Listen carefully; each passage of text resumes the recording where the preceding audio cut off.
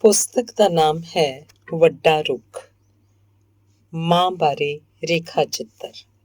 ਸੰਪਾਦਕ ਜਿੰਦਰ। ਪਹਿਲਾ ਲੇਖ ਹੈ ਦਰਸ਼ਨ ਸਿੰਘ ਲੇਖਕ ਦੁਆਰਾ। ਲੇਖ ਦਾ ਨਾਮ ਹੈ ਮੇਰੀ ਭਾਬੀ। ਮੇਰੀ ਭਾਬੀ ਮੇਰੀ ਭਰਜਾਈ ਨਹੀਂ, ਮੇਰੀ ਮਾਂ ਸੀ। ਮਾਂ ਨੂੰ ਅਸੀਂ ਭਾਬੀ ਸੱਦਦੇ ਸਾਂ। ਪਤਾ ਨਹੀਂ ਕਿਉਂ ਸਾਡੇ ਪਾਸੇ ਵੈਸੇ ਤਾਂ ਭਾਬੀ ਭਰਜਾਈ ਨੂੰ ਕਹਿੰਦੇ ਹਨ। ਉੱਧਰ ਦੇ ਨਹੀਂ, ਵਾਰਿਸ ਸ਼ਾਹ ਨੇ ਵੀ ਆਪਣੇ ਕਿੱਸੇ 'ਚ ਹੀਰ ਨੂੰ ਨਨਾਣ ਸੈਤੀ ਮੂੰਹੋਂ ਭਾਬੀ ਅਖਵਾਇਆ ਸੀ। ਆਪੋ ਆਪਣੀ ਰੀਤ ਹੁੰਦੀ ਹੋਏਗੀ ਹਰ ਘਰ ਦੀ। ਕਈ ਮਾਂ ਨੂੰ ਭਾਬੋ ਕਹਿੰਦੇ ਹਨ। ਸਾਡੀ ਸ਼ਹਿਰਨ ਚਾਚੀ ਝਾਈ ਅਖਵਾਉਂਦੀ ਸੀ। ਆਪਣੀ ਭਾਬੀ ਨਾਲ ਅਸੀਂ ਜੀ ਨਹੀਂ ਸੀ ਲਾਉਂਦੇ। ਜੀ ਸਾਡੇ ਘਰ ਆਪਣੇ ਪਿਤਾ ਭਾਈਆਂ ਜੀ ਲਈ ਰਾਖਵਾਂ ਸੀ। ਵੈਸੇ ਉਦੋਂ ਕੋਈ ਇਸ ਤਰ੍ਹਾਂ ਰਿਵਾਜ ਨਹੀਂ ਸੀ ਹੁੰਦਾ। ਸਾਡੇ ਗੁਆਂਢੀ ਲਾਲਾ ਸਰਬਦਿਆਲ ਆੜਤੀ ਦੇ ਪਰਿਵਾਰ ਵਿੱਚ ਮਾਂ ਨੂੰ ਮਾਤਾ ਜੀ ਸੱਦਿਆ ਜਾਂਦਾ ਸੀ। ਇੱਥੋਂ ਤੱਕ ਕਿ ਆਪ ਲਾਲਾ ਜੀ ਵੀ ਆਪਣੇ ਘਰੋਂ ਨੂੰ ਮਾਤਾ ਜੀ ਸੱਦਦੇ ਸਨ। ਸ਼ਾਇਦ ਇਸੇ ਜੀ ਦੇ ਨਾ ਹੋਣ ਕਰਕੇ ਸਾਡੀ ਮਾਂ ਨਾਲ ਸਾਡੀ ਕੋਈ ਉਚੇਚੀ ਅਪਣੱਤ ਸੀ। ਅਸੀਂ ਉਹਨੂੰ ਕੁਝ ਵੀ ਕਹਿ ਸਕਦੇ ਸੀ, ਉਹਦਾ ਆਖਿਆ ਮੋੜ ਵੀ ਸਕਦੇ ਸੀ। ਸਾਨੂੰ ਕੋਈ ਸਹਿਮ ਨਹੀਂ ਸੀ ਉਹਦਾ। ਜੀ ਵਾਲੇ ਭਾਈਆ ਜੀ ਦਾ ਚੰਗਾ ਸਹਿਮ ਸੀ। ਮੇਰਾ ਵੱਡਾ ਭਰਾ ਤਾਂ ਭਾਈਆ ਜੀ ਦੇ ਘਰ ਇੱਕ ਬੂਹਿਓਂ ਵੜਦਿਆਂ ਹੀ ਦੂਜੇ ਬੂਹਿਓਂ ਬਾਹਰ ਖਿਸਕ ਜਾਂਦਾ ਸੀ, ਭਾਵੇਂ ਉਸ ਵੇਲੇ ਚੌਂਕੇ ਬੈਠਾ ਰੋਟੀ ਖਾ ਰਿਹਾ ਹੋਵੇ। ਭਾਬੀ ਜਿੰਨਾ ਸਾਡਾ ਮੰਨਦੀ ਸੀ ਓਨਾ ਅਸੀਂ ਉਹਦਾ ਨਹੀਂ ਸੀ ਮੰਨਦੇ। ਇੱਕ ਤਰ੍ਹਾਂ ਅਸੀਂ ਉਹਨੂੰ ਆਪਣੇ ਹਾਣ ਦਾ ਸਮਝਦੇ ਸੀ। ਭਾਬੀ ਦਾ ਨਾਂ ਵੀਰਾਂ ਵਾਲੀ ਸੀ, ਬਸ ਨਾਂ ਹੀ ਸੀ, ਵੈਸੇ ਵੀਰ ਕੋਈ ਨਹੀਂ ਸੀ ਉਹਦੇ ਪੇਕੇ ਪਰਿਵਾਰ 'ਚ। ਆਪਣੀ ਛੋਟੀ ਭੈਣ ਮਾਇਆ ਤੋਂ ਬਿਨਾਂ ਹੋਰ ਕੋਈ ਨਹੀਂ ਸੀ। ਮੈਂ ਆਪਣੇ ਨਾਨਾ ਨਾਨੀ ਨਹੀਂ ਵੇਖੇ ਹੋਏ। ਉਂਝ ਤਾਂ ਮੈਨੂੰ ਆਪਣੇ ਦਾਦਾ ਦਾਦੀ ਦੀ ਦੀਦ ਵੀ ਨਸੀਬ ਨਹੀਂ ਸੀ ਹੋਈ। ਬੜੇ ਛੋਟੇ ਹੁੰਦਿਆਂ ਮੈਂ ਵਰੇ ਛਮਾਈ ਮਾਸੀ ਮਾਇਆ ਦੇ ਪਿੰਡ ਪੀਰਕੋਟ ਜਾਂਦਾ ਹੁੰਦਾ ਸਾਂ। ਮੇਰੇ ਮਾਸੜ ਸਰਦਾਰੀ ਲਾਲ ਸਾਨੂੰ ਹਾਫਜ਼ਾਬਾਦ ਸਟੇਸ਼ਨ ਤੇ ਲੈਣ ਆ ਜਾਂਦਾ। ਕੁਝ ਕੋਹਾਂ ਦੀ ਵਾਟ ਹੁੰਦੀ ਸੀ। ਮਾਸੜ ਮੈਨੂੰ ਕਹਿੰਦਾ, ਸਰਦਾਰ ਜੀ ਤੁਸੀਂ ਤਾਂ ਬੈਠੋ ਇੱਥੇ। ਚੁੱਕ ਕੇ ਮੈਨੂੰ ਆਪਣੇ ਘੋੜੇ ਤੇ ਬਿਠਾ ਦਿੰਦਾ ਤੇ ਆਪ ਸਾਡੇ ਨਾਲ ਨਾਲ ਟੁਰੀ ਜਾਂਦਾ। ਭਾਬੀ ਹਿੰਦੂ ਪਰਿਵਾਰ ਤੋਂ ਸੀ। ਵਿਆਹੀ ਉਸ ਪਰਿਵਾਰ 'ਚ ਗਈ ਜਿਹੜਾ ਹੈ ਤਾਂ ਹਿੰਦੂ ਸੀ, ਪਰ ਜਿਹਨੇ ਵੱਡੇ ਪੁੱਤਰ ਨੂੰ ਸਿੱਖ ਬਣਾਇਆ ਹੋਇਆ ਸੀ। ਸਿੱਖ ਨਾਲ ਵਿਆਹੀ ਗਈ ਤਾਂ ਭਾਬੀ ਪੂਰੀ ਸਿੱਖ ਹੋ ਗਈ। ਸਿਰਫ ਗੁਰਦੁਆਰੇ ਜਾਂਦੀ, ਰਾਮ ਰਾਮ ਨਹੀਂ ਵੈਗਰੂ ਵੈਗਰੂ ਕਰਦੀ। ਗੁਰਦੁਆਰੇ ਦੇ ਭਾਈ ਨੂੰ ਚੌਂਕਿਓਂ ਬਾਹਰ ਵਿਹੜੇ 'ਚ ਬਿਠਾ ਪ੍ਰਸ਼ਾਦਾ ਛਕਾਉਂਦੀ। ਵੈਸੇ ਤਾਂ ਉਹ ਰਾਜੀ ਦੀ ਬਾਹਮਣੀ ਨੂੰ ਵੀ ਰੋਟੀ ਵੀ ਦੇ ਦਿੰਦੀ। ਭਾਬੀ ਦਾ ਵਿਆਹ ਛੋਟੀ ਉਮਰੇ ਹੋ ਗਿਆ। ਉਦੋਂ ਇੰਝ ਹੀ ਹੁੰਦਾ ਸੀ, ਮੇਲ ਤਕਦੀਰ ਹੀ ਮਿਲਾਉਂਦੀ ਸੀ। ਉਹ ਏਡੀ ਸੁਜਾਖੀ ਨਹੀਂ ਸੀ ਹੁੰਦੀ। ਸਾਡੇ ਭਾਈਆ ਜੀ ਲੰਮੇ ਝੰਮੇ ਸਨ, ਭਰਵਾਂ ਜੁੱਸਾ ਸੀ ਉਹਨਾਂ ਦਾ। ਭਾਬੀ ਚੰਗੀ ਮਧਰੀ ਸੀ, ਪਤਲੀ ਪਤੰਗ, ਛੀਟਕੋ ਜੀ। ਰਤਾ ਵੀ ਵਾਧੂ ਮਾਸ ਨਹੀਂ ਸੀ ਚੜਿਆ ਹੋਇਆ। ਉਹਦਾ ਸਭ ਕੁਝ ਛੋਟਾ ਸੀ, ਪਰ ਸੀ ਸਾਰਾ ਕੁਝ ਹਿਸਾਬ ਨਾਲ। ਵਾਲ ਜ਼ਰੂਰ ਲੰਮੇ ਸਨ ਤੇ ਸ਼ਾਹ ਕਾਲੇ। ਚਟਿਆਈ ਉਹਨਾਂ 'ਚ ਬੜੀ ਬਾਅਦ ਵਿੱਚ ਆਈ, ਅਖੀਰਲੇ ਸਾਲੀ। ਨੱਕ ਵਿੱਚੋਂ ਤੀਲੀ ਪਾਉਂਦੀ ਸੀ, ਗਲ ਸੋਨੇ ਦੀ ਜੰਜੀਰੀ, ਖੱਬੀ ਬਾਹੀਂ ਸੋਨੇ ਦੀਆਂ ਇੱਕ ਜਾਂ ਦੋ ਵੰਗਾਂ। ਸੋਨੇ ਨੂੰ ਸਿਉਣਾ ਆਖਦੀ ਸੀ। ਕਿਸੇ ਵੀ ਉਂਗਲੋਂ ਕੋਈ ਛਾਪ ਨਹੀਂ ਸੀ ਹੁੰਦੀ। ਸ਼ਾਇਦ ਸਾਡੇ ਪਾਸੇ ਉਦੋਂ ਛਾਪਾਂ ਦਾ ਐਡਾ ਰਿਵਾਜ ਨਹੀਂ ਸੀ ਹੁੰਦਾ। ਪਰ ਦੇ ਜਾਵੇ ਛੱਲਾ ਨਿਸ਼ਾਨੀ ਸੱਜਣ ਤੇਰੀ ਮਿਹਰਬਾਨੀ ਵਾਲੀ ਬੋਲੀ ਮੇਰੇ ਕੰਨੀ ਕਦੋਂ ਉਦੋਂ ਹੀ ਪਈ ਸੀ। ਭਾਬੀ ਲਿੱਸੀ ਜੀ ਲੱਗਦੀ ਸੀ, ਪਰ ਉਹਦੇ ਵਿੱਚ ਅਜ਼ਲੋਂ ਹੀ ਕੋਈ ਚਾਬੀ ਭਰੀ ਹੋਈ ਸੀ ਜਿਹੜੀ ਮੁੱਕਣ 'ਚ ਨਹੀਂ ਸੀ ਆਉਂਦੀ। ਰਾਤੀ ਉਹ ਸਭ ਨੂੰ ਸਵਾ ਕੇ ਸੌਂਦੀ, ਸਵੇਰੇ ਧੰਮੀ ਵੇਲੇ ਉੱਠਦੀ, ਜਦੋਂ ਅਜੇ ਬਾਕੀ ਦੇ ਜੀ ਮਿੱਠੀ ਨੀਂਦਰੇ ਸੁੱਤੇ ਹੁੰਦੇ। ਨਲਕਾ ਗੇੜ ਠੰਡੇ ਪਾਣੀ ਨਾਲ ਨਹਾਉਂਦੀ ਧੋਂਦੀ, ਫਿਰ ਰਸੋਈ 'ਚ ਜਾ ਰਿੜਕਣਾ ਪਾ ਲੈਂਦੀ। ਗੜੂੰਦੇ ਪਏ ਘਰ ਵਿੱਚ ਚਾਟੀ 'ਚ ਮਧਾਣੀ ਦੀ ਲਹਿਦਾਰ ਕੁਸਕਾਰ ਗੂੰਜ ਉੱਠਦੀ ਤੇ ਨਾਲ ਹੀ ਭਾਬੀ ਦੀ ਸੁਰੀਲੀ ਹੂਕ ਕਿਸੇ ਔੜ ਪਏ ਗਾਉਣ ਗਾਉਂਦੀ ਦੀ। ਇਹਨੂੰ ਨਵੇੜੋ ਆਪਣੇ ਚੌਂਕੇ 'ਚ ਆ ਜਾਂਦੀ। ਚੌਂਕਾ ਵਿਹੜੇ ਦੇ ਅਗਲੇ ਪਾਸੇ ਬੈਠਕ ਦੇ ਨਾਲ ਕਰਕੇ ਸੀ। ਚੁੱਲ੍ਹਾ ਵੀ ਉੱਥੇ ਸੀ। ਭਾਬੀ ਅੱਗ ਬਾਲਦੀ, ਆਟਾ ਗੁੰਨਦੀ। ਟਿਚਰਾਂ ਨੂੰ ਆਵੀਂ ਵਾਰੋ ਵਾਰੀ ਜਾਗਣ ਲੱਗਦੇ। ਸਭ ਤੋਂ ਪਹਿਲਾਂ ਸਾਡੇ ਭਾਈਆ ਜੀ ਉਹ ਗਲਾਸ ਲੱਸੀ ਪੀਂਦੇ, ਖੂੰਡੀ ਚੁੱਕਦੇ, ਨਹਿਰੋਂ ਪਾਰ ਆਪਣੇ ਠੇਕੇ ਦੇ ਮੁਰੱਬਿਆਂ ਨੂੰ ਨਿਕਲ ਜਾਂਦੇ। ਜਿਵੇਂ ਜਿਵੇਂ ਕੋਈ ਉੱਠਦਾ ਜੋ ਕੁਝ ਮੰਗਦਾ ਭਾਬੀ ਬਣਾ ਉਹਨੂੰ ਦੇਈ ਜਾਂਦੀ। ਹਰ ਕਿਸੇ ਨੂੰ ਕੁਝ ਆਪੋ ਆਪਣਾ ਚਾਹੀਦਾ ਹੁੰਦਾ ਸੀ। ਭਾਬੀ ਉਸੇ ਵੇਲੇ ਤਿਆਰ ਕਰ ਦਿੰਦੀ। ਚੌਂਕਾ ਮਗਿਆ ਰਹਿੰਦਾ। ਇਸੇ ਤਰ੍ਹਾਂ ਹੀ ਸਾਰਾ ਦਿਨ, ਰਾਤੀ ਸੌਣ ਵੇਲੇ ਤੱਕ। ਨਾ ਕੰਮ ਮੁੱਕਦਾ, ਨਾ ਭਾਬੀ ਥੱਕਦੀ। ਭਾਬੀ ਸਭ ਕੁਝ ਮੱਠੀ ਚਾਲੇ ਕਰਦੀ। ਬਹੁਤੀ ਫੁਰਤੀ ਨਾ ਫੜਦੀ, ਫਿਰ ਵੀ ਉਹਦਾ ਕੋਈ ਵੀ ਕੰਮ ਵੇਲੇ ਸਿਰ ਹੋਣੋਂ ਨਾ ਰਹਿੰਦਾ। ਭੱਜ ਦੌੜ ਦੀ ਲੋੜ ਹੀ ਨਹੀਂ ਸੀ। ਭਾਬੀ ਦੀ ਦੁਨੀਆ ਹੀ ਛੋਟੀ ਜਿਹੀ ਸੀ। ਚੁੱਲ੍ਹੇ ਵਾਲਾ ਉਹਦਾ ਚੌਂਕਾ, ਉਹਦਾ ਵਿਹੜਾ ਜਿਹਦੇ ਇੱਕ ਨੁੱਕਰੇ ਭੜੋਲਾ ਸੀ, ਉਹਦੀ ਝਮ-ਝਮ ਕਰਦੀ ਰਸੋਈ ਜਿੱਥੇ ਉਹਦੀਆਂ ਗਾਗਰਾਂ ਤੇ ਗਲਾਸਾਂ ਦੀਆਂ ਯਾਦਾਂ ਸਨ, ਉਹਦਾ ਪਾਸਾਰ ਜਿੱਥੇ ਉਹ ਸੌਂਦੀ ਸੀ, ਉਹਦਾ ਟਰੰਕਾਂ ਵਾਲਾ ਕਮਰਾ ਜਿੱਥੇ ਉਹਦਾ ਸਾਰਾ ਮਾਲ ਅਸਬਾਬ ਸੀ, ਉਹਦੀ ਤੂੜੀ ਵਾਲੀ ਕੋਠੜੀ ਜਿੱਥੋਂ ਹਰ ਰੋਜ਼ ਆਪਣੀਆਂ 2 ਮੱਝਾਂ ਦੇ ਗੁਤਾਵੇ ਲਈ ਤੂੜੀ ਕਢਵਾਉਂਦੀ ਸੀ, ਉਹਦੀ ਬੈਠਕ ਜਿਹਦੀ ਕਾਰਨਿਸ ਉੱਤੇ ਜਾਜ਼ ਦੀ ਘੜੀ ਪਈ ਹੁੰਦੀ ਸੀ, ਜਿਹਦੇ ਵਕਤ ਦੱਸਦੇ ਹਿੰਸੇ ਉਹ ਬੁੱਝ ਨਹੀਂ ਸੀ ਸਕਦੀ, ਤੇ ਜਿਹੜੇ ਬਾਹਰਲੇ ਬੂਹੇ ਤੇ ਖਲੋ ਉਹ ਆਪਣੀ ਗਲੀ ਦੀ ਰੌਣਕ ਵੇਖਦੀ ਤੇ ਬਾਹਰ ਗਏ ਹੋਏ ਜੀਆਂ ਦੇ ਪਰਤਣ ਦੀ ਉਡੀਕ ਕਰਦੀ। ਭਾਬੀ ਦੂਜੀ ਮੰਜ਼ਿਲ ਤੇ ਘੱਟ ਹੀ ਜਾਂਦੇ ਸੀ। ਉੱਪਰ ਕੋਠਾ ਤਾਂ ਉਹਦੇ ਗੇੜ 'ਚ ਹੈ ਸੀ। ਉੱਥੇ ਸਿਆਲੇ ਉਹ ਧੁੱਪ ਸੇਕਦੀ ਸੀ ਤੇ ਰਾਤੀ ਤਾਰਿਆਂ ਦੀ ਛਾਵੇਂ ਪਰਵਾਹ ਦੇ ਹੋਰਨਾਂ ਜੀਆਂ ਨਾਲ ਮੰਜੀ ਡਾਹ ਸੌਂਦੀ ਸੀ। ਏਡੀ ਕੁ ਦੁਨੀਆ 'ਚ ਰਫਤਾਰਾਂ ਤੇ ਫੁਰਤੀਆਂ ਕਿਸ ਲਾਹੇ ਸਨ। ਭਾਬੀ ਦੇ 3 ਪੁੱਤਰ ਤੇ 3 ਧੀਆਂ ਸਨ। ਸਭ ਤੋਂ ਵੱਡੀ ਧੀ ਸੀ। ਉਹਦੇ ਨਾਲ ਤਾਂ ਉਹਦਾ ਸਹੇਲਪੁਣਾ ਸੀ। ਫਿਰ ਮੇਰਾ ਵੱਡਾ ਭਰਾ ਸੀ ਤੇ ਮੇਰੀਆਂ 2 ਹੋਰ ਭੈਣਾਂ। ਫਿਰ ਮੈਂ ਤੇ ਮੇਰਾ ਛੋਟਾ ਭਰਾ ਅਮਰਜੀਤ। ਪਤਾ ਨਹੀਂ ਸਾਡੇ ਸਭ ਦੇ ਨਾਂ ਕਿਵੇਂ ਰੱਖੇ ਗਏ ਸਨ। ਮੁੰਡਿਆਂ ਦੇ ਨਾਂ ਸਿੱਖਾਂ ਵਾਲੇ ਸਨ ਤੇ ਕੁੜੀਆਂ ਦੇ ਹਿੰਦੂਆਂ ਵਾਲੇ। ਮੇਰੀਆਂ ਭੈਣਾਂ ਸਨ ਕੁਸ਼ਲਿਆ, ਕ੍ਰਿਸ਼ਨਾ ਤੇ ਕੈਲਾਸ਼। ਸ਼ਾਇਦ 3 ਵਾਰੀ ਕੱਕਾ ਨਿਕਲਿਆ ਹੋਏਗਾ। ਪਤਾ ਨਹੀਂ ਇੰਜ ਮੁੱਢੋਂ ਹਿੰਦੂ ਪਰਿਵਾਰ ਦੇ ਹੋਣ ਕਰਕੇ ਸੀ ਜਾਂ ਫਿਰ ਸ਼ਾਇਦ ਇਹ ਸ਼ਹਿਰੀ ਸਿੱਖ ਪਰਿਵਾਰਾਂ ਦੀ ਪਿਰਤ ਹੁੰਦੀ ਸੀ। ਮੇਰੀਆਂ ਭੈਣਾਂ ਦੂਜੀ ਤੀਜੀ ਪੀੜ੍ਹੀ ਦੇ ਸਿੱਖ ਪਰਿਵਾਰਾਂ 'ਚ ਵਿਆਹੀਆਂ ਗਈਆਂ। ਉਹਨਾਂ ਦੇ ਸਹੁਰੇ ਨਾਂ ਸਿੱਖਾਂ ਵਾਲੇ ਰੱਖ ਦਿੱਤੇ ਗਏ। ਵੱਡੀ ਭੈਣ ਪੇਕੇ ਕੁਸ਼ਲਿਆ ਸੀ ਤੇ ਸਹੁਰੇ ਅੰਮ੍ਰਿਤ ਕੌਰ। ਭਾਬੀ ਕਿਸੇ ਪਾਠਸ਼ਾਲਾ 'ਚ ਨਹੀਂ ਸੀ ਪਈ ਹੋਈ। ਇੱਕ ਅੱਖਰ ਵੀ ਨਹੀਂ ਸੀ ਉਠਾ ਸਕਦੀ। ਮਾੜੀ ਮੋਟੀ ਗਿਣਤੀ ਜ਼ਰੂਰ ਆਉਂਦੀ ਸੀ ਉਹਨੂੰ। ਕੋਈ ਲੰਮਾ ਚੌੜਾ ਹਿਸਾਬ ਨਹੀਂ ਸੀ ਕਰ ਸਕਦੀ। ਉਹਨੂੰ ਵਕਤ ਦਾ ਵੀ ਟਿਚਨ ਅਨੁਸਾਰ ਨਹੀਂ ਸੀ ਹੁੰਦਾ। ਉਸ ਜ਼ਮਾਨੇ 'ਚ ਰੇਡੀਓ ਵੀ ਨਹੀਂ ਸੀ, ਘਰ ਅਖਬਾਰ ਵੀ ਨਹੀਂ ਸੀ ਆਉਂਦੇ। ਸਭ ਕੁਝ ਅੰਦਾਜ਼ੇ ਨਾਲ ਹੀ ਹੁੰਦਾ ਸੀ। ਭਾਬੀ ਦਾ ਅੰਦਾਜ਼ਾ ਚੰਗਾ ਸੀ। ਸਵੇਰੇ ਉਹ ਮੈਨੂੰ ਵੇਲੇ ਸਿਰ ਉਠਾ ਨੁਹਾ ਧੁਆ ਤਿਆਰ ਕਰ ਦਿੰਦੀ, ਖੁਆ ਪਿਆ ਦਿੰਦੀ, ਫੱਟੀ ਤੇ ਬਸਤਾ ਫੜਾ ਸਕੂਲੇ ਤੋਰ ਦਿੰਦੀ। ਉਹਦਾ ਕੰਮ ਮੁੱਕ ਜਾਂਦਾ। ਅੱਗੋਂ ਭਾਵੇਂ ਮੈਂ ਸਕੂਲੇ ਜਾਵਾਂ ਜਾਂ ਕਿਤੇ ਹੋਰ। ਮੈਂ ਆਵਾਂਗਾ ਤਾਂ ਸਾਈਂ ਰਾਹ 'ਚ ਇੱਕ ਕੋਠੇ ਤੇ ਮੇਰੇ ਵਰਗੇ ਵਿਹਲੇ ਤੇ ਸ਼ੌਂਕੀ ਲੋਕ ਗੁੱਡੀਆਂ ਉਡਾਉਂਦੇ ਸਨ। ਮੈਂ ਫੱਟੀ ਤੇ ਬਸਤੇ ਸਮੇਤ ਉੱਪਰ ਚੜ ਜਾਂਦਾ ਤੇ ਸ਼ਾਮ ਤੱਕ ਅਸਮਾਨੇ ਗੁੱਡੀਆਂ ਨੂੰ ਖਾਂਦਾ, ਪੇਚਿਆਂ 'ਚ ਫਸਦਾ, ਬੋਹ ਕਾਟਾ ਹੁੰਦਾ ਵੇਖਦਾ ਰਹਿੰਦਾ ਤੇ ਫਿਰ ਸਕੂਲੋਂ ਪਰਤਦੇ ਮੁੰਡਿਆਂ ਨਾਲ ਵੇਲੇ ਸਿਰ ਘਰ ਪਰਤ ਜਾਂਦਾ। ਭਾਬੀ ਦੂਰੋਂ ਆਉਂਦੇ ਨੂੰ ਵੇਖ ਲੈਂਦੀ, ਖੁਸ਼ ਹੁੰਦੀ, ਮੁੰਡਾ ਕਮਾਈਆਂ ਕਰਕੇ ਮੁੜ ਆਇਆ। ਕੁਝ ਨਾ ਪੁੱਛਦੀ, ਕੀ ਪੜ੍ਹ ਕੇ ਆਇਆ, ਕੁਝ ਘਰ ਕਰਨ ਨੂੰ ਵੀ ਮਿਲਿਆ ਹੈ ਕਿ ਨਹੀਂ। ਉਹ ਮੇਰੀ ਫੱਟੀ ਤੇ ਬਸਤਾ ਰੱਖ ਦਿੰਦੀ ਤੇ ਕੁਝ ਖੁਆ ਪਿਆ ਬਾਹਰ ਗਲੀ 'ਚ ਖੇਡਣ ਨੂੰ ਘੱਲ ਦਿੰਦੀ। ਸੁਰਖਰੂ ਮਹਿਸੂਸ ਕਰ। ਉਹ ਸੁਰਖਰੂਈ ਹੀ ਭਾਬੀ ਦੀ ਜ਼ਿੰਦਗੀ ਸੀ। ਮੇਰੇ ਵਾਂਗ ਹੀ ਉਹ ਪਰਿਵਾਰ ਦੇ ਹਰ ਜੀਅ ਨੂੰ ਉਹਦੇ ਆਰ ਲਈ ਤਿਆਰ ਕਰਾਉਂਦੀ। ਘਰੋਂ ਬਾਹਰ ਜਾਣ ਵਾਲੇ ਨੂੰ ਵੇਲੇ ਸਿਰ ਬਾਹਰ ਘੱਲਦੀ ਤੇ ਫਿਰ ਉਹਦੇ ਪਰਤਣ ਦੀ ਉਡੀਕ ਲਾ ਲੈਂਦੀ। ਪਰਤਦਿਆਂ ਨੂੰ ਬੂਹੇ ਤੇ ਮਿਲਦੀ, ਖੁਆਉਂਦੀ ਪਿਆਂਦੀ, ਫਿਰ ਟੋਰਦੀ ਤੇ ਅਖੀਰ ਰਾਤ ਦੀ ਰੋਟੀ ਖੁਆ ਸਵਾਉਂਦੀ ਤੇ ਫਿਰ ਆਪ ਸੌਂਦੀ। ਇਹ ਉਹਦਾ ਨਿਤਨੇਮ ਸੀ, ਉਹਦਾ ਧਰਮ ਕਰਮ। ਇਸ ਤੋਂ ਇੱਧਰ ਉੱਧਰ ਉਹਦਾ ਹੋਰ ਕੁਝ ਨਹੀਂ ਸੀ। ਭਾਬੀ ਕਿਸੇ ਨੂੰ ਕੋਈ ਸਿੱਖਿਆ ਨਹੀਂ ਦਿੰਦੀ, ਕਿਸੇ ਉੱਤੇ ਵੀ ਆਪਣੇ ਵੱਡੇ ਹੋਣ ਦਾ ਰੋਹਬ ਨਾ ਪਾਉਂਦੀ। ਨਾ ਝਿੜਕਦੀ, ਕੰਬਦੀ, ਨਾ ਖਿੜਦੀ, ਖਿੜੇ ਮੱਥੇ ਰਹਿੰਦੀ। ਮੂੰਹ ਉਹਦੇ ਤੇ ਮਾੜੀ ਜੀ ਲੋ ਹੁੰਦੀ। ਆਪਣੀ ਨੂੰਹ ਨੂੰ ਉਹ ਧੀਆਂ ਤੋਂ ਵੀ ਵੱਧ ਜਾਣਦੀ। ਐਵੇਂ ਉਹਨੂੰ ਵਗਾਰਾ ਨਾ ਪਾਉਂਦੀ ਰਹਿੰਦੀ। ਭਰਜਾਈ ਤਾਂ ਉਹਨੂੰ ਸਾਡੇ ਵਾਂਗ ਹੀ ਭਾਬੀ ਸੱਦਦੀ, ਪਰ ਭਾਬੀ ਹਮੇਸ਼ਾ ਉਹਦਾ ਪੂਰਾ ਨਾਂ ਲੈਂਦੀ। ਜੇ ਉਦੋਂ ਕੋਈ ਭਾਬੀ ਨੂੰ ਪੁੱਛਦਾ, ਵੀਰਾਂ ਕਿਸੇ ਚੀਜ਼ ਦੀ ਥੋੜ ਲੱਗਦੀ ਆ, ਤਾਂ ਜ਼ਰੂਰ ਹੀ ਉਹਦਾ ਜਵਾਬ ਇਹ ਹੁੰਦਾ, ਥੋੜ ਕਾਹਦੀ, ਦਾਤੇ ਦੀਆਂ ਮਿਹਰਾਂ ਨੇ, ਬਾਗ ਪਰਿਵਾਰ ਏ, ਵਸ ਰਸ ਰਿਹਾ ਹੈ, ਇਵੇਂ ਵਸਦਾ ਰਸਤਾ ਰਹੇ, ਕਾਰ ਵਿਹਾਰ ਚੱਲ ਰਿਹਾ ਹੈ। ਹਾਂ ਕਦੀ ਕਦੀ ਜੀ ਹੁੱਸੜ ਜਾਂਦਾ ਹੈ, ਆਪਣੀ ਮਾਇਆ ਯਾਦ ਆ ਜਾਂਦੀ ਹੈ। ਮਿਲ ਲਾਂਗੀ ਉਹਨੂੰ ਵੀ ਜਦੋਂ ਪ੍ਰੋਬਲਮ ਹੋਈ। ਨਸੀਬਾਂ ਲਈ ਇਹ ਸ਼ਬਦ ਮੈਂ ਪਹਿਲੀ ਵਾਰੀ ਭਾਬੋ ਦੇ ਮੂੰਹੋਂ ਸੁਣਿਆ। ਭਾਬੀ ਦੀ ਬੋਲੀ ਕਮਾਲ ਦੀ ਹੁੰਦੀ ਸੀ, ਸੰਸਕ੍ਰਿਤ ਤੇ ਅਰਬੀ ਫਾਰਸੀ ਨਾਲ ਭਰੀ ਹੋਈ। ਲੱਗਦਾ ਸੀ ਉਹਨੇ ਸਾਰੇ ਵੇਦ ਪੁਰਾਣ ਪੜ੍ਹੇ ਹੋਏ ਨੇ ਤੇ ਸਾਰੇ ਸੂਫੀ ਦੀਵਾਨ। ਕਦੀ ਕਦੀ ਮੈਨੂੰ ਪੁੱਛਦੀ, ਕਾਹਦੇ 'ਚ ਗਲਤਾਨ ਏ? ਬਾਲ ਨੂੰ ਉਹ ਜਾਤਕ ਕਹਿੰਦੀ। ਖੈਰ ਛੋਟੀ ਭੈਣ ਮਾਇਆ ਦਾ ਦੱਸੜੇਵਾਂ ਭਾਬੀ ਨੂੰ ਐਵੇਂ ਹੀ ਸੁੱਝ ਪਿਆ ਸੀ। ਉਹਨੂੰ ਮਿਲਣਾ ਤਾਂ ਮੁਹਾਲ ਨਹੀਂ ਸੀ। ਉਹਦਾ ਪਿੰਡ ਸਾਡੇ ਸ਼ਹਿਰੋਂ ਗੱਡੀ ਦੇ ਸਿਰਫ 4 ਸਟੇਸ਼ਨ ਸਨ। ਜੋ ਭਾਬੀ ਨੂੰ ਜੁੜਿਆ ਹੋਇਆ ਸੀ ਉਹ ਤੋਂ ਵੱਧ ਹੀ ਉਹਨੂੰ ਤਾਂਘ ਹੀ ਨਹੀਂ ਸੀ। ਉਹਦੇ ਸਾਰੇ ਜੀ ਰਾਜੀ ਸਨ।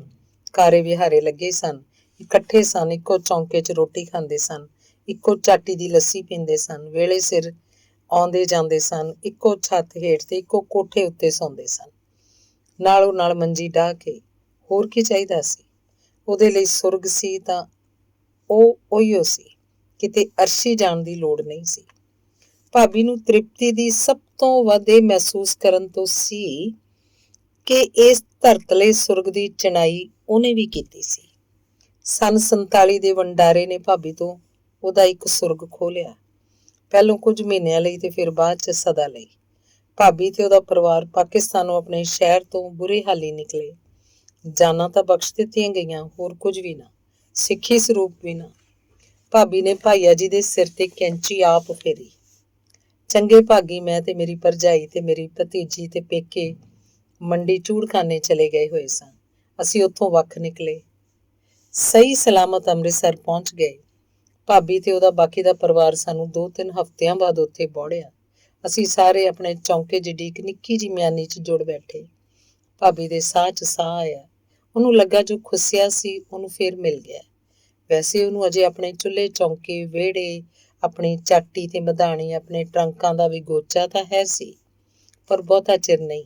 ਉਹਨੇ ਮਿਆਣੀ ਦੇ ਭੀੜੇ ਜਿਹੇ ਲਾਂਘੇ ਵਿਚਾਲੇ ਰੱਖੀ ਅੰਗੀਠੀ ਨੂੰ ਹੀ ਆਪਣਾ ਸਭ ਕਾਸੇ ਦਾ ਚਿੰਨ੍ਹ ਸਮਝ ਲਿਆ। ਭਾਬੀ ਦਾ ਸਾਰਾ ਪਰਿਵਾਰ ਉੱਥੋਂ ਪਹਿਲਾਂ ਦਿੱਲੀ ਆਇਆ ਤੇ ਕੁਝ ਮਹੀਨਿਆਂ ਬਾਅਦ ਗਾਜ਼ੀਆਬਾਦ ਚਲਾ ਗਿਆ ਤੇ ਉੱਥੇ ਹੀ ਵਸ ਗਿਆ। ਕੰਮਕਾਰ ਵੀ ਚੱਲ ਪਿਆ, ਸੁੱਖ ਹੱਲ ਹੋ ਗਈ। ਭਾਬੀ ਨੂੰ ਹੁਣ ਓਨਾ ਕੰਮ ਨਾ ਕਰਨਾ ਪੈਂਦਾ। ਕਾਫੀ ਜ਼ਿੰਮੇਵਾਰੀ ਭਰਜਾਈ ਨੇ ਸਾਂਭ ਲਈ ਸੀ, ਪਰ ਹੁੰਦਾ ਸਭ ਕੁਝ ਭਾਬੀ ਦੀ ਰਜ਼ਾ ਨਾਲ ਸੀ। ਪਰਦੇ ਪਿੱਛੇ ਉਹ ਆਪ ਹੀ ਸੀ। ਉਹਨੂੰ ਤਸੱਲੀ ਸੀ, ਨਿਤਨੇਮ ਚੱਲ ਰਿਹਾ। ਮੈਂ ਦਿੱਲੀ ਰਹਿ ਗਿਆ ਸਾਂ, ਗਾਜ਼ੀਆਬਾਦ ਦਾ ਗੇੜਾ ਕੱਢਦਾ ਰਹਿੰਦਾ ਸਾਂ।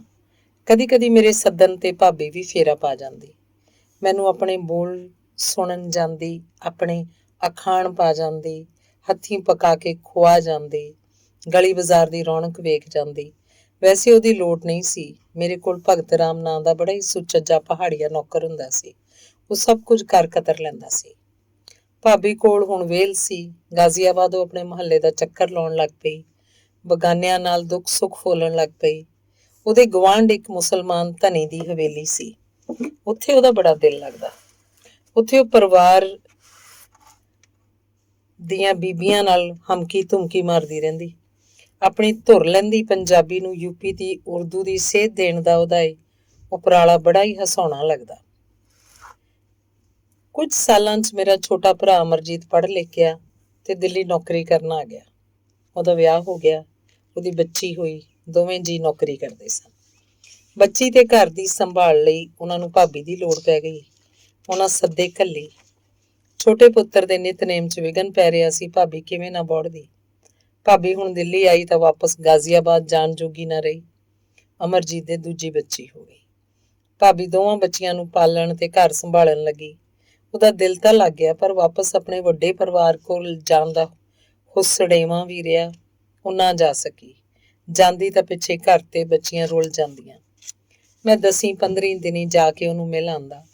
ਮੇਰੇ ਆਪਣੇ ਘਰ ਮੇਰੇ ਕੋਲ ਪੂਰਾ ਬੰਦੋਬਸਤ ਸੀ। ਮੇਰੇ ਵੀ 2 ਬੱਚੇ ਸਨ, ਪਰ ਮੇਰੀ ਸੁਘੜ ਸੁਸ਼ੀਲ ਪਤਨੀ ਨੌਕਰੀ ਨਹੀਂ ਸੀ ਕਰਦੀ। ਉਹ ਆਪਣਾ ਕੰਮ ਆਪ ਸਾਰ ਸਕਦੀ ਸੀ। ਕਦੀ ਕਦੀ ਕਿਸੇ ਸਨਿਚਰ ਐਤ ਅਸੀਂ ਭਾਬੀ ਨੂੰ ਆਪਣੇ ਕੋਲ ਲੈ ਆਉਂਦੇ। ਭਾਬੀ ਨੂੰ ਚੰਗਾ ਲੱਗਦਾ। ਸਾਨੂੰ ਦਿੱਲੀ ਵਾਲਿਆਂ ਨੂੰ ਭਾਬੀ ਨਾਲ ਇੱਕ ਅਜੀਬ ਤਰ੍ਹਾਂ ਦੀ ਮੁਸ਼ਕਿਲ ਪੈਂਦੀ। ਭਾਬੀ ਸਿਰਫ ਦੇਸੀ ਘਿਓ ਖਾਂਦੀ ਸੀ। ਕਹਿੰਦੀ ਤੇਲ ਜਾਂ ਡਾਲਡੇ ਨਾਲ ਮੇਰਾ ਮੂੰਹ ਪੱਕ ਜਾਂਦਾ ਹੈ। ਵੰਡਾਰਿਓਂ ਪਹਿਲਾਂ ਤਾਂ ਹਰ ਸਰਦੇ ਪੁੱਜਦੇ ਘਰ ਆਪਣਾ ਦੇਸੀ ਘਿਓ ਹੁੰਦਾ ਸੀ। ਖਾਣੇ ਵਿੱਚ ਉਹੀਓ ਹੀ ਪੈਂਦਾ ਸੀ। ਡਾਲਡਾ ਤਾਂ ਗਰੀਬ ਗੁਰਬੇ ਹੀ ਵਰਤਦੇ ਸਨ, ਪਰ ਵੰਡਾਰਿਓਂ ਬਾਅਦ ਖਾਸ ਕਰਕੇ ਸ਼ਹਿਰਾਂ 'ਚ ਜਿੱਥੇ ਲੋਕਾਂ ਕੋਲ ਆਪਣਾ ਲਵੇਰਾ ਨਹੀਂ ਸੀ ਹੁੰਦਾ, ਇੰਜ ਨਹੀਂ ਸੀ ਹੁੰਦਾ। ਦਿੱਲੀ 'ਚ ਖਰਾ ਦੇਸੀ ਘਿਓ ਲੱਭਣਾ ਸੌਖਾ ਨਹੀਂ ਸੀ। ਪਰ ਮੇਰੀ ਜੁਗਤਣ ਪਤਨੀ ਆਮ ਵਰਤੋਂ ਦੇ ਦੁੱਧ 'ਚੋਂ ਹੀ ਭਾਬੀ ਜੋਗਾ ਘਿਓ ਕੱਢ ਲੈਂਦੀ ਸੀ। ਆਪਣੇ ਘਰ ਅਮਰਜੀਤ ਨੇ ਵੀ ਕੋਈ ਪ੍ਰਬੰਧ ਕੀਤਾ ਹੀ ਹੋਣਾ। ਜੇ ਅਸੀਂ ਕਦੀ ਕੋਈ ਛੀਆ ਛੱਪਾ ਨਾ ਕਰ ਸਕਦੇ ਤਾਂ ਉਹਦੇ ਖਾਣੇ 'ਚ ਕੁਝ ਹੋਰ ਪਾ ਜਾਂਦੇ। ਮੈਂ ਕਹਿ ਦਿੰਦਾ ਭਾਬੀ ਦੇਸੀ ਹੈ, ਉਹ ਮੰਨ ਜਾਂਦੀ ਤੇ ਖਾ ਲੈਂਦੀ। ਉਹਦਾ ਮੂੰਹ ਨਾ ਪੱਕਦਾ। ਉਹਨੂੰ ਦਿੱਲੀ ਦੇ ਖਾਸ ਦੇਸੀ ਘਿਓ ਦੀ ਗੇਜਾ ਪੈ ਗਈ ਹੋਈ ਲੱਗਦੀ ਸੀ। ਭਾਬੀ ਨੂੰ ਇੱਕ ਹੋਰ ਆਦਤ ਨਹਾਉਣ ਵੇਲੇ ਸਰੋਂ ਦਾ ਤੇਲ ਮਲਣ ਦੀ ਸੀ। ਉਹ ਤਾਂ ਸਹਿਜੇ ਪੁੱਗ ਜਾਂਦੀ। ਇਹ ਤੇਲ ਆਮ ਮਿਲਦਾ ਸੀ ਤੇ ਅਕਸਰ ਘਰ ਹੁੰਦਾ ਹੀ ਸੀ। ਕੁਝ ਵਰ੍ਹੇ ਬੀਤੇ। ਇੱਕ ਦਿਨ ਮੈਂ ਵੇਖਿਆ ਭਾਬੀ ਦੀਆਂ ਅੱਖਾਂ ਸਿੱਜੀਆਂ ਹੋਈਆਂ ਸਨ। ਮੂੰਹ ਤੇ ਕਿਸੇ ਉਦਾਸੀ ਦੀ ਛਾਂ ਸੀ। ਧਿਆਨ ਵੀ ਬਹੁਤਾ ਅੰਦਰ ਵੰਨੇ ਸੀ। ਗੁਆਚੀ ਲੱਗਦੀ ਸੀ। ਮੈਂ ਪੁੱਛ ਹੀ ਲਿਆ, ਕੀ ਗੱਲ ਭਾਬੀ, ਤਬੀਅਤ ਤਾਂ ਠੀਕ ਹੈ ਨਾ? ਵੱਲ ਨੇ ਨਾ, ਮੈਂ ਉਹਦੀ ਬੋਲੀ ਵਰਤੀ। ਭਾਬੀ ਦਾ ਜਵਾਬ ਸੀ, ਵੱਲ ਆ, ਐਵੇਂ ਕਦੀ ਗਾਜ਼ੀਆਬਾਦ ਜਾਣ ਨੂੰ ਦਿਲ ਕਰ ਆਂਦਾ, ਪਰ ਇੱਥੇ ਘਰ ਨੂੰ ਛੱਡ ਕੇ ਕਿਵੇਂ ਜਾਵਾਂ? ਕੌਣ ਸਾਂਭੇਗਾ? ਦੋਵੇਂ ਜੀ ਕੰਮ ਕਰਦੇ ਜੇ।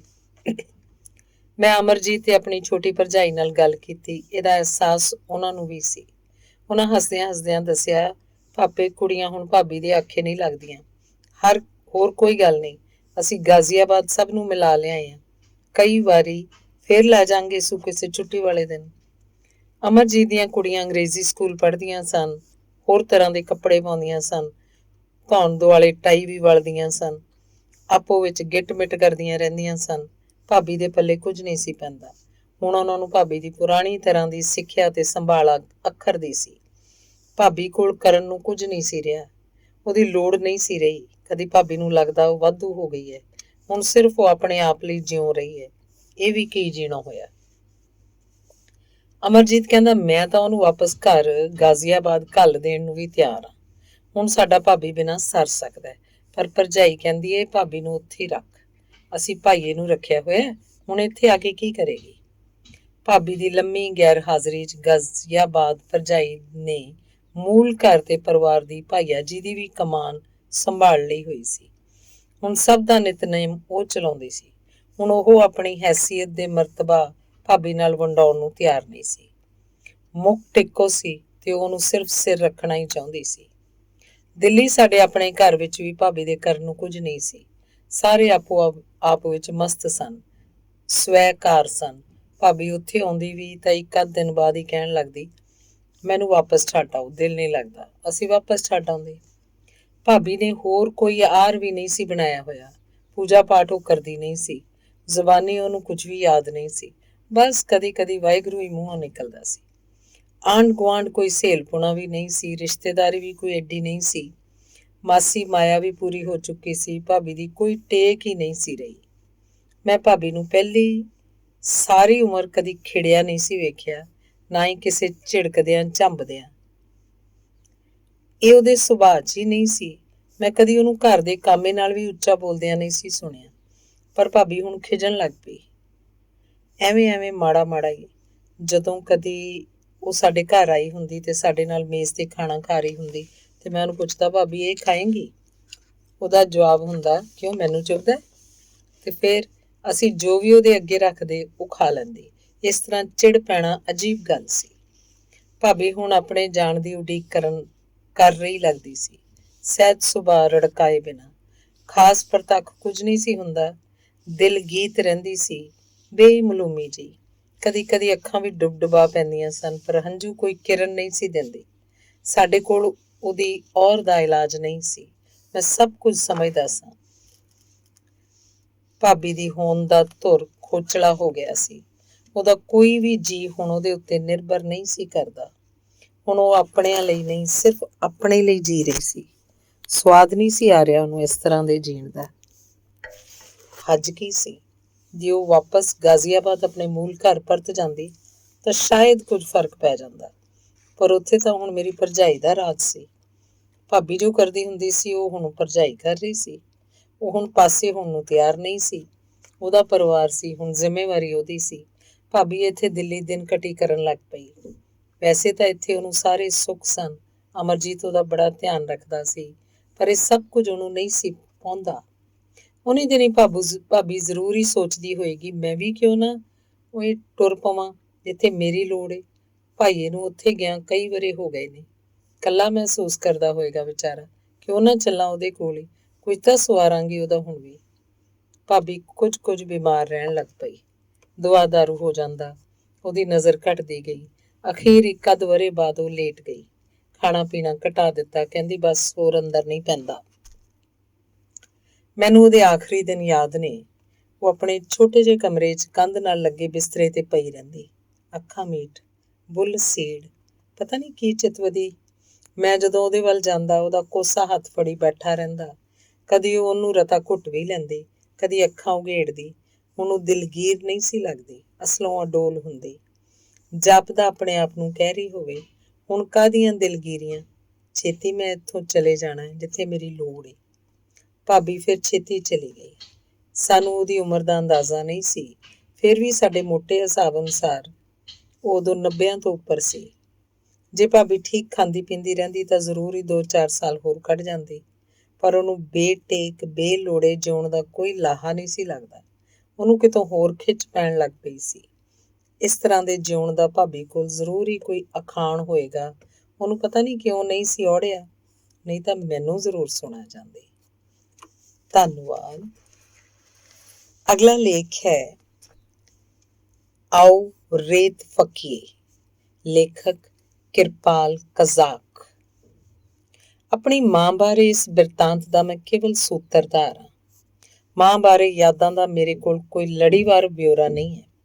ਬਸ ਕੁਝ ਉਗੜ ਦੁਗੜੀਆਂ ਘਟਨਾਵਾਂ ਹਨ, ਪਰ ਹੁਣ ਮਾਂ ਨਹੀਂ ਹੈ। ਮਾਂ ਬਾਰੇ ਸੰਸਾਰ 'ਚ ਅਨੇਕਾਂ ਧਾਰਨਾਵਾਂ ਪ੍ਰਚਲਿਤ ਹਨ। ਗੁਰੂ ਸਾਹਿਬ ਨੇ ਮਾਂ ਦੇ ਰੁਤਬੇ ਨੂੰ ਕਈ ਪਰਥਾਏ ਵਰਤ ਕੇ ਯਾਦ ਕੀਤਾ। ਇੱਕ ਤਾਂ ਉਹ ਮਾਂ ਨੂੰ ਧਰਤੀ ਨਾਲ ਤੁਲਨਾ ਦਿੰਦੇ ਹੈ। ਮਾਤਾ ਧਰਤ ਮਹੱਤ ਕਹਿ ਕੇ ਵਡਿਆਉਂਦੇ ਹਨ। ਲੋਕ ਸਿਆਣਪ ਮਾਂ ਨੂੰ ਠੰਡੀ ਛਾਂ ਦਾ ਰੂਪ ਮੰਨਦੀ ਹੈ। ਜਨਮਦਾਤੀ, ਪਾਲਣਹਾਰੀ, ਗੁਰੂ ਦੀ ਪਤਨੀ, ਬਾਦਸ਼ਾਹ ਦੀ ਰਾਣੀ ਇਤਿਆਦਿ। ਪਰ ਮਾਂ ਬਾਰੇ ਇੱਕ ਹੋਰ ਤਸ਼ਬੀਹ ਵੀ ਪ੍ਰਚਲਿਤ ਹੈ, ਜਿਸ ਅੱਗੇ ਸਾਰੀਆਂ ਉਪਮਾਵਾਂ ਫਿੱਕੀਆਂ ਪੈ ਜਾਂਦੀਆਂ ਹਨ। ਕਹਿੰਦੇ ਨੇ ਰੱਬ ਦੁਨੀਆ ਸਾਜ ਕੇ ਕਿਧਰੇ ਛੱਪਣ ਹੋ ਗਿਆ। ਕਿਸੇ ਪੁੱਛਿਆ ਜੇ ਤੈਨੂੰ ਮਿਲਣਾ ਹੋਇਆ ਕਿਵੇਂ ਮਿਲੀਏ? ਰੱਬ ਨੇ ਕਿਹਾ ਕਿਤੇ ਭਟਕਣ ਦੀ ਲੋੜ ਨਹੀਂ, ਮੈਨੂੰ ਮਾਂ ਦੇ ਰੂਪ 'ਚੋਂ ਤਲਾਸ਼ ਕਰ ਲੈਣਾ। ਮੰਗਲਾਚਰਨ। ਦੁਨੀਆ ਭਰ ਦੇ ਸਾਹਿਤ ਵਿੱਚ ਮਾਂ ਬਾਰੇ ਬੇਸ਼ੁਮਾਰ ਲਿਖਿਆ ਗਿਆ, ਪਰ ਮੈਨੂੰ ਮਾਂ ਵੱਲੋਂ ਸੁਣਾਈ ਇੱਕ ਘਟਨਾ ਕਦੀ ਨਹੀਂ ਭੁੱਲਦੀ। ਹਾਲਾਂਕਿ ਪਾਕਿਸਤਾਨ ਦਾ ਉਜਾੜਾ ਮੈਨੂੰ ਸੁਪਨੇ ਵਾਂਗ ਵੀ ਚੇਤੇ ਨਹੀਂ।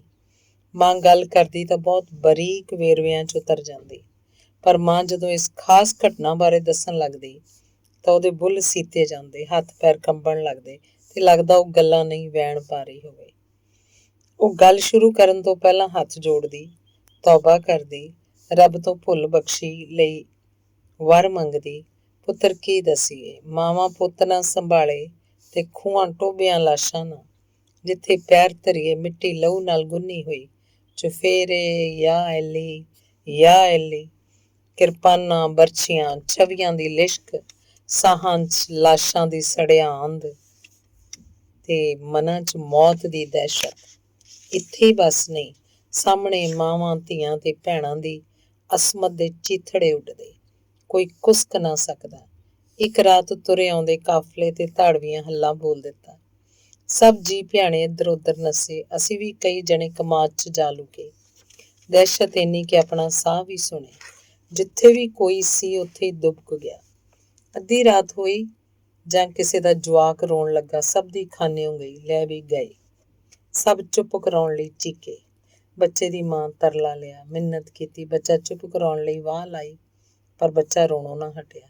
ਹੁਣ ਇੱਕੋ ਗੱਲ ਬਾਕੀ ਸੀ, ਬੱਚਾ ਰੋਂਦਾ ਜਾਂ ਸਭ ਦੀ ਜਾਨ ਬਚਦੀ। ਕਿਸੇ ਨੇ ਨਾਲ ਦੇ ਚੋਬਰ ਨੂੰ ਇਸ਼ਾਰਾ ਕੀਤਾ। ਉਸ ਮਿਆਨ 'ਚੋਂ ਕਿਰਪਾਨ ਧੋਈ। ਬੱਚਾ ਕਿ ਦੋਵੇਂ? ਦੋਵੇਂ। ਮਾਂ ਦੀ ਲੇਰ ਨਿਕਲੀ। ਰੱਬ ਦਾ ਵਾਸਤਾ ਰਹਿਮ ਕਰੋ, ਹੁਣ ਨਹੀਂ ਰੋਂਦਾ ਏ। ਵੇ ਪੁੱਤਰ, ਇਹ ਤਾਂ ਜਾਦੂ ਹੋ ਗਿਆ। ਸੱਚਮੁੱਚ ਮੁੜ ਕੇ ਜਵਾਕ ਨਾ ਰੋਇਆ। ਸਭ ਦੀ ਜਾਨ 'ਚ ਜਾਨ ਆਈ। ਬੱਚੇ ਦੀ ਮਾਂ ਸਾਰੀ ਰਾਤ ਸਿਸਕਦੀ ਰਹੀ। ਵੇ ਤੂੰ ਕਿਉਂ ਰੋਵੇਂ ਪੁੱਤ?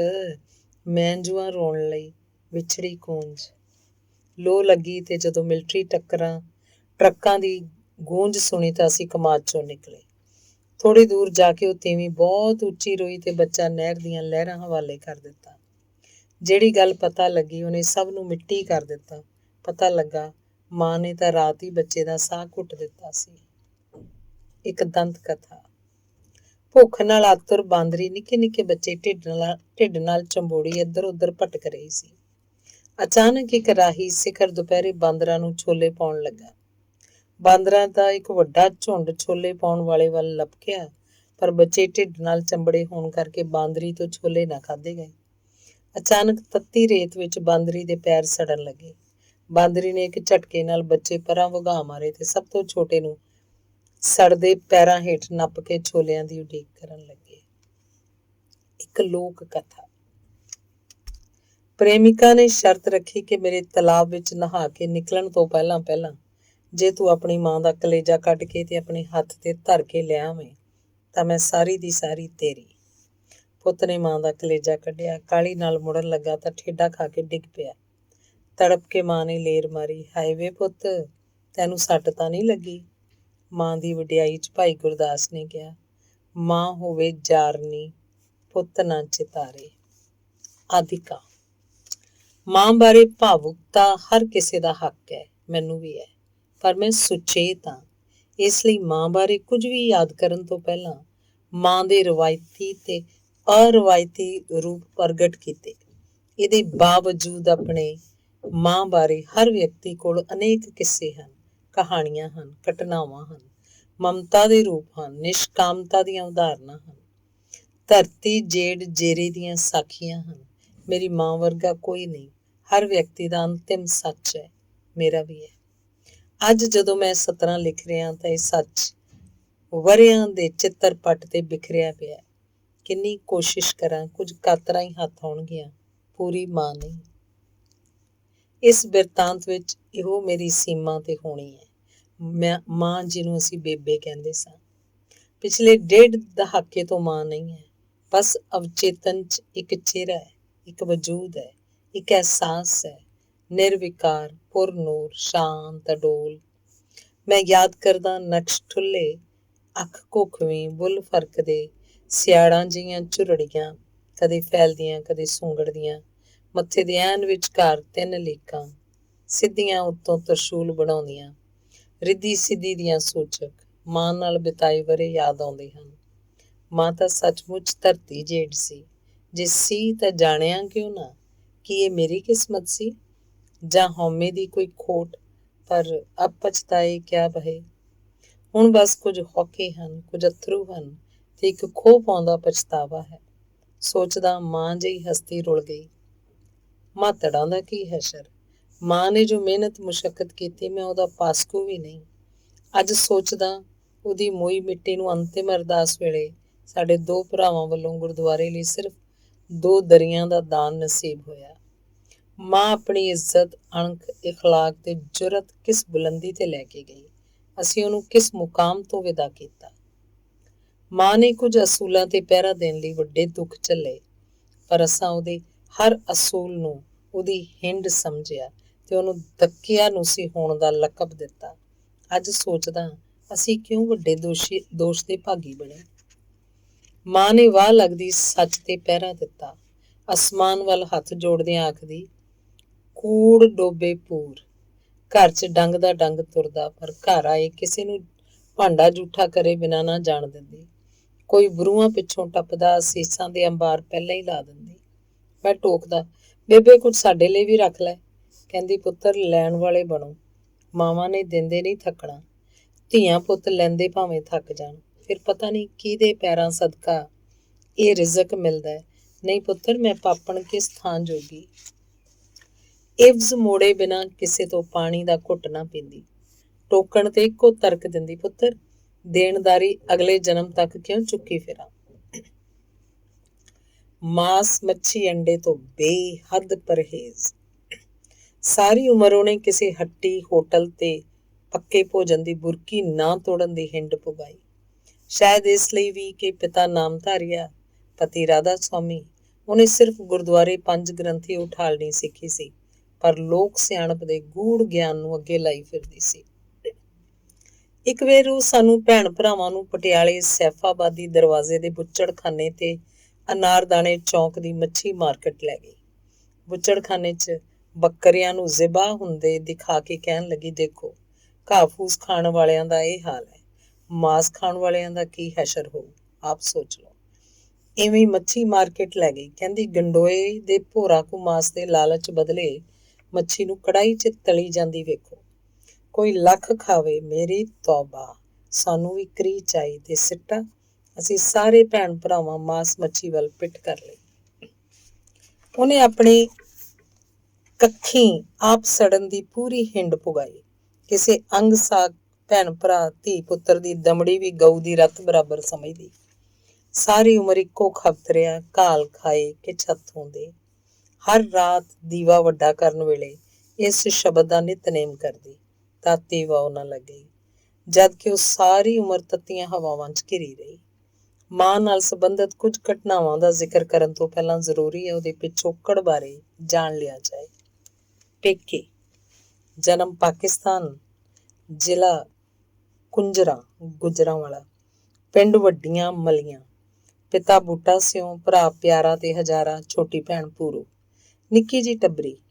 ਪਿਤਾ ਪਹਾੜੇ ਤੇ ਗੱਡ ਵਾਹੁੰਦਾ, ਪਿਆਰਾ ਹਜ਼ਾਰਾ ਡੰਗਰ ਚਾਰਦੇ। ਕਦੇ ਕਦਾਈ ਆਪਣੇ ਮਹਿਰੂ ਡੰਗਰਾਂ ਦੇ ਖੰਦੇ ਦੀ ਬਹਿਕ ਕਿਸੇ ਦੀ ਪੈਲੀ 'ਚ ਜਾ ਬਹਾਉਂਦੇ। ਇਵਜ਼ ਵਿੱਚ ਪੱਠਾ ਦੱਥਾ ਜਾਂ ਵਰੇ ਛਮਾਈ ਦੇ ਦਾਣੇ ਮਿਲਦੇ। ਕਹਿੰਦੇ ਚੰਗੇ ਰਵੇ ਦੀ ਮੱਝ ਹਜ਼ਾਰੇ ਪਿਆਰੇ ਦੀ ਕਮਜ਼ੋਰੀ ਸੀ। ਇਹਦੇ ਲਈ ਭਾਵੇਂ ਕੋਈ ਵੀ ਅੱਕ ਕਿਉਂ ਨਾ ਚੱਬਣਾ ਪਵੇ। ਪਿਓ ਪੁੱਤ ਜੁੱਸੇ ਦੇ ਤਕੜੇ, ਪਿਤਾ ਗੱਤਕੇ ਦਾ ਮਾਹਰ, ਹਜ਼ਾਰਾ ਪਿਆਰਾ ਡਾਚੀ ਟੱਪਦੇ ਤੇ ਛਿੰਝਾਂ ਘੁਲਦੇ। ਇੱਕ ਵੇਰ ਦੀ ਗੱਲ ਹੈ, ਬੂਟਾ ਸਿਉਂ ਕਰੀਮੂ ਘੁਮਿਆਰ ਦਾ ਟੱਬਰ ਤੇ ਅਸਬਾਬ ਗੱਡ ਤੇ ਲੱਦ ਕੇ ਤੁਰਿਆ। ਨਾਲ ਕਰੀਮੂ ਦੀ ਬੇਗਮ ਫਾਤਿਮਾ ਤੇ ਧੀਆਂ ਬਾਨੋ, ਨਜ਼ਮਾ ਤੇ ਰਜ਼ੀਆ ਵੀ ਸਨ। ਰਾਹ 'ਚ ਸੋਤਾ ਪੈ ਗਿਆ। ਅਚਾਨਕ ਵਰਨਾ ਪਿੰਡ ਦੇ ਟਿੱਬਿਆਂ ਵਿੱਚ ਲੁਟੇਰਿਆਂ ਗੱਡ ਘੇਰ ਲਈ। ਅਸਬਾਬ 'ਚ ਕੋਈ ਲੁੱਟਣਯੋਗ ਚੀਜ਼ ਨਾ ਮਿਲੀ ਤਾਂ ਇੱਕ ਲੁਟੇਰੇ ਨੇ ਬਾਨੋ ਦੀ ਬਾਂਹ ਫੜ ਲਈ। ਬੇਵੱਸ ਕਰੀਮੂ ਤਰਲੇ ਲਵੇ, ਪਰ ਬੂਟਾ ਸਿਉਂ ਮੱਚ ਉੱਠਿਆ। ਉਹ ਲੁੱਟ ਖੋਹ ਦਾ ਤਾਂ ਬਰਦਾਸ਼ਤ ਕਰ ਸਕਦਾ ਸੀ, ਪਰ ਧੀ ਭੈਣ ਤੇ ਮੈਲੀ ਅੱਖ ਨਹੀਂ। ਬੂਟਾ ਸਿਉਂ ਲਲਕਾਰਾ ਮਾਰਿਆ ਤੇ ਕੁੜੀ ਦੀ ਬਾਂਹ ਛੱਡ ਕੇ ਪਰੇ ਹੋ ਜਾਣ ਨੂੰ ਕਿਹਾ। ਲੁਟੇਰਾ ਨਾ ਹਟਿਆ ਤਾਂ ਬੂਟਾ ਸਿਉਂ ਸਿਰੋਂ ਵਲਾ ਕੇ ਡਾਂਗ ਸਿਰ 'ਚ ਮਾਰੀ। ਹੋਣੀ ਰੱਬ ਦੀ ਜਾ ਜਾਂਦੀ ਏ ਹੋ ਗਈ। ਪਿੱਛੋਂ ਪਤਾ ਲੱਗਾ ਮਰਨ ਵਾਲਾ ਵਰਨਾ ਪਿੰਡ ਦਾ ਇੱਕ ਬੰਤੂ ਝਿਓਰ ਸੀ। ਅੱਤ ਦਾ ਗਰੀਬ, ਬੇਹੱਦ ਥੁੜਿਆ ਹੋਇਆ। ਸਾਲ ਪਹਿਲਾਂ ਹੀ ਪਾਣੀ ਝਾਰੇ ਨਾਲ ਬੀਵੀ ਦੀ ਮੌਤ ਹੋ ਕੇ ਹਟੀ ਸੀ ਤੇ ਘਰ 'ਚ ਦੋ ਮੁਟਿਆਰ ਧੀਆਂ ਛੰਨ ਦੇ ਕੋਪਰ ਨੂੰ ਛੂੰਹਦੀਆਂ ਸਨ। ਉਹਨਾਂ ਦਾ ਬੰਨ ਸੁਭ ਕਰਦਿਆਂ ਹੀ ਮੱਤ ਪਿੱਟ ਗਈ ਤੇ ਭੰਗ ਦੇ ਭਾਅ ਮਾਰਿਆ ਗਿਆ। ਜਿਸ ਦਿਨ ਬੂਟਾ ਸਿਉਂ ਨੂੰ ਸਜ਼ਾ ਹੋਈ, ਉਹਨੇ ਤਰੀਕ ਤੇ ਆਏ ਹਜ਼ਾਰੂ ਪਿਆਰੂ ਨੂੰ ਕਿਹਾ, ਪੁੱਤਰੋ, ਹੁਣ ਬੰਤੂ ਝਿਓਰ ਦੀਆਂ ਧੀਆਂ ਦੀ ਜ਼ਿੰਮੇਵਾਰੀ ਤੁਹਾਡੀ। ਕੁੜੀਆਂ ਨੂੰ ਤੱਤੀ ਵਾਹ ਵੀ ਲੱਗ ਗਈ ਤਾਂ ਮੇਰੇ ਮੱਥੇ ਨਾ ਲੱਗਿਓ। ਹਜ਼ਾਰੂ ਪਿਆਰੂ ਪਿੰਡ ਨਾ ਗਏ। ਵਰਨਾ ਪਿੰਡ ਦੀ ਪਰੇ ਇਕੱਠੀ ਕੀਤੀ, ਕੁੜੀਆਂ ਨੂੰ ਭੈਣਾਂ ਦੀ ਥਾਂ ਵਿਆਹੁਣ ਦੀ ਹਿੱਕ ਥਾਪੜੀ ਤੇ ਦੋਹਾਂ ਨੂੰ ਲਿਆ ਕੇ ਵੀਰੋ ਤੇ ਪੂਰੋ ਭੈਣਾਂ ਦੇ ਸਪੁਰਦ ਕਰ ਦਿੱਤਾ। ਵਕਫਾ। ਕਰਨੀ ਰੱਬ ਦੀ, ਹੁਕਮ ਖੁਦਾ ਦਾ। ਜਿਸ ਵਰੇ ਉਹਨਾਂ ਕੁੜੀਆਂ ਦੇ ਨਿਕਾਹ ਰੱਖੇ, ਔੜ ਲੱਗ ਗਈ ਤੇ ਕਾਲ ਪੈ ਗਿਆ। ਸਾਹੇ ਅਟੱਲ ਸਨ। ਹਜ਼ਾਰੇ ਪਿਆਰੇ ਲਈ ਮਰਨ ਹੋ ਗਿਆ। ਉਹਨਾਂ ਮਾਲ ਡੰਗਰ ਵੇਚਣ ਦੀ ਸੋਚੀ, ਪਰ ਪੱਠੇ ਦੱਥੇ ਦੇ ਕਾਲ ਕਾਰਨ ਲਾਹੌਰ ਤੇ ਮੰਡੀ ਚੂੜਕਾਣੇ ਦੀਆਂ ਮਾਲ ਮੰਡੀਆਂ 'ਚ ਵਿਕਾਊ ਕੇਲਿਆਂ ਤੇ ਬੱਧੀਆਂ ਕਸੂਰੀ ਮੱਝਾਂ ਦੇ ਨਾਯਾਬ ਰਵੇ ਵੱਲ ਕਿਸੇ ਵੇਖਿਆ ਵੀ ਨਾ। ਵੀਰੋ ਤੇ ਪੂਰਾ ਦਾ ਸਾਹਾ ਹੁੰਦਾ ਤਾਂ ਹੋਰ ਗੱਲ ਸੀ। ਪਿਓ ਨੂੰ ਦਿੱਤੇ ਵਚਨ ਦਾ ਸਵਾਲ ਸੀ। ਮੁਕੱਦਮੇ ਨੇ ਘਰ ਪਹਿਲਾਂ ਹੀ ਧੋ ਕੇ ਰੱਖ ਦਿੱਤਾ ਸੀ। ਕੋਈ ਚਾਰਾ ਨਾ ਚੱਲਦਾ ਦੇਖ ਉਹਨਾਂ ਸਿਰ ਧੜ ਦੀ ਲਾ ਲਈ। ਦੋਹਾਂ ਨੇ ਗੱਡ ਇੱਕ ਲੁੱਗੀ ਜੀ ਥਾਂ ਖੜੀ ਕੀਤੀ, ਭੱਜ ਕੇ ਮਾਲ ਗੱਡੀ ਤੇ ਜਾ ਚੜੇ ਤੇ ਮਾਲ ਗੱਡੀ ਦੀ ਇੱਕ ਘੋਨੀ ਬੋਗੀ ਲੁੱਟ ਕੇ ਗਰਜ ਸਾਰ ਲਈ। ਪਿੰਡ ਹੈਰਾਨ ਵੀ ਜਿਹੜੇ ਕੱਲ ਤੱਕ ਸ਼ਾਹੂਕਾਰਾਂ ਦੀ ਵਹੀ ਤੇ ਗੂਠਾ ਦੱਬਣ ਲਈ ਅੱਡੀਆਂ ਚੁੱਕ ਚੁੱਕ ਫਾਹ ਲੈਂਦੇ ਸੀ, ਅੱਜ ਮੋਢਿਆਂ ਤੋਂ ਥੁੱਕਦੇ ਸਨ। ਪਰ ਗੱਲ ਦੋਹਾਂ 'ਚ ਸੀ, ਇਸ ਲਈ ਥਾਂਈ ਦਫਨ ਹੋ ਗਈ। ਪਰ ਬਗਾਨੀਆਂ ਕੁੜੀਆਂ ਦੇ ਨਿਕਾਹਾਂ ਤੇ ਕੀਤੇ ਖੁੱਲ੍ਹੇ ਖਰਚ ਦੀਆਂ ਅਫਵਾਹਾਂ ਗਲੀਆਂ 'ਚੋਂ ਖੰਭਾਂ ਦੀਆਂ ਡਾਰਾਂ ਬਣ ਉੱਡੀਆਂ ਤਾਂ ਇਹਦੀ ਭਿਣਕ ਅੰਗਰੇਜ਼ ਹਾਕਮ ਦੇ ਕੰਨੀ ਵੀ ਜਾ ਪਈ। ਸ਼ੇਖੂਪੁਰਾ, ਕੁੰਜਰਾਂਵਾਲਾ, ਲਾਇਲਪੁਰ ਪਹਿਲਾਂ ਹੀ ਚੋਰੀ ਦਾ ਗੜ੍ਹ ਸਨ। ਚੰਗੇ ਰਵੇ ਦਾ ਡੰਗਰ ਕਿਸੇ ਕਰਮਾਂ ਵਾਲੇ ਦੀ ਖੁਰਲੀ ਤੇ ਹੀ ਦਿਸਦਾ। ਮਾਲ ਡੰਗਰ ਤਾਂ ਦੂਰ, ਚੋਰ ਕਿਸੇ ਪਸ਼ੂ ਦੇ ਗਲ ਚੱਜ ਦਾ ਰੱਸਾ ਵੀ ਨਹੀਂ ਸੀ ਛੱਡਦੇ। ਵਿਰਕ ਟੱਪੇ ਦੀ ਇਹ ਖਸਲਤ ਅੰਗਰੇਜ਼ ਹਾਕਮ ਦੀ ਅੱਖ ਵਿੱਚ ਰੋੜ ਵਾਂਗ ਰੜਕਦੀ ਸੀ। ਮਾਲ ਗੱਡੀਆਂ ਲੁੱਟਣ ਦੀਆਂ ਖਬਰਾਂ ਪਹਿਲਾਂ ਵੀ ਉੱਡੀਆਂ ਸਨ। ਦੁਬਾਰਾ ਉੱਡੀ ਤਾਂ ਅੰਗਰੇਜ਼ ਮੱਚ ਉੱਠਿਆ। ਉਸ ਵਰੇ ਪਾਕਿਸਤਾਨ ਦੇ ਇਤਿਹਾਸ 'ਚ ਇੱਕ ਘਟਨਾ ਫੇਰ ਦੁਹਰਾਈ ਗਈ।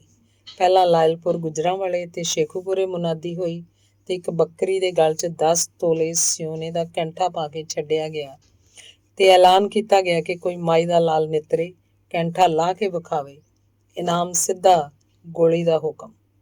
ਕੁਝ ਵਰੇ ਪਹਿਲਾਂ ਵੀ ਅੰਗਰੇਜ਼ ਹਾਕਮ ਨੇ ਇੰਝ ਹੀ ਬੱਕਰੀ ਫੇਰ ਕੇ ਚੋਰੀ ਨੂੰ ਠੱਲ ਪਾਈ ਸੀ। ਬੱਕਰੀ ਫਿਰ ਸੁੰਨੀ ਰਹੀ ਸੀ।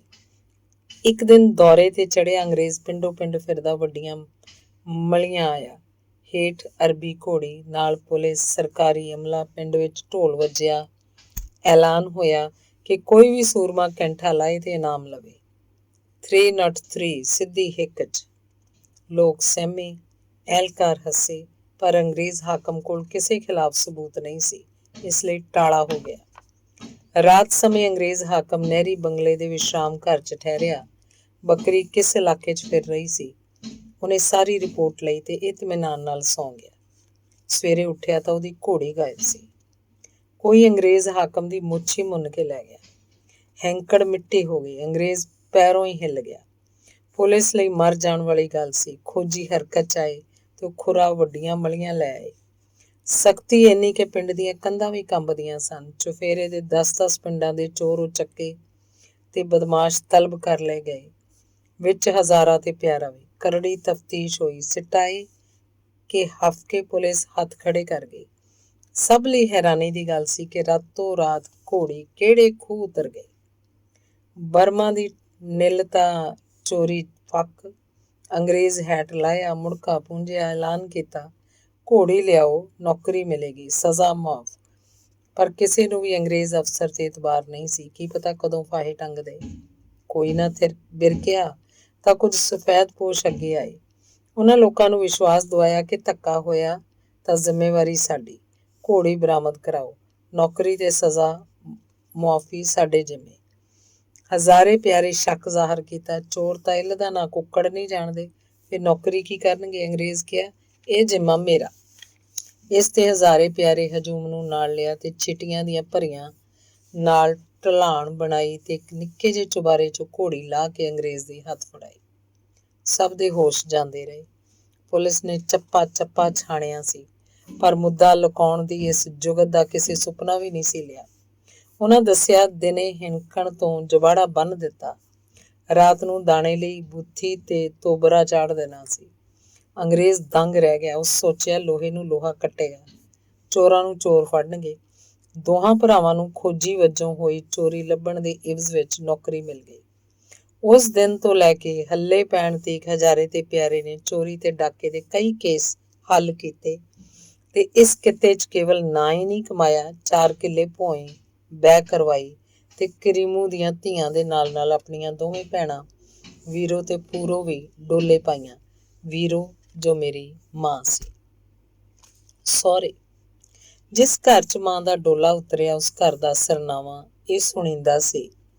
ਜ਼ਿਲ੍ਹਾ ਸ਼ੇਖੂਪੁਰ, ਤਹਿਸੀਲ ਸੱਚਾ ਸੌਦਾ, ਮੰਡੀ ਚੂੜਕਾਣਾ ਤੇ ਪਿੰਡ ਬੰਦੋਕੇ। ਪਤੀ ਦਾ ਨਾਂ ਸਾਧੂ ਸਿੰਘ ਵਲਦ ਕਰਮ ਸਿੰਘ, ਕੌਮ ਰਾਮਗੜੀਆ ਤੇ ਗੋਤ ਕਲੇਰ ਸੀ। ਪਤੀ ਦਾ ਕੱਦ ਮਧਰਾ, ਲੱਤ 'ਚ ਮਾਮੂਲੀ ਕੱਜ, ਰੰਗ ਗੰਧਮੀ, ਹੱਡ ਮੋਕਲੇ, ਲੁਹਾਰੇ ਤਰਖਾਣੇ ਕੰਮ 'ਚ ਸਿਰੇ ਦਾ ਕਾਰੀਗਰ। ਗੁੱਸਾ ਨੱਕ ਤੇ, ਗੱਲ ਮੂੰਹ ਤੇ, ਕਈ ਕਿੱਸਿਆਂ ਦੇ ਪ੍ਰਸੰਗ ਤੇ ਗੁਰਬਾਣੀ ਦੇ ਕਈ ਅੰਗ ਮੂੰਹ ਜ਼ਬਾਨੀ ਕੰਠ। ਵਾਹ ਲੱਗਦੀ। ਸਾਧੂ ਸੰਤਾਂ ਦੀ ਸੋਬਤ 'ਚ ਰਹਿਣ ਦਾ ਖਬਤ, ਪਾਪ ਪੁੰਨ ਤੇ ਪੁਨਰ ਜਨਮ 'ਚ ਵਿਸ਼ਵਾਸ। ਦੇਵਰ ਪੂਰਨ ਸਿਉ, ਬੰਤਾ ਸਿਉ, ਤੇਜਾ ਸਿਉ, ਨਨਾਣਾ ਬੰਸੋ, ਵੀਰੋ, ਤੇਜੋ ਤੇ ਕਰਤਾਰੋ। ਮਾਂ ਦੱਸਦੀ ਸੀ, ਜਿਸ ਦਿਨ ਉਹ ਇਸ ਘਰ 'ਚ ਵਿਆਹੀ ਆਈ, ਦੇਵਰ ਤੇ ਨਨਾਣਾ ਕੁਆਰੇ ਸਨ। ਸਭ ਆਪਣੇ ਹੱਥੀਂ ਮੁਰਾਮ ਤੇ ਚਾੜੇ ਤੇ ਸਭ ਦੇ ਘਰ ਵਸਾਏ। ਮੇਰੇ ਦਾਦੇ ਕਰਮ ਸਿੰਘ ਦੇ 2 ਟੱਬਰ ਸਨ। ਇੱਕ ਵਿੱਚੋਂ 4 ਧੀਆਂ, 2 ਪੁੱਤਰ। ਇੱਕ ਵਿੱਚੋਂ 2 ਪੁੱਤਰ, ਸਾਦਾ ਸਿੰਘ ਤੇ ਪੂਰਨ ਸਿਉ। ਸਕੇ ਮਤੇ ਦਾ ਕੋਈ ਫਰਕ ਨਹੀਂ ਸੀ, ਪਰ ਸੁਭਾਅ 'ਚ ਜ਼ਮੀਨ ਅਸਮਾਨ ਦਾ ਫਰਕ। ਇਸੇ ਫਰਕ ਕਾਰਨ ਇੱਕ ਦਿਨ ਸਾਦਾ ਸਿੰਘ ਤੇ ਪੂਰਨ ਸਿਉ ਵਿੱਚ ਜੰਮ ਕੇ ਤਕਰਾਰ ਹੋਇਆ। ਗੱਲ ਸਿਰਫ ਇੰਨੀ ਕਿ ਪੂਰਨ ਸਿਉ ਦੀ ਯਾਰੀ ਉਹਨਾਂ ਬਦਮਾਸ਼ਾਂ ਨਾਲ ਸੀ ਜਿਹਨੂੰ ਸਾਦਾ ਸਿਉ ਪਸੰਦ ਨਹੀਂ ਸੀ ਕਰਦਾ। ਤਕਰਾਰ ਪਹਿਲਾਂ ਵੀ ਹੋਏ ਸਨ, ਗੱਲ ਆਈ ਗਈ ਵੀ ਹੋ ਜਾਂਦੀ, ਪਰ ਸ਼ੁਦਮ ਇਸ ਗੱਲ ਦਾ ਕਿ ਜਿਸ ਦਿਨ ਇਹ ਤਕਰਾਰ ਹੋਇਆ, ਉਹ ਤੋਂ ਤੀਜੇ ਦਿਨ ਮੰਡੀ ਚੂੜਕਾਣੇ ਸ਼ਾਹਾਂ ਦੇ ਘਰ ਸੰਨ ਲੱਗ ਗਈ। ਬਹੁਤ ਵੱਡੀ ਵਾਰਦਾਤ ਸੀ, ਕਿਉਂਕਿ ਥੋੜ੍ਹਾ ਚਿਰ ਪਹਿਲਾਂ ਹੀ ਹਵੇਲੀ ਦੀ ਉਸਾਰੀ ਹੋਈ ਸੀ। ਚੁਫੇਰੇ 1.5 ਏਟੀ ਕੰਧ ਤੇ ਚੂਨੇ ਦੀ ਚਿਣਾਈ, ਕਿਲੇ ਵਰਗਾ ਘਰ। ਫਿਰ ਵੀ ਸੰਨ ਲੱਗ ਗਈ। ਨਾ ਜੰਦਰਾ ਟੁੱਟਾ, ਨਾ ਖੜਕਾ ਹੋਇਆ। ਚੋਰਾਂ ਕੰਧ ਨੂੰ ਪਾੜ ਲਾਇਆ ਤੇ ਸਭ ਕੁਝ ਲੈ ਕੇ ਤੁਰਦੇ ਬਣੇ। ਉੱਤੋਂ ਸੇਠ ਧਰਮਦਾਸ ਦਾ ਘਰ, ਜਿਹਨੂੰ ਬਿਨਾਂ ਮੰਗੇ ਸਰਕਾਰੀ ਦਰਬਾਰੇ ਕੁਰਸੀ ਮਿਲਦੀ। ਪੁਲਿਸ ਪੱਬਾਂ ਭਾਰ ਹੋ ਗਈ। ਉੱਤੋਂ ਵੱਡੀ ਗੱਲ ਇਹ ਕਿ ਸੇਠ ਦੀ ਹਵੇਲੀ ਤਾਂ ਮੰਡੀ ਚੂੜਕਾਨੇ 'ਚ ਸੀ, ਪਰ ਪਿੰਡ ਬੰਦੋਕਿਆਂ ਦੀ ਅੱਧੀ ਜ਼ਮੀਨ ਉਸ ਕੋਲ ਗਹਿਣੇ ਸੀ। ਇਲਾਕੇ 'ਚ ਪਿਆਰਾ ਤੇ ਹਜ਼ਾਰਾ ਖੋਜੀ ਸਨ। ਉਹ ਖੁਰਾ ਪਿੰਡ ਬੰਦੋਕੇ ਲਿਆਏ। ਪਿੰਡ ਬੰਦੋਕੇ ਸੇਠ ਧਰਮਦਾਸ ਦੇ ਸ਼ਰੀਕਾਂ ਦਾ ਘਰ ਸੀ। ਸ਼ੱਕ ਦੀ ਅੱਖ ਉਹਨਾਂ ਤੇ ਜਾ ਟਿਕੀ। ਅੱਖ ਕੀ ਟਿਕੀ, ਪੁਲਿਸ ਨੇ ਕੁੱਟ-ਕੁੱਟ ਛੋਡੇ ਲਾ ਦਿੱਤੇ। ਸ਼ਰੀਕ ਤਰਾ ਤਰਾ ਕਰਨ ਲੱਗੇ। ਉਹਨਾਂ ਹੱਥ ਜੋੜੇ, ਰੱਬ ਦਾ ਵਾਸਤਾ ਮਾਰੋ ਨਾ, ਆਪਣਾ ਨੁਕਸਾਨ ਪੂਰਾ ਕਰ ਲਓ। ਸ਼ਰੀਕ ਪਹਿਲੀ ਕੁੱਟ ਨਾਲ ਹੀ ਚੋਰੀ ਮੰਨ ਗਏ। ਲਿਸਟਾਂ ਬਣਨ ਲੱਗੀਆਂ, ਪਰ ਚੋਰੀ ਹੋਏ ਮਾਲ ਦੀ ਜਦੋਂ ਭੋਰਾ ਵੀ ਬਰਾਮਦੀ ਨਾ ਹੋਈ ਤਾਂ ਪਿਆਰੇ ਨੂੰ ਇਹ ਗੱਲ ਹਜ਼ਮ ਨਾ ਹੋਈ। ਇੱਕ ਦਿਨ ਉਹ ਪਿੰਡ ਬੱਧੂ ਕੇ ਆਇਆ, ਇਕੱਲਾ ਹੀ। ਉਹਨੇ ਪਰੇ ਇਕੱਠੀ ਕੀਤੀ, ਹੱਥ ਜੋੜੇ, ਤਰਲਾ ਲਿਆ ਕਿ ਬੇਸ਼ੱਕ ਸ਼ਰੀਕ ਚੋਰੀ ਮੰਨ ਗਏ ਨੇ, ਪਰ ਰਾਤੋਂ ਰਾਤ ਮਾਲ ਕਿੱਧਰ ਗਿਆ। ਇਸ ਹਿਸਾਬ ਸ਼ਰੀਕਾਂ ਦਾ ਚੋਰੀ ਮੰਨਣਾ ਦੁੱਧ ਦਾ ਦੁੱਧ ਤੇ ਪਾਣੀ ਦਾ ਪਾਣੀ ਨਹੀਂ ਹੈ। ਮੈਂ ਚੋਰ ਫੜ ਤਾਂ ਸਕਦਾ ਜੇ ਕੋਈ ਦੱਸ ਸਕੇ ਕਿ ਸਦੇਵਾਂ ਸੰਨ ਲਾਉਣ ਵਾਲਾ ਸੰਦ ਕਿਸ ਕਾਰੀਗਰ ਬਣਾਇਆ। ਸਭ ਡਰਦੇ ਸਨ, ਕੀ ਪਤਾ ਬਿੱਜ ਕਿਹਦੇ ਸਿਰ ਜਾ ਪਵੇ। ਪਿਆਰੂ ਦਾ ਕੀ ਸੀ, ਉਹ ਤਾਂ ਸਰਕਾਰੀ ਬੰਦਾ ਸੀ। ਸਭ ਦੀ ਜੀਭ ਠਾਕੀ ਗਈ। ਪਿਆਰਾ ਨਿਰਾਸ਼ ਪਰਤਣ ਲੱਗਾ ਤਾਂ ਅਚਾਨਕ ਸਾਦਾ ਸਿਉਂ ਉੱਠਿਆ। ਮੈਂ ਦੱਸਾਂ? ਸਭ ਹੈਰਾਨੀ ਨਾਲ ਝਾਕੇ। ਦੱਸੋ, ਪਰ ਸੱਚ ਹੋਵੇ। ਮੈਥੋਂ ਛੋਟੇ ਪੂਰਨ ਨੇ ਬਣਾਇਆ ਸੰਦੇਵਾ, ਪਰ ਕਿਸੇ ਚੋਰ ਲਈ ਨਹੀਂ, ਖੁਦ ਸੇਠ ਧਰਮਦਾਸ ਲਈ। ਮੇਰੇ ਸਾਹਮਣੇ ਲੈ ਕੇ ਗਿਆ ਸੇਠ ਸੰਦੇਵਾ। ਸੇਠ ਨੇ ਖੁਦ ਕਰਵਾਈ ਚੋਰੀ ਸ਼ਰੀਕ ਫਸਾਉਣ ਲਈ। ਜੇ ਨਹੀਂ ਤਾਂ ਪੂਰਨ ਨੂੰ ਵਾੜੋ ਗੁਰਦੁਆਰੇ। ਸਭ ਸੁੰਨ ਰਹਿ ਗਏ। ਇਹ ਕਹੀ ਪੇਸ਼ੇਨ ਗੋਈ ਸੀ। ਸਾਰੀ ਬਾਜੀ ਉਲਟ ਗਈ। ਭਰਾ ਦਾ ਮੁਖਬਰ ਬਣ ਗਿਆ। ਸਿੱਟਾ ਇਹ ਨਿਕਲਿਆ ਕਿ ਸੇਠ ਧਰਮਦਾਸ ਅੰਦਰ ਤੇ ਸ਼ਰੀਕ ਬਾਹਰ ਕਰ ਦਿੱਤੇ ਗਏ। ਪਰ ਪਿਆਰੇ ਨੇ ਮੌਕਾ ਹੱਥੋਂ ਨਾ ਜਾਣ ਦਿੱਤਾ। ਵੱਡੀ ਵੀਰੋ ਦਾ ਡੋਲਾ ਸਾਧੂ ਸਿਉਂ ਵੱਲ ਤੋਰ ਦਿੱਤਾ, ਜਿਸ ਵਿੱਚ ਵਾਧਾ ਇਹ ਹੋਇਆ ਕਿ ਤੀਜੇ ਵਰੇ ਮੇਰੀ ਮਾਂ ਆਪਣੀ ਛੋਟੀ ਭੈਣ ਪੂਰੋ ਦਾ ਸਾਕ ਵੀ ਪੂਰਨ ਸਿਉਂ ਵੱਲ ਲੈ ਗਈ। ਹਾਲਾਂਕਿ ਉਸ ਮੁਕੱਦਮੇ 'ਚ ਪੂਰਨ ਵਾਧਾ ਮਾਫ ਗਵਾਹ ਬਣ ਕੇ ਛੁੱਟਦਾ ਗਿਆ, ਪਰ ਉਹਦੀਆਂ ਵਹਿਬਤਾਂ ਉਹਦੇ ਸਿਰ ਨਾਲ ਹੀ ਨਿਭੀਆਂ। ਕੁਝ ਇੰਜ ਮੇਰੀ ਮਾਂ ਤੇ ਪਿਤਾ ਦਾ ਸਾਥ ਦਾ ਸਬੱਬ ਬਣਿਆ, ਜੋ ਰਹਿੰਦੇ ਸਾਹਾਂ ਤੱਕ ਕਾਇਮ ਰਿਹਾ। ਵਕਫਾ। ਦੋਹਾਂ ਦੇ ਦੰਪਤੀ ਸਾਥ ਨੂੰ 20 ਸਾਲ ਗੁਜ਼ਰ ਗਏ। ਇਹਨਾਂ 20 ਸਾਲਾਂ 'ਚ ਮੇਰੇ ਪਿਤਾ ਤੇ ਮੇਰੀ ਮਾਂ ਨੇ ਔਲਾਦ ਪ੍ਰਾਪਤੀ ਲਈ ਜਿੰਨੇ ਵੀ ਪੀਰਾਂ ਫਕੀਰਾਂ ਦੀਆਂ ਮਜ਼ਾਰਾਂ ਦੇ ਦੀਵੇ ਜਗਾਏ, ਹਨੇਰਾ ਹੋਰ ਗੂੜਾ ਹੋਇਆ। ਘਰ 'ਚ ਨੰਨੇ ਬਾਲਾਂ ਦੀਆਂ ਕਿਲਕਾਰੀਆਂ ਤਾਂ ਗੂੰਜਦੀਆਂ, ਪਰ ਨੰਨੇ ਪੈਰਾਂ ਦੀ ਆਹਟ ਨਾ ਸੁਣੀ। ਪਾਠ ਪੂਜਾ ਧਰਮ ਕਰਮ ਸਭ ਬੇਅਰਥ, ਮਿੰਨਤਾਂ ਰਜੋਈਆਂ ਠੁੱਸ, ਮੱਥੇ ਰਗੜੇ ਬੇਕਾਰ, ਕਿਧਰੋਂ ਵੀ ਝੋਲੀ ਖੈਰ ਨਾ ਪਈ। ਬਖਤਾਵਰਾਂ ਦੀ ਵੀਰਾਂ ਚਿੜੀਆਂ ਦਾ ਦੁੱਧ ਮੰਗਦੀ ਵੀਰ ਹਾਜ਼ਰ ਕਰਦੇ, ਪਰ ਕਿਸਮਤ ਮੂਹਰੇ ਕਿਹਦਾ ਜ਼ੋਰ। ਮਾਂ ਨੂੰ ਅਠਰਾ ਦੀ ਇਹੋ ਜਿਹੀ ਔਰ ਸੀ ਕਿ ਬਾਲ 8 ਦਿਨਾਂ 'ਚ 8 ਮਹੀਨਿਆਂ ਦਾ ਹੋ ਕੇ ਗੋਰ 'ਚ ਜਾ ਪੈਂਦਾ। ਹਕੀਮਾਂ ਤੇ ਨਜੂਮੀਆਂ ਨੇ ਦੁੱਧ 'ਚ ਖੋਟ ਦਾ ਦੋਸ਼ ਦੱਸਿਆ। ਆਖਰ ਨੂੰ ਆਸ ਲਾ ਕੇ ਘਰ ਬੈਠ ਗਏ। ਅਚਾਨਕ ਕਿਸੇ ਨੇ ਭਿੜੀ ਸ਼ਾਹ ਰਾਮੇ ਦੀ ਮਜ਼ਾਰ ਤੇ ਪੀਰ ਚੁੱਪ ਸ਼ਾਹ ਦੀ ਦੱਸ ਪਾਈ। ਸਭ ਨੇ ਕਿਹਾ ਪਹੁੰਚਿਆ ਫਕੀਰ ਹੈ, ਕੀ ਪਤਾ ਰੇਖ 'ਚ ਮੇਖ ਮਾਰ ਦੇਵੇ। ਮਾਂ ਚਰਨੀ ਜਾ ਪਈ ਔਰ ਦੱਸੀ, ਹੁਕਮ ਹੋਇਆ ਬਾਲ ਨੂੰ 10 ਮਹੀਨੇ ਘਰਾਂ ਦੀ ਝੂਠ ਤੇ ਪਾਲੋ, ਅੱਲਾ ਮਿਹਰ ਕਰੇਗਾ। ਮਾਂ ਦੱਸਦੀ ਹੈ ਘਾਲ ਥਾਂ ਪਈ, ਘਰ 'ਚ ਕਿਲਕਾਰੀਆਂ ਗੂੰਜੀਆਂ, ਆਹਟ ਸੁਣੀ। ਮਾਂ ਮੈਨੂੰ ਖੁਸ਼ੀ ਦੇ ਅਥਰੂਆਂ ਨਾਲ ਨਹਾਉਂਦੀ, ਲੋਰੀਆਂ ਦਿੰਦੀ, ਲਾਡ ਲਡਾਉਂਦੀ, ਸ਼ੁਕਰ ਕਰਦੀ। ਪੁੱਤੀ ਗੰਢ ਪਵੇ ਸੰਸਾਰ। ਮਾਪੇ ਮੈਨੂੰ ਬਿਆਸ ਲੈ ਕੇ ਗਏ। ਬਾਬਾ ਸਾਵਣ ਸਿੰਘ ਨੇ ਮੇਰਾ ਨਾਮਕਰਨ ਕੀਤਾ, ਕਿਰਪਾਲ ਸਿੰਘ। ਸਭ ਖੁਸ਼। ਵੇਲ ਤੁਰੀ, ਜੜ ਲੱਗੀ ਤੇ ਜੱਗ ਨਾਲ ਸਾਂਝ ਪਈ। ਵਰੇ ਪਿੱਛੋਂ ਪੀਰ ਚੁੱਪੂ ਸ਼ਾਹ ਨਾਲ ਦੇ ਪਿੰਡ ਖੂਹ 'ਚ ਚੱਕ ਉਤਾਰਨ ਦੀ ਰਸਮ ਤੇ ਆਇਆ। ਨਾਲ ਸੇਵਕਾਂ ਦੀ ਮਜ਼ਲ ਸੀ। ਮੇਰੇ ਮਾਤਾ ਪਿਤਾ ਪ੍ਰਸ਼ਾਦੇ ਪਾਣੀ ਦੀ ਸੇਵਾ ਲਈ ਅਰਜ਼ ਕੀਤੀ। ਹੁਕਮ ਹੋਇਆ ਕੱਲ ਮੂੰਹ ਹਨੇਰੇ ਕੂਚ ਕਰਨ ਵੇਲੇ ਛਕਾਂਗੇ। ਮੇਰੀ ਮਾਂ ਲਈ ਇਸ ਤੋਂ ਵੱਡਾ ਹੋਰ ਕੋਈ ਯੱਗ ਨਹੀਂ ਸੀ। ਉਹਨੇ ਪਿੰਡ ਦੀਆਂ ਤੀਵੀਆਂ ਨਾਲ ਲੈ ਕੇ ਰਾਤ ਨੂੰ ਹੀ ਤਿਆਰੀ ਸ਼ੁਰੂ ਕਰਤੀ। ਮਾਂ ਕੋਈ ਕਸਰ ਨਹੀਂ ਸੀ ਰਹਿਣ ਦੇਣਾ ਚਾਹੁੰਦੀ। ਜ਼ਿਆਦਾ ਬੰਦੇ ਹੋਣ ਕਾਰਨ ਉਹਨਾਂ ਸਾਰੀ ਤਿਆਰੀ ਰਾਤ ਨੂੰ ਹੀ ਕਰ ਦਿੱਤੀ। ਮਾਂ ਦੱਸਦੀ ਹੈ ਉਹਨਾਂ ਵਿੱਚੋਂ ਬਾਹਰੀ ਸੇਵਾ ਕੀਤੀ। ਪੀਰ ਜੀ ਸੇਵਕਾਂ ਨਾਲ ਆਏ ਤੇ ਨਿਵਾਜ਼ ਕੇ ਤੁਰਦੇ ਬਣੇ। ਮੇਰੇ ਮਾਪੇ ਬਾਗੋ ਬਾਗ ਹੋ ਗਏ। ਸਵੇਰ ਚੜ੍ਹੀ ਤਾਂ ਸਭ ਦੇ ਹੋਸ਼ ਗੁੰਮ। ਹੇ ਰੱਬ ਸੱਚਿਆ, ਇਹ ਕੀ ਪਾਪ। ਰਾਤ ਦੀਆਂ ਚੀਰ ਕੇ ਰੱਖੀਆਂ ਸਬਜ਼ੀਆਂ ਨੂੰ ਚੜ੍ਹੇ ਬੇਸ਼ੁਮਾਰ ਕੀੜੇ ਹਨੇਰੇ 'ਚ ਵਿੱਚੇ ਰਿੱਝ ਗਏ। ਖਾਣੀ ਤਾਂ ਦੂਰ ਭਾਜੀ ਤਰਕਾਰੀ ਵੇਖੀ ਨਾ ਜਾਂਦੀ। ਮਾਂ ਨੇ ਦੱਸਿਆ ਟੱਬਰ ਦਾ ਰੋਣ ਠੱਲਿਆ ਨਹੀਂ ਸੀ ਜਾਂਦਾ। ਪਛਤਾਵੇ 'ਚ ਮਾਂ ਨੂੰ ਗਸ਼ੀਆਂ ਪੈਂਦੀਆਂ ਸਨ। ਦੋਹਾਂ ਪੈਰੀਂ ਜੁੱਤੀ ਨਾ ਪਾਈ ਤੇ ਪੀੜ ਦੇ ਤਕੀਏ ਤੇ ਜਾ ਖੜੇ। ਪਰ ਪਾਪ ਜੋ ਹੋ ਗਿਆ ਸੀ ਉਹ ਲੈਣਾ ਨਹੀਂ ਸੀ। ਪੀਰ ਜੀ ਹੱਜ ਲਈ ਰਵਾਨਾ ਹੋ ਚੁੱਕੇ ਸਨ। ਬਸ ਉਹ ਦਿਨ ਤੇ ਮਰਦੇ ਦਮ ਤੱਕ ਮਾਂ ਦੇ ਮਨ 'ਚ ਗੰਢ ਵੱਜ ਗਈ ਕਿ ਇਸ ਪਾਪ ਦੀ ਸਜ਼ਾ ਵਸ਼ ਮਿਲੇਗੀ। ਹਾਲਾਂਕਿ ਮਾਂ ਨੇ ਪ੍ਰਾਸ਼ਚਿਤ ਲਈ ਪੂਰੀ ਵਾਹ ਵੀ ਲਾਈ, ਪਰ ਜ਼ਿੰਦਗੀ 'ਚ ਜਦੋਂ ਵੀ ਕਦੀ ਦੁੱਖ ਆਇਆ, ਉਹਨੇ ਉਸ ਦੁੱਖ ਨੂੰ ਕੀੜੇ ਖਵਾ ਦੇਣ ਵਾਲੇ ਪਾਪ ਦਾ ਸਿਲਾ ਹੀ ਸਮਝਿਆ। ਵਕਫਾ। ਪਾਕਿਸਤਾਨ ਦਾ ਉਜਾੜਾ ਸਭ ਕੱਖੋਂ ਹੌਲੇ ਹੋ ਗਏ, ਜੜ੍ਹਾਂ ਖੱਗੀਆਂ ਗਈਆਂ, ਲੋਕ ਘਰਾਂ ਤੋਂ ਬੇਘਰ ਹੋ ਗਏ, ਨਾ ਘਰ ਰਿਹਾ ਨਾ ਘਾਟ। ਪਾਣੀਪਤ ਕਰਨਾਲ ਦੇ ਰਿਫਿਊਜੀ ਕੈਂਪਾਂ 'ਚੋਂ ਇੱਕੋ ਨਾਅਰਾ ਸੁਣਦਾ, ਪਾਣੀਪਤ ਕਰਨਾਲ, ਨਾ ਰੋਟੀ ਨਾ ਦਾਲ। ਲੋਕ ਵਿਛੜਿਆਂ ਨੂੰ ਲੱਭ ਰਹੇ ਸਨ ਤੇ ਸਿਰ ਲੁਕਾ ਲਈ ਠਾਰਾਂ ਭਾਲ ਰਹੇ ਸਨ। ਮਾਂ ਦੱਸਦੀ ਹੈ, ਇੱਕ ਦਿਨ ਰੁਲਦਾ ਖੁਲਦਾ ਪਿਆਰਾ ਵੀ ਆ ਰਲਿਆ। ਪਿਤਾ ਨੂੰ ਢਾਰਸ ਵੱਜੀ ਕਿ ਕੋਈ ਤਾਂ ਆਪਣਾ ਮਿਲਿਆ। ਫਿਰ ਇੱਕ ਦਿਨ ਮੁਨਾਦੀ ਹੋਈ ਕਿ ਉੱਜੜ ਕੇ ਆਏ ਰਿਫਿਊਜੀ ਉਹਨਾਂ ਇਲਾਕਿਆਂ 'ਚ ਜਾਣ ਜਿੱਥੋਂ ਵਧੇਰੇ ਮੁਸਲਮਾਨਾਂ ਨੇ ਹਿਜਰਤ ਕੀਤੀ ਸੀ। ਸਾਡੀ ਟੱਬਰੀ ਨੇ ਪਟਿਆਲੇ ਦੇ ਕਸਟੋਡੀਅਨ ਦਾ ਦਾਰਾ ਮੱਲਿਆ। ਠੰਡ ਠੰਡਾਰਾ ਹੋਇਆ ਤਾਂ ਮੇਰੇ ਮਾਪਿਆਂ ਨੂੰ ਫਤਿਹਪੁਰ ਜ਼ਮੀਨ ਅਲਾਟ ਹੋਈ, ਪਰ ਪਿੰਡ ਬੰਧੋਕਿਆਂ ਦੀ ਜ਼ਮੀਨ ਦੀ ਕੀਮਤ 4 ਆਨੇ ਤੇ ਫਤਿਹਪੁਰ ਚਾਹੀ ਜ਼ਮੀਨ ਦੀ ਕੀਮਤ 1 ਰੁਪਇਆ ਮਿੱਥੀ ਗਈ, ਜਿਸ ਨਾਲ 36 ਕਨਾਲਾਂ ਦੇ 9 ਰਹਿ ਗਏ।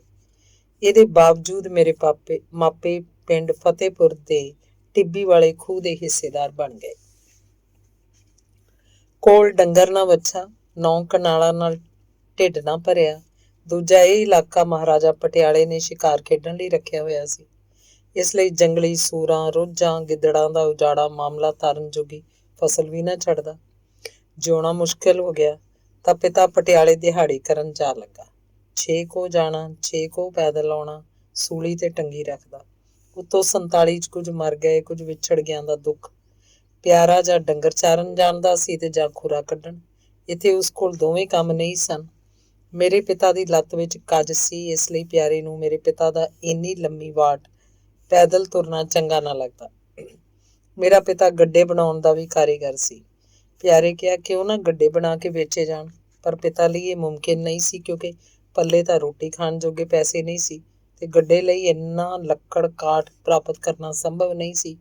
ਗੱਲ ਆਈ ਗਈ ਹੋ ਗਈ। ਤੀਜੇ ਦਿਨ ਨਹਿਰ ਤੋਂ ਇੱਕ ਦਰਸ਼ਨੀ ਟਾਹਲੀ ਵੱਢੇ ਜਾਣ ਦੀ ਖਬਰ ਉੱਡ ਗਈ। ਜੰਗਲਾਤ ਅਫਸਰ ਅੜਬ ਸੀ।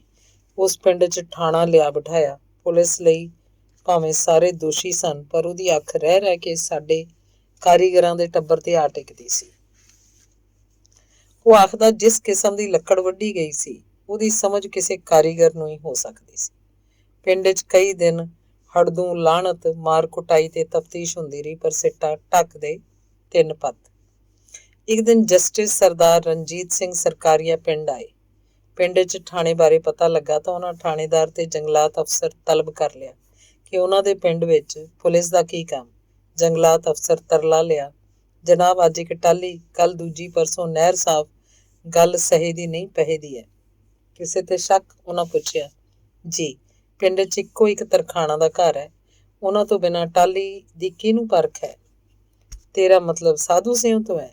ਨਾ ਨਾ, ਉਹਦੀ ਜ਼ਿੰਮੇਵਾਰੀ ਮੇਰੀ, ਉਹਦੇ ਵੱਲ ਭੁੱਲ ਕੇ ਵੀ ਨਾ ਝਾਕਣਾ। ਪੁਲਿਸ ਹੌਕਾ ਲਿਆ ਤੇ ਚੁੱਪ ਕਰ ਗਈ। ਅਗਲੇ ਦਿਨ ਪੁਲਿਸ ਨੇ ਚੁਫੇਰੇ ਦੇ ਬਦਮਾਸ਼ ਢਾਹ ਲਏ। ਠਾਣਾ ਪਟਵਾਰਖਾਨੇ ਸੀ। ਸਵੇਰੇ ਸ਼ਾਮ ਕੁੱਟੀਚਰਾਂ ਦੀਆਂ ਚੀਕਾਂ ਸੁਣਦੀਆਂ ਤਾਂ ਕੰਧਾਂ ਵੀ ਕੰਬਦੀਆਂ। ਲੋਕ ਸਹਿਮੇ ਪਏ ਸਨ, ਕੀ ਪਤਾ ਕਿਹੜਾ ਜੜ ਹੇਠ ਆ ਜਾਏ। ਇੱਕ ਦਿਨ ਅਚਾਨਕ ਮਾਂ ਪਟਵਾਰਖਾਨੇ ਗਈ। ਠਾਣੇਦਾਰ ਅੱਗੇ ਹੱਥ ਜੋੜ ਖੜ ਗਈ। ਠਾਣੇਦਾਰ ਨੂੰ ਮਾਂ ਬਾਰੇ ਕਿਸੇ ਨੇ ਸਾਧੂ ਸਿਉਂ ਦੀ ਪਤਨੀ ਹੋਣਾ ਦੱਸਿਆ ਤਾਂ ਉਹ ਅਦਬ 'ਚ ਉੱਠ ਖੜਾ ਹੋਇਆ ਤੇ ਬੋਲਿਆ, ਦੱਸੋ ਮਾਂ ਜੀ। ਪੁੱਤਰੇ ਗਰੀਬ ਨਹੱਕੇ ਜਾਣ ਦਿਓ ਸਭ ਨੂੰ, ਤੇ ਟਾਹਲੀ ਵੱਡੀ ਢਾਬ ਦੀ ਲਹਿੰਦੀ ਗੁੱਠੋਂ ਕੱਢ ਲਓ। ਨਾਲੇ ਜਾਓ ਤੇ ਸਾਡੇ ਪਿਆਰੇ ਨੂੰ ਪੁੱਛੋ, ਉਹਨੇ ਇਹ ਕਾਲਖ ਕਿਉਂ ਮਲੀ। ਟਾਹਲੀ ਬਰਾਮਦ ਕਰ ਲਈ ਗਈ ਤੇ ਪਿਆਰਾ ਫੜ ਲਿਆ ਗਿਆ। ਮਹੀਨੇ ਪਿੱਛੋਂ ਜੰਗਲਾਤ ਅਫਸਰ ਪਿੰਡ ਆਇਆ। ਮਾਂ ਦੇ ਪੈਰੀਂ ਹੱਥ ਲਾਏ। ਮਾਂ ਨੇ ਅਸੀਸ ਦਿੱਤੀ। ਉਸ ਪੁੱਛਿਆ, ਮਾਂ ਜੀ ਤੁਸੀਂ ਪਹਿਲਾਂ ਕਿਉਂ ਨਾ ਦੱਸਿਆ? ਪਹਿਲਾਂ ਮੈਨੂੰ ਵੀ ਪਤਾ ਨਹੀਂ ਸੀ, ਇਹ ਤਾਂ ਪਿਆਰੇ ਨੇ ਮੈਨੂੰ ਦੱਸਿਆ ਜਦੋਂ ਉਹਨੇ ਨਹੱਕਿਆਂ ਨੂੰ ਕੁੱਟ ਪੈਂਦੀ ਵੇਖੀ। ਕਹਿੰਦਾ, ਭੈਣੇ ਬੇਨਿਆਈ ਜਰੀ ਨਹੀਂ ਜਾਂਦੀ, ਕੀ ਕਰਾਂ। ਮੈਂ ਕਿਹਾ ਪੇਸ਼ ਹੋ ਜਾ। ਕਹਿੰਦਾ, ਤੂੰ ਵੱਡੀ ਏ, ਇਹ ਪੁੰਨ ਤੂੰ ਖੱਟ। ਤੁਹਾਡਾ ਭਰਾ ਸੀ, ਹੁਣ ਉਹਨੂੰ 3 ਮਹੀਨੇ ਦੀ ਸਜ਼ਾ ਹੋ ਗਈ, ਤੁਹਾਨੂੰ ਦੁੱਖ ਨਹੀਂ ਲੱਗਾ? ਦੁੱਖ ਜਿਹਾ ਦੁੱਖ, ਪਰ ਉਹਨੇ ਮਾੜੀ ਕੀਤੀ। ਉਹਦੇ ਖੁਦ ਚੋਰਾਂ ਨੂੰ ਫੜਨ ਵਾਲਾ ਸੀ, ਆਪ ਹੀ ਚੋਰੀ ਕਰ ਲਈ, ਉਹ ਵੀ ਭਣਵਈਏ ਲਈ, ਜਿਹਦੇ ਲਈ ਕਿਸੇ ਦੂਜੇ ਦੀ ਸੂਈ ਵੀ ਹਰਾਮ ਹੈ। ਪਰ ਮਾਂ ਜੀ, ਉਹ ਖੁਦ ਕਿਉਂ ਨਾ ਪੇਸ਼ ਹੋਇਆ? ਉਹਨੇ ਗਲਤੀ ਕੀਤੀ, ਮਹਿਸੂਸ ਕੀਤੀ, ਪੇਸ਼ ਤਾਂ ਉਹਨੇ ਹੀ ਹੋਣਾ ਸੀ, ਬਸ ਮੈਨੂੰ ਸ਼ੋਭਾ ਦੇ ਗਿਆ। ਮੈਨੂੰ ਪਤਾ ਲੱਗਾ ਜਿਸ ਭਣਵਈਏ ਲਈ ਉਹਨੇ ਟਾਹਲੀ ਵੱਢੀ, ਉਹ ਉਹਦੀ ਤਰੀਕ ਤੇ ਵੀ ਨਹੀਂ ਗਿਆ। ਉਹਨੂੰ ਬੁਰਾ ਨਾ ਲੱਗਿਆ ਹੋਊ। ਜ਼ਰੂਰ ਲੱਗਦਾ ਜੀ ਭਣਵਈਏ ਨੇ ਉਹਨੂੰ ਟਾਹਲੀ ਵੱਢਣ ਲਈ ਕਿਹਾ ਹੁੰਦਾ। ਉਹਨੇ ਆਪ ਕੀਤੀ, ਆਪ ਦੱਸੀ, ਹੁਣ ਆਪ ਹੀ ਭੁਗਤੇ। ਜੰਗਲਾਤ ਅਫਸਰ ਮਾਂ ਦੀਆਂ ਗੱਲਾਂ ਤੋਂ ਪ੍ਰਭਾਵਿਤ ਹੋਇਆ। ਉਹਨੇ ਸਾਰੀ ਵਾਰਤਾ ਫਾਰਮ ਤੇ ਆਏ ਸਰਕਾਰੀਆ ਸਾਹਿਬ ਨੂੰ ਦੱਸੀ। ਉਹਨਾਂ ਮੇਰੇ ਪਿਤਾ ਤੇ ਮਾਂ ਨੂੰ ਫਾਰਮ ਤੇ ਸੱਦਿਆ ਤੇ ਸਜ਼ਾ ਮਾਫੀ ਲਈ ਅਪੀਲ ਦੀ ਅਰਜੀ ਤੇ ਦਸਖਤ ਕਰਨ ਨੂੰ ਕਿਹਾ। ਪਿਤਾ ਖੁਸ਼ ਹੋਇਆ, ਪਰ ਮਾਂ ਉੱਠ ਕੇ ਖੜ ਗਈ। ਵੇਖ ਪੁੱਤਰ, ਪਹਿਲਾਂ ਫੜਾਈਏ ਫਿਰ ਸਜ਼ਾ ਮਾਫ ਕਰਾਈਏ, ਇਹ ਕਿੱਧਰ ਦੀ ਦਾਨਾਈ? ਉੱਤੇ ਰੱਬ ਵੀ ਤਾਂ ਵਹਿੰਦਾ ਵੀ ਉਹਨੇ ਗਲਤੀ ਕੀਤੀ। ਮੇਰੀ ਮਾਂ ਤੇ ਪਿਤਾ ਦੋਵੇਂ ਉੱਠ ਕੇ ਆ ਗਏ। ਮਾਮੇ ਨੂੰ ਸਜ਼ਾ ਦਾ ਕੋਈ ਦੁੱਖ ਨਹੀਂ ਸੀ, ਪਰ ਅਪੀਲ ਬਾਰੇ ਮਾਂ ਦੇ ਨਾ ਕਰਨ ਨੂੰ ਉਹਨੇ ਦਿਲ ਤੇ ਲਾ ਲਿਆ ਤੇ ਰੁੱਸ ਗਿਆ। ਦੁਬਾਰਾ ਮਾਂ ਦੇ ਮੱਥੇ ਨਾ ਲੱਗਾ, ਯੂਪੀ ਜਾ ਕੇ ਵਸ ਗਿਆ। ਫਿਰ ਦੁਬਾਰਾ ਕਦੇ ਸਾਡੇ ਘਰ ਨਾ ਆਇਆ। ਮੇਰੇ ਵਿਆਹ ਤੇ ਵੀ ਨਹੀਂ ਤੇ ਮਾਂ ਦੇ ਮਰਨੇ ਤੇ ਵੀ ਨਹੀਂ। ਵਕਫਾ। ਸੰਨ 54 ਚ ਪਟਿਆਲੇ ਹੜ੍ਹ ਆਏ। ਜਸਟਿਸ ਸਰਕਾਰੀਆ ਪਟਿਆਲੇ ਦੇ 22 ਨੰਬਰ ਫਾਟਕ ਨੇੜੇ ਰਹਿੰਦੇ ਸਨ। ਉੱਚੀ ਸ਼ਾਨ, ਉੱਚੀ ਸ਼ੋਹਰਤ। ਛੁੱਟੀ ਵਾਲੇ ਦਿਨ ਕਦੇ ਕਦਾਈ ਪਿੰਡ ਗੇੜਾ ਮਾਰਦੇ ਤੇ ਇੱਕ ਅੱਧਾ ਦਿਨ ਫਾਰਮ ਤੇ ਰਹਿੰਦੇ ਵੀ। ਵੱਡੇ ਅਫਸਰ ਸਨ, ਲੋਕ ਨਿਉ ਸਲਾਮਾਂ ਕਰਦੇ ਤੇ ਥਰ ਥਰ ਕੰਬਦੇ। ਸਰਦਾਰ ਦਿਆਲੂ ਸਨ, ਵੇਲੇ ਕੁ ਵੇਲੇ ਗਰੀਬ ਗੁਰਬੇ ਦੀ ਗਰਜ ਸਾਰਦੇ, ਵਾਹ ਲੱਗਦੀ ਪਿੱਠ ਤੇ ਹੱਥ ਰੱਖਦੇ। ਮੇਰਾ ਪਿਤਾ ਵੀ ਅਕਸਰ ਫਾਰਮ ਤੇ ਰਾਜਗਿਰੀ ਦਾ ਕੰਮ ਕਰਦਾ। ਇਸ ਵਾਰ ਉਹਨੇ ਫਾਰਮ ਤੇ 2 ਦਿਹਾੜੀਆਂ ਲਾਈਆਂ। ਸ਼ਹਿਰ ਗਿਆ ਤੇ ਹੜ੍ਹਾਂ 'ਚ ਘਿਰ ਗਿਆ। ਵੱਡੀ ਨਦੀ 'ਚ ਪਾਣੀ ਚੜ੍ਹ ਜਾਣ ਕਾਰਨ ਪਿੰਡ ਨਾ ਪਰਤ ਸਕਿਆ। ਘਰ 'ਚ ਮੈਥੋਂ ਛੋਟੀ 20 ਕੁ ਦਿਨਾਂ ਦੀ ਬਾਲੜੀ ਆਖਰੀ ਸਾਹਾਂ ਤੇ ਆ ਗਈ। ਮਾਂ ਛਿਲੇ 'ਚ ਉੱਠੀ, ਮੈਨੂੰ ਨਾਲ ਲਿਆ ਤੇ ਬੜੀ ਮੁਸ਼ਕਲ ਨਾਲ ਜੱਜ ਸਾਹਿਬ ਦੇ ਫਾਰਮ ਗਈ। ਲੋੜ ਦੱਸ ਕੇ ਪਤੀ ਦੀਆਂ 2 ਦਿਹਾੜੀਆਂ ਦੇ ਪੈਸੇ ਮੰਗੇ।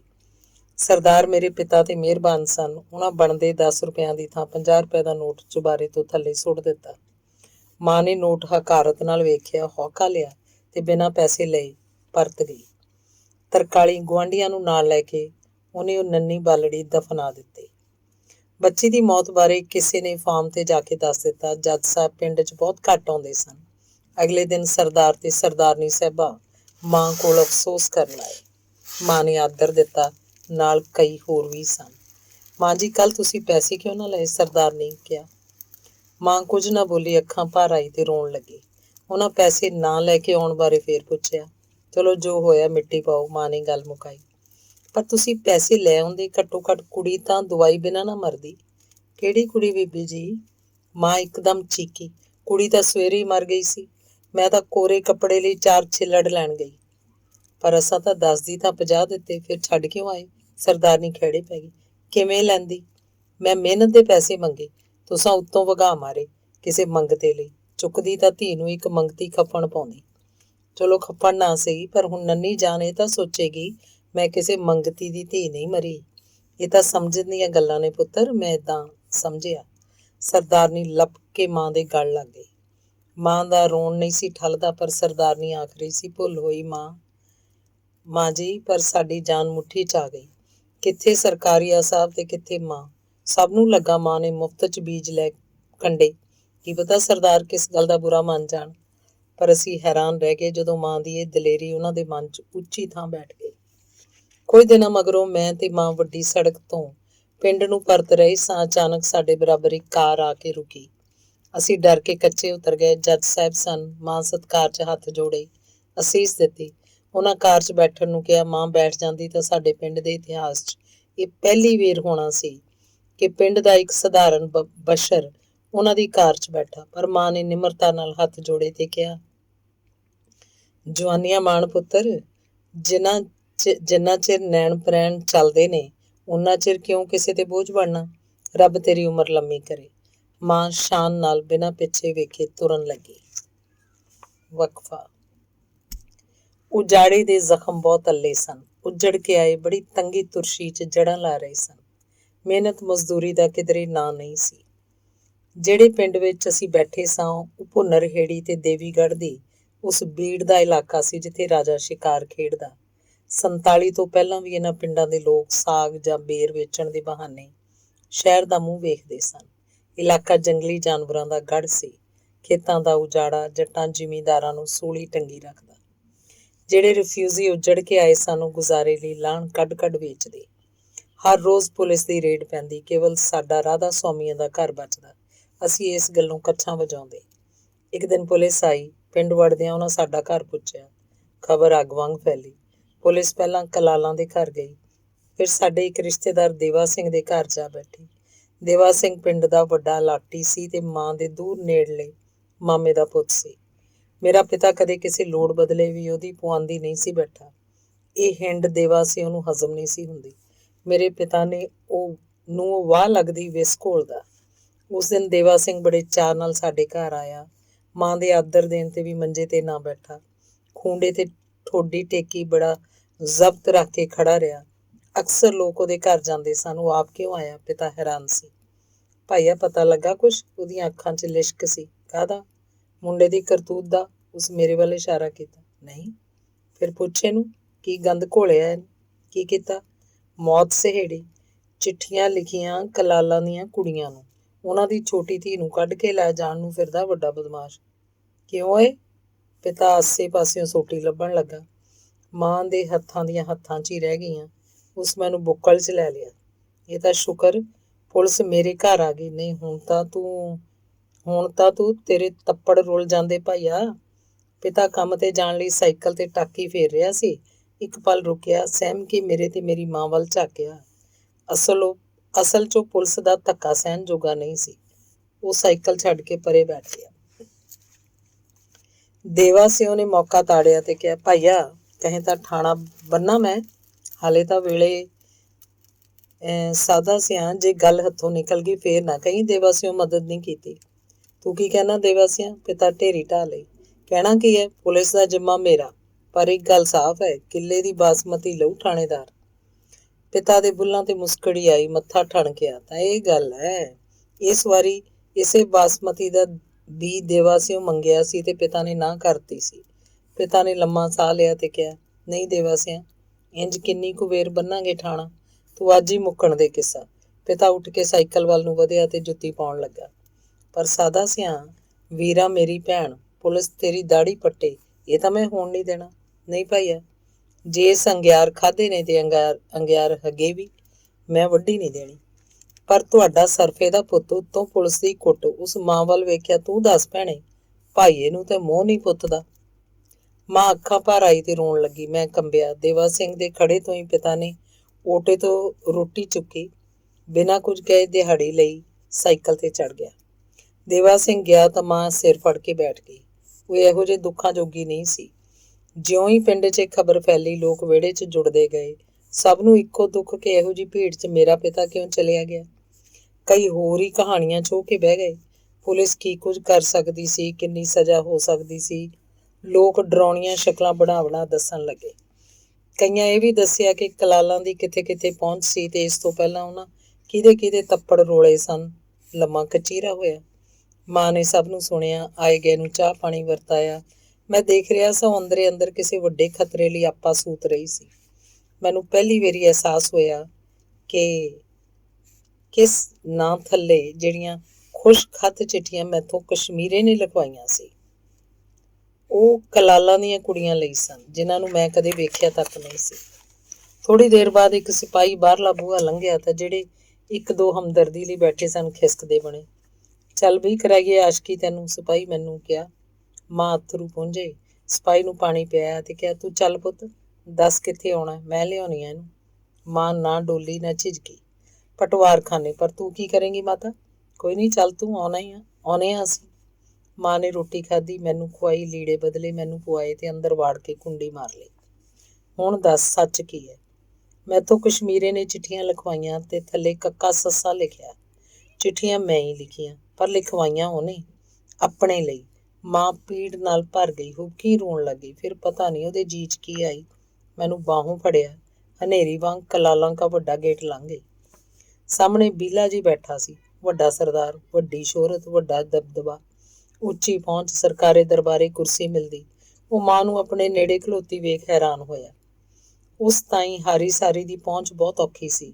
ਉਹਨੇ ਪਰਤ ਕੇ ਬੜੇ ਗੁੱਸੇ ਨਾਲ ਵੇਖਿਆ ਤੇ ਮੱਥਾ ਸੁਕੇੜਿਆ। ਮਾਂ ਨਿਮਰਤਾ 'ਚ ਹੱਥ ਜੋੜੇ, ਕੁਆਸਾ ਜਿਹਾ ਪੱਲਾ ਕਰਕੇ ਬੀਲਾ ਜੀ ਦੇ ਪੈਰ ਛੋਏ ਤੇ ਮੈਨੂੰ ਬੀਲੇ ਦੇ ਪੈਰਾਂ ਵੱਲ ਧੱਕਾ ਮਾਰਿਆ। ਜੀ ਤੁਹਾਡਾ ਮੁਜਰਮ, ਮਾਰੋ ਜਾਂ ਛੱਡੋ। ਜਿਹਨੇ ਭੈਣਾਂ 'ਚ ਫਰਕ ਨਾ ਜਾਤਾ, ਉਹਦੇ ਲਈ ਤਰਲਾ ਕੀ ਲੈਣਾ। ਪਰ ਇਹ ਅਣਭੋਲ ਮਾਰਿਆ ਗਿਆ। ਝੂਠ ਬੋਲੇ ਤਾਂ ਭਾਵੇਂ ਜਾਨੋਂ ਮਾਰ ਦਿਓ, ਪਰੇ ਤੋਂ ਇੱਕ ਵਾਰ ਸੱਚ ਪੁੱਛ ਲਓ। ਮਾਂ ਜਿਸ ਕਾਹਲੀ ਨਾਲ ਆਈ ਸੀ ਉਵੇਂ ਪਰਤ ਗਈ। ਮੇਰੇ ਲਈ ਬਚਣ ਦਾ ਇੱਕੋ ਰਾਹ ਸੀ ਸੱਚ। ਗੱਲ ਸਾਫ਼ ਹੋਈ ਤਾਂ ਉਹਨਾਂ ਕਸ਼ਮੀਰਾ ਤਲਬ ਕਰ ਲਿਆ। ਇਹ ਤੋਂ ਅੱਗੇ ਲੰਮਾ ਕਿੱਸਾ ਹੈ, ਭਾਵੇਂ ਕਲਾਲਾਂ ਤੇ ਕਸ਼ਮੀਰੇ ਕੇ ਟੱਬਰ ਵਿੱਚ ਟੱਕਰ ਹੋਈ, ਕਿਵੇਂ ਦੁਸ਼ਮਣੀ ਦੀ ਇਸ ਚੁਆਤੀ ਨੇ ਦੋਹਾਂ ਦੇ ਘਰ ਫੂਕੇ ਤੇ ਸਿੱਟਾ ਦੁਸ਼ਮਣੀ, ਕਤਲ ਤੇ 20 ਸਾਲੀ ਸਜ਼ਾ ਦੇ ਰੂਪ 'ਚ ਨਿਕਲਿਆ। ਇਹ ਬਿਰਤਾਂਤ ਮਾਂ ਨਾਲ ਸੰਬੰਧਿਤ ਨਹੀਂ ਹੈ, ਪਰ ਉਸ ਘਟਨਾ ਦੀ ਸਿਖਰ ਇਹ ਹੈ ਕਿ ਦੇਵਾ ਸਿੰਘ ਤੇ ਥਾਣੇਦਾਰ ਕਈ ਮਹਿਫਲਾਂ ਵਿੱਚ ਝੂਰਦੇ ਸੁਣੇ ਗਏ ਕਿ ਹੱਦ ਹੋ ਗਈ। ਇੱਕ ਸਧਾਰਨ ਜੀ ਤੀਵੀਂ ਨੇ ਮੁੰਡਾ ਸਿੱਧਾ ਬਿੱਲੇ ਕੋਲ ਪੇਸ਼ ਕਰਕੇ ਸਾਰੀ ਬਾਜੀ ਉਲਟ ਦਿੱਤੀ। ਪਿੰਡ ਵਾਲਿਆਂ ਲਈ ਖੁਸ਼ੀ ਦੀ ਗੱਲ ਇਹ ਕਿ ਦੇਵਾ ਸਿੰਘ ਵਰਗਾ ਖਿਡਾਰੀ ਇੱਕੋ ਠਿੱਬੀ ਨਾਲ ਚਿੱਤ। ਸਭ ਲਈ ਹੈਰਾਨੀ ਦੀ ਗੱਲ ਇਹ ਕਿ ਮਿਸਤਰਾਣੀ ਨੇ ਬੀਲੇ ਦੇ ਸਿਰ 'ਚ ਕੀ ਧੂੜਿਆ ਕਿ ਬੀਲਾ ਮੁੰਡੇ ਨੂੰ ਖੁਦ ਘਰ ਛੱਡਣ ਆਇਆ। ਮਾਂ ਨੂੰ ਖੂਹ 'ਚ ਡਿੱਗੀ ਇੱਟ ਸੁੱਕੀ ਕੱਢਣ ਦੀ ਜੁਗਤ ਕਿਵੇਂ ਸੁੱਝੀ? ਨਾ ਕਦੇ ਮੇਰੇ ਪਿਤਾ ਨੇ ਦੁਆਰਾ ਆ ਕੇ ਪੁੱਛਿਆ, ਨਾ ਮੈਂ ਕਦੇ ਅਜਿਹੀ ਨਮੋਸ਼ੀ ਦਾ ਦੁਬਾਰਾ ਮੂੰਹ ਵੇਖਿਆ। ਵਕਫਾ। ਘਰ 'ਚ ਲੰਮਾ ਸਮਾਂ ਅੱਤ ਦੀ ਗੁਰਬਤ ਰਹੀ। ਕਾਰਨ ਸਾਫ਼। ਨਾ 9 ਕਨਾਲਾਂ ਰੱਜ ਕੇ ਢਿੱਡ ਭਰਦੀਆਂ, ਨਾ ਪਿੰਡੋਂ ਜਾ ਕੇ ਸ਼ਹਿਰ ਦੀ ਦਿਹਾੜੀ ਪੂਰੀ ਪਾਉਂਦੀ। ਮੁੱਕਦੀ ਗੱਲ ਬੇੜੀ ਪੱਤਣ ਨਾ ਲੱਗਦੀ। ਮਾਂ ਜਿਹੜੇ 5-7 ਜੋੜਦੀ, ਉਹ ਮੇਰੇ ਫਿਰਤੂ ਸੁਭਾਅ ਤੇ ਲਾਡ ਲਈ ਕਾਫੀ ਨਹੀਂ ਸਨ। ਹਾਲਾਤ ਬਦਤਰ ਹੋ ਗਏ ਤਾਂ ਮੈਂ ਘਰੋਂ ਹੀ ਭੱਜ ਗਿਆ। ਪਰਤਿਆ ਤਾਂ ਮਾਂ ਦੀ ਇੱਕੋ ਜਿੱਦ, ਗੱਦੋਂ ਤੇ ਛੱਟ ਵਿਆਹ। ਅੰਨਾ ਕੀ ਭਾਲੇ 2 ਅੱਖਾਂ ਮੈਂ ਘੇਸਲ ਵੱਟੀ ਰੱਖੀ। ਮਾਪੇ ਚਾਈ ਆਪਣੇ ਇੱਕ ਨੇੜਲੇ ਰਿਸ਼ਤੇਦਾਰ ਟਹਿਲ ਸਿੰਘ ਤੋਂ ਮੇਰੇ ਲਈ ਰਿਸ਼ਤਾ ਮੰਗਣ ਗਏ। ਟਹਿਲ ਸਿੰਘ ਦਾ ਪਿਤਾ ਵਿਰਸਾ ਸਿੰਘ ਤੇ ਮੇਰਾ ਦਾਦਾ ਕਰਮ ਸਿੰਘ ਪੱਗ-ਵੱਟ ਭਰਾ ਸਨ। ਪਾਕਿਸਤਾਨ ਬਣਨ ਤੋਂ ਪਹਿਲਾਂ ਨਨਕਾਣੇ ਦੀ ਇੱਕ ਛਿੰਝ ਤੇ ਵਿਰਸਾ ਸਿੰਘ ਤੋਂ ਕਿਸੇ ਅਨਭੋੜ ਲਾਕੜੀ ਨੂੰ ਗੰਡਾਸੀ ਵੱਜ ਗਈ। ਬੰਦਾ ਥਾਂ ਹੀ ਢੇਰੀ ਹੋ ਗਿਆ ਤੇ 26 ਦਾ ਪਰਚਾ ਦਰਜ ਹੋ ਗਿਆ। ਵਿਰਸਾ ਨੱਸ ਕੇ ਬੰਦੋ ਕੇ ਆ ਗਿਆ।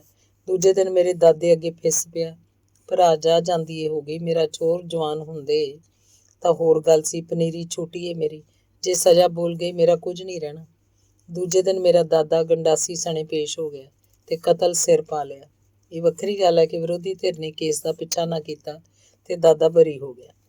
ਮੇਰਾ ਪਿਤਾ ਟਹਿਲ ਸਿਉਂ ਵੱਲ ਉਹਦੇ ਪਿਓ ਵਿਰਸਾ ਸਿਉਂ ਵਾਲੇ ਰਿਸ਼ਤੇ ਤੇ ਬਲਬੂਤੇ ਤੇ ਰਿਸ਼ਤਾ ਮੰਗਣ ਗਿਆ ਸੀ। ਪਰ ਅੱਜ ਦਾ ਟਹਿਲ ਸਿਉਂ ਵਿਰਸੇ ਦਾ ਪੁੱਤ ਨਹੀਂ, ਕੁਝ ਹੋਰ ਹੀ ਸੀ। ਕਰਨਾਲ ਦਾ ਧਨਾੜ ਤਖਾਣ, 3 ਨਾਰੇ, ਫਰਨੀਚਰ ਦੀਆਂ ਦੁਕਾਨਾਂ, ਕਲਸੀ ਟਿੰਬਰ ਮਰਚੈਂਟਸ। ਪਿਤਾ ਨੇ ਪਿਛਲੀ ਵਾਕਫੀ ਤੇ ਵੱਡੇ ਵਡੇਰਿਆਂ ਦੀ ਨੇੜਤਾ ਜਤਾ ਕੇ ਗੱਲ ਤੋਰੀ ਤਾਂ ਉਹਦੀ ਪਤਨੀ ਨੇ ਗੱਲ ਵਿੱਚੋਂ ਬੋਚ ਲਈ। ਵੇਖੋ ਜੀ, ਵੱਡਿਆਂ ਦੀ ਗੱਲ ਵੱਡਿਆਂ ਨਾਲ, ਸਾਡੀ ਸਾਡੇ ਨਾਲ। ਚਲੋ ਵੱਡਿਆਂ ਦੇ ਮੂੰਹ ਨੂੰ ਰਿਸ਼ਤਾ ਦਿੱਤਾ ਵੀ, ਪਰ ਵਰੀ 'ਚ ਟੂੰਬਾ ਕੀ ਪਾਓਗੇ? ਮਾਂ ਸੋਚੀ ਪੈ ਗਈ। ਘਰ 'ਚ ਮਸਾਂ ਡੰਗ ਤੁਰਦਾ ਸੀ। ਮਾਂ ਕੁਝ ਵਿੱਤੋਂ ਬਾਹਰ ਜਾ ਕੇ ਬੋਲੀ, 5 ਤੋਲੇ ਬਹੁਤੇ? ਬਸ। ਮਾਂ ਨੇ ਕਾਂਟੇ ਤੇ ਗਲ 'ਚ ਪਈ ਛਿੰਗ ਵੱਲ ਵੇਖਿਆ। ਚਲੋ 3 ਹੋਰ ਮੰਨ ਲਓ। ਹੱਦ ਹੋ ਗਈ ਭੈਣ, ਮੇਰੀ ਕੋਈ ਚੰਗੜਾਂ ਦੀ ਧੀ ਏ। ਮੈਂ ਤਾਂ ਛੱਜ ਸਿਉਣੇ ਦਾ ਨਾ ਪਾ ਕੇ ਰੱਜਾਂ। ਘਰ 'ਚ ਆ ਕੇ ਵਾਰਤਾ ਮਾਂ ਨੇ ਕਈ ਵਾਰ ਦੁਹਰਾਈ ਕਿ ਉਹ ਮੇਰੇ ਪਿਤਾ ਨਾਲ ਕਰਨਾਲ ਤੋਂ ਪਿੰਡ ਤੱਕ ਆਉਂਦੇ ਆਪਸ 'ਚ ਬੋਲਣਾ ਹੀ ਭੁੱਲ ਗਏ। ਦੂਜੇ ਹਫ਼ਤੇ ਮੇਰਾ ਰਿਸ਼ਤਾ ਕਿਧਰੇ ਹੋਰ ਤੈਅ ਹੋ ਗਿਆ। ਮੇਰੀ ਕੁੜਮਾਈ ਨੂੰ ਹਾਲੇ 3 ਮਹੀਨਾ ਹੋਇਆ ਸੀ ਕਿ ਮਾਂ ਦੇਵਾ ਸਿੰਘ ਦੀ ਕੁੜਮਚਾਰੀ ਦੀ ਕਿਸੇ ਮਰਗ 'ਚ ਸਫੈਦੋ ਮੰਡੀ ਗਈ। ਅਚਾਨਕ ਉਹਨੇ ਆਪਣੀ ਭੂਆ ਤਾਂਬਾ ਦਾ ਟੱਬਰ ਵੇਖਿਆ, ਸਾਥੋਂ ਵੀ ਵੱਧ ਗਰੀਬੀ ਦੀ ਹਾਲਤ ਵਿੱਚ, ਮੰਗਤਿਆਂ ਹਾਰ। ਨੂੰਹਾਂ ਗੱਡੀ ਦੀ ਲਾਈਨ ਤੋਂ ਕੋਲਾ ਚੁੱਕ ਕੇ ਚੁੱਲ੍ਹੇ ਦਾ ਢਿੱਡ ਭਰਦੀਆਂ, ਪੁੱਤ ਲੱਕੜ ਮੰਡੀ 'ਚ ਗੋਲਚੇ ਚੀਰਦੇ। ਮਾਂ ਉਹਨਾਂ ਨੂੰ ਪਿੰਡ ਲੈ ਆਈ, ਬਰਾਦਰੀ ਇਕੱਠੀ ਕੀਤੀ ਤੇ ਜਦੋਂ ਸਭ ਲੋਕ ਇਕੱਠੇ ਹੋ ਗਏ ਤਾਂ ਇੱਕ ਰਹੱਸ ਤੋਂ ਪਰਦਾ ਚੁੱਕ ਕੇ ਸਭ ਨੂੰ ਹਿਲਾ ਕੇ ਰੱਖਤਾ। ਮਾਂ ਨੇ ਦੱਸਿਆ, ਜਦੋਂ ਪਾਕਿਸਤਾਨੋਂ ਨਿਕਲੇ ਭੂਆ ਤਾਂਬਾ ਟੱਬਰ ਨਾਲੋਂ ਵਿਛੜ ਕੇ ਸਾਡੇ ਵਾਲੀ ਰੇਲ ਗੱਡੀ ਦੀ ਬੋਗੀ 'ਚ ਚੜ੍ਹ ਗਈ, ਪਰ ਜਿਵੇਂ ਹੀ ਪਾਣੀ ਲੈਣ ਉਤਰੀ ਮੁੜ ਕੇ ਨਹੀਂ ਪਰਤੀ। ਜਾਂਦੀ ਹੋਈ ਇੱਕ ਬਾਂਸਲੀ ਮੈਨੂੰ ਫੜਾ ਗਈ। ਪਿੱਛੋਂ ਪਤਾ ਲੱਗਾ ਦੂਜੀ ਗੱਡੀ ਲਾਹੌਰ ਸਟੇਸ਼ਨ 'ਤੇ ਹੀ ਵੱਢੀ ਗਈ। ਇੱਧਰ ਆ ਕੇ ਮੈਂ ਬਾਂਸਲੀ ਖੋਲ੍ਹੀ। ਕੁਝ ਚਾਂਦੀ ਦੇ ਰੁਪਈਏ, ਕਾਫੀ ਸਾਰਾ ਟੂੰਬ ਛੱਲਾ ਸੀ। ਸਭ ਨੂੰ ਪਤਾ ਸੀ ਥੋੜ੍ਹੇ ਹੋਏ ਸੀ। ਕਿਰਪਾਲ ਦੇ ਪਿਓ ਕਿਹਾ ਕਿ ਮਨ ਨਾ ਡੋਲ ਜਾਏ, ਇਸ ਲਈ ਬਾਂਸਲੀ ਪਿਛਲੇ ਅੰਦਰ ਦੱਬਤੀ। ਅੱਜ ਇਹ ਤਾਂਬਾ ਦਾ ਟੱਬਰ ਮਿਲ ਗਿਆ ਤਾਂ ਅਮਾਨਤ ਇਹਨਾਂ ਦੇ ਹਵਾਲੇ। ਆਓ ਆਪਣੇ ਹੱਥਾਂ ਨਾਲ ਕਰੋ ਇਹ ਪੁੰਨ। ਮਾਂ ਨੇ ਕੁਝ ਮੋਹਤਬਰਾਂ ਨੂੰ ਕਿਹਾ। ਲੋਕ ਕਦੇ ਮਾਂ ਵੱਲ ਵੇਖਣ, ਕਦੇ ਤਾਂਬਾ ਦੇ ਪੁੱਤਰਾਂ ਵੱਲ। ਬਰਾਦਰੀ 'ਚ ਕੁਝ ਦਾਨੇ ਬੰਦੇ ਤੇ ਕਰਨਾਲ ਵਾਲੇ ਟਹਿਲ ਸਿੰਘ ਦਾ ਸਾਲਾ ਵੀ ਸੀ। ਉਹਨੂੰ ਆਪਣੀ ਭੈਣ ਵੱਲੋਂ ਸਾਨੂੰ ਰਿਸ਼ਤੇ ਤੋਂ ਨਾਂਹ ਕਰਨ ਬਾਰੇ ਵੀ ਪਤਾ ਸੀ ਤੇ ਉਹ ਮੇਰੀ ਮਾਂ ਦੀ ਦਿਆਨਤਦਾਰੀ ਵੀ ਵੇਖ ਰਿਹਾ ਸੀ। ਬਰਾਦਰੀ ਨੇ ਤਾਂਬਾ ਦੇ ਮੁੰਡਿਆਂ ਨੂੰ ਮੇਰੀ ਮਾਂ ਨੂੰ ਕੁਝ ਹਿੱਸਾ ਦੇਣ ਲਈ ਕਿਹਾ। ਉਹ ਰਾਜੀ ਵੀ ਹੋ ਗਏ ਤੇ ਗਹਿਣੀ ਢੇਰੀ ਕਰਦਿਆਂ ਮੇਰੀ ਮਾਂ ਨੇ ਕਿਹਾ, ਜੋ ਮਰਜ਼ੀ ਰੱਖ ਲਓ। ਮੇਰੀ ਮਾਂ ਨੂੰ ਕਿਹਾ, ਜੋ ਮਰਜ਼ੀ ਰੱਖ ਲਓ। ਮਾਂ ਅੱਖਾਂ ਭਰ ਆਈ, ਪੁੱਤਰ ਰੱਖੜੇ ਹੁੰਦੇ ਸਾਰੇ ਰੱਖਦੀ, ਜਾਓ ਜਵਾਨੀਆਂ ਮਾਣੋ, ਮੁੜ ਕੇ ਗੱਲ ਨਾ ਕਹਿਣਾ। ਉਸ ਵਰੇ ਅਸਾਂ ਲਾਵੀਆਂ ਕਰ ਕਰ ਬੜੀ ਮੁਸ਼ਕਿਲ ਨਾਲ ਇੱਕ ਬੋਰੀ ਕਣਕ ਖਾਣ ਲਈ ਇਕੱਠੀ ਕੀਤੀ ਸੀ। ਇਸ ਪਰੇ ਪੰਚਾਇਤ ਦੀ ਆਓ ਭਗਤ 'ਚ ਉਹ ਵੀ ਜਾਂਦੀ ਰਹੀ। ਸਾਨੂੰ ਮਾਂ ਤੇ ਰੰਜ ਹੋਇਆ, ਕੁਝ ਰੱਖ ਲੈਂਦੀ ਤਾਂ ਅਸੀਂ ਭੁੱਖੇ ਤਾਂ ਨਾ ਮਰਦੇ। ਪਰ ਮਾਂ ਨੂੰ ਭੋਰਾ ਗਮ ਨਹੀਂ ਸੀ। ਜਦੋਂ ਇਹ ਘਟਨਾ ਵਾਪਰੀ, ਮੇਰਾ ਪਿਤਾ ਬਿਆਸ ਗਿਆ ਹੋਇਆ ਸੀ। ਹਫ਼ਤੇ ਬਾਅਦ ਮੁੜਿਆ ਤਾਂ ਮਾਂ ਦੀ ਬੱਲੇ ਬੱਲੇ ਸੁਣ ਕੇ ਤਲਖ ਹੋ ਗਿਆ। ਉਹਦਾ ਗਿਲਾ ਸੀ ਕਿ ਉਹਨੂੰ ਉਡੀਕਿਆ ਕਿਉਂ ਨਾ। ਅਸਲ ਗੱਲ ਇਹ ਸੀ ਕਿ ਮੇਰਾ ਪਿਤਾ ਮੇਰੀ ਮਾਂ ਨੂੰ ਇਸ ਗੱਲੋਂ ਹਮੇਸ਼ਾ ਨੀਵਾਂ ਸਮਝਦਾ ਸੀ ਕਿ ਉਹਦੇ ਲਹੂ 'ਚ ਡੰਗਰ ਚਾਰਨ ਵਾਲਿਆਂ ਦੀ ਤਸੀਰ ਸੀ। ਨੇਕੀ, ਭਲਾਈ, ਪਰਮਾਰਥ ਤੇ ਧਰਮ ਕਰਮ ਉਹਦੇ ਖਮੀਰ ਵਿੱਚ ਨਹੀਂ ਸੀ। ਇਸ ਕਚੀਰੇ ਨੂੰ ਲੈ ਕੇ ਪਹਿਲਾਂ ਵੀ ਉਹਨਾਂ 'ਚ ਤਣਾਅ ਰਹਿੰਦਾ ਸੀ। ਇਸ ਘਟਨਾ ਨੂੰ ਹੋਰ ਜ਼ਰਬ ਦੇ ਦਿੱਤੀ। ਇਹਦੇ ਬਾਵਜੂਦ ਅਮਾਨਤ ਸੌਂਪਣ ਦੀ ਘਟਨਾ ਨੇ ਮੇਰੀ ਮਾਂ ਪ੍ਰਤੀ ਪਿਤਾ ਦੀ ਧਾਰਨਾ ਨੂੰ ਝੂਠਾ ਸਾਬਤ ਕਰ ਦਿੱਤਾ ਸੀ। ਮਾਂ ਪਹਿਲਾਂ ਵੀ ਭਰਾਵਾਂ ਦੀ ਕਾਲਖ ਧੋਣ ਦਾ ਕੋਈ ਮੌਕਾ ਹੱਥੋਂ ਨਹੀਂ ਸੀ ਜਾਣ ਦਿੰਦੀ ਤੇ ਪਤੀ ਵੱਲੋਂ ਮਿਲਣ ਵਾਲੇ ਮਿਹਣਿਆਂ ਨੂੰ ਧੋਣ ਲਈ ਤਤਪਰ ਰਹਿੰਦੀ ਸੀ। ਸਿੱਟੇ ਵਜੋਂ ਉਹਦੀ ਜੀਵਨ ਸ਼ੈਲੀ ਹੀ ਖਤਰੇ ਮੁੱਲ ਲੈਣ ਵਾਲੀ ਬਣ ਗਈ। ਇਸ ਘਟਨਾ ਨੇ ਪਰਿਵਾਰ 'ਚ ਇੱਕ ਹੋਰ ਨਾਜ਼ੁਕ ਘੜੀ ਨੂੰ ਜਨਮ ਦੇ ਦਿੱਤਾ। ਕੁਝ ਦਿਨਾਂ ਪਿੱਛੋਂ ਟਹਿਲ ਸਿੰਘ ਤੇ ਉਹਦੀ ਪਤਨੀ ਸਾਡੇ ਪਿੰਡ ਆਏ।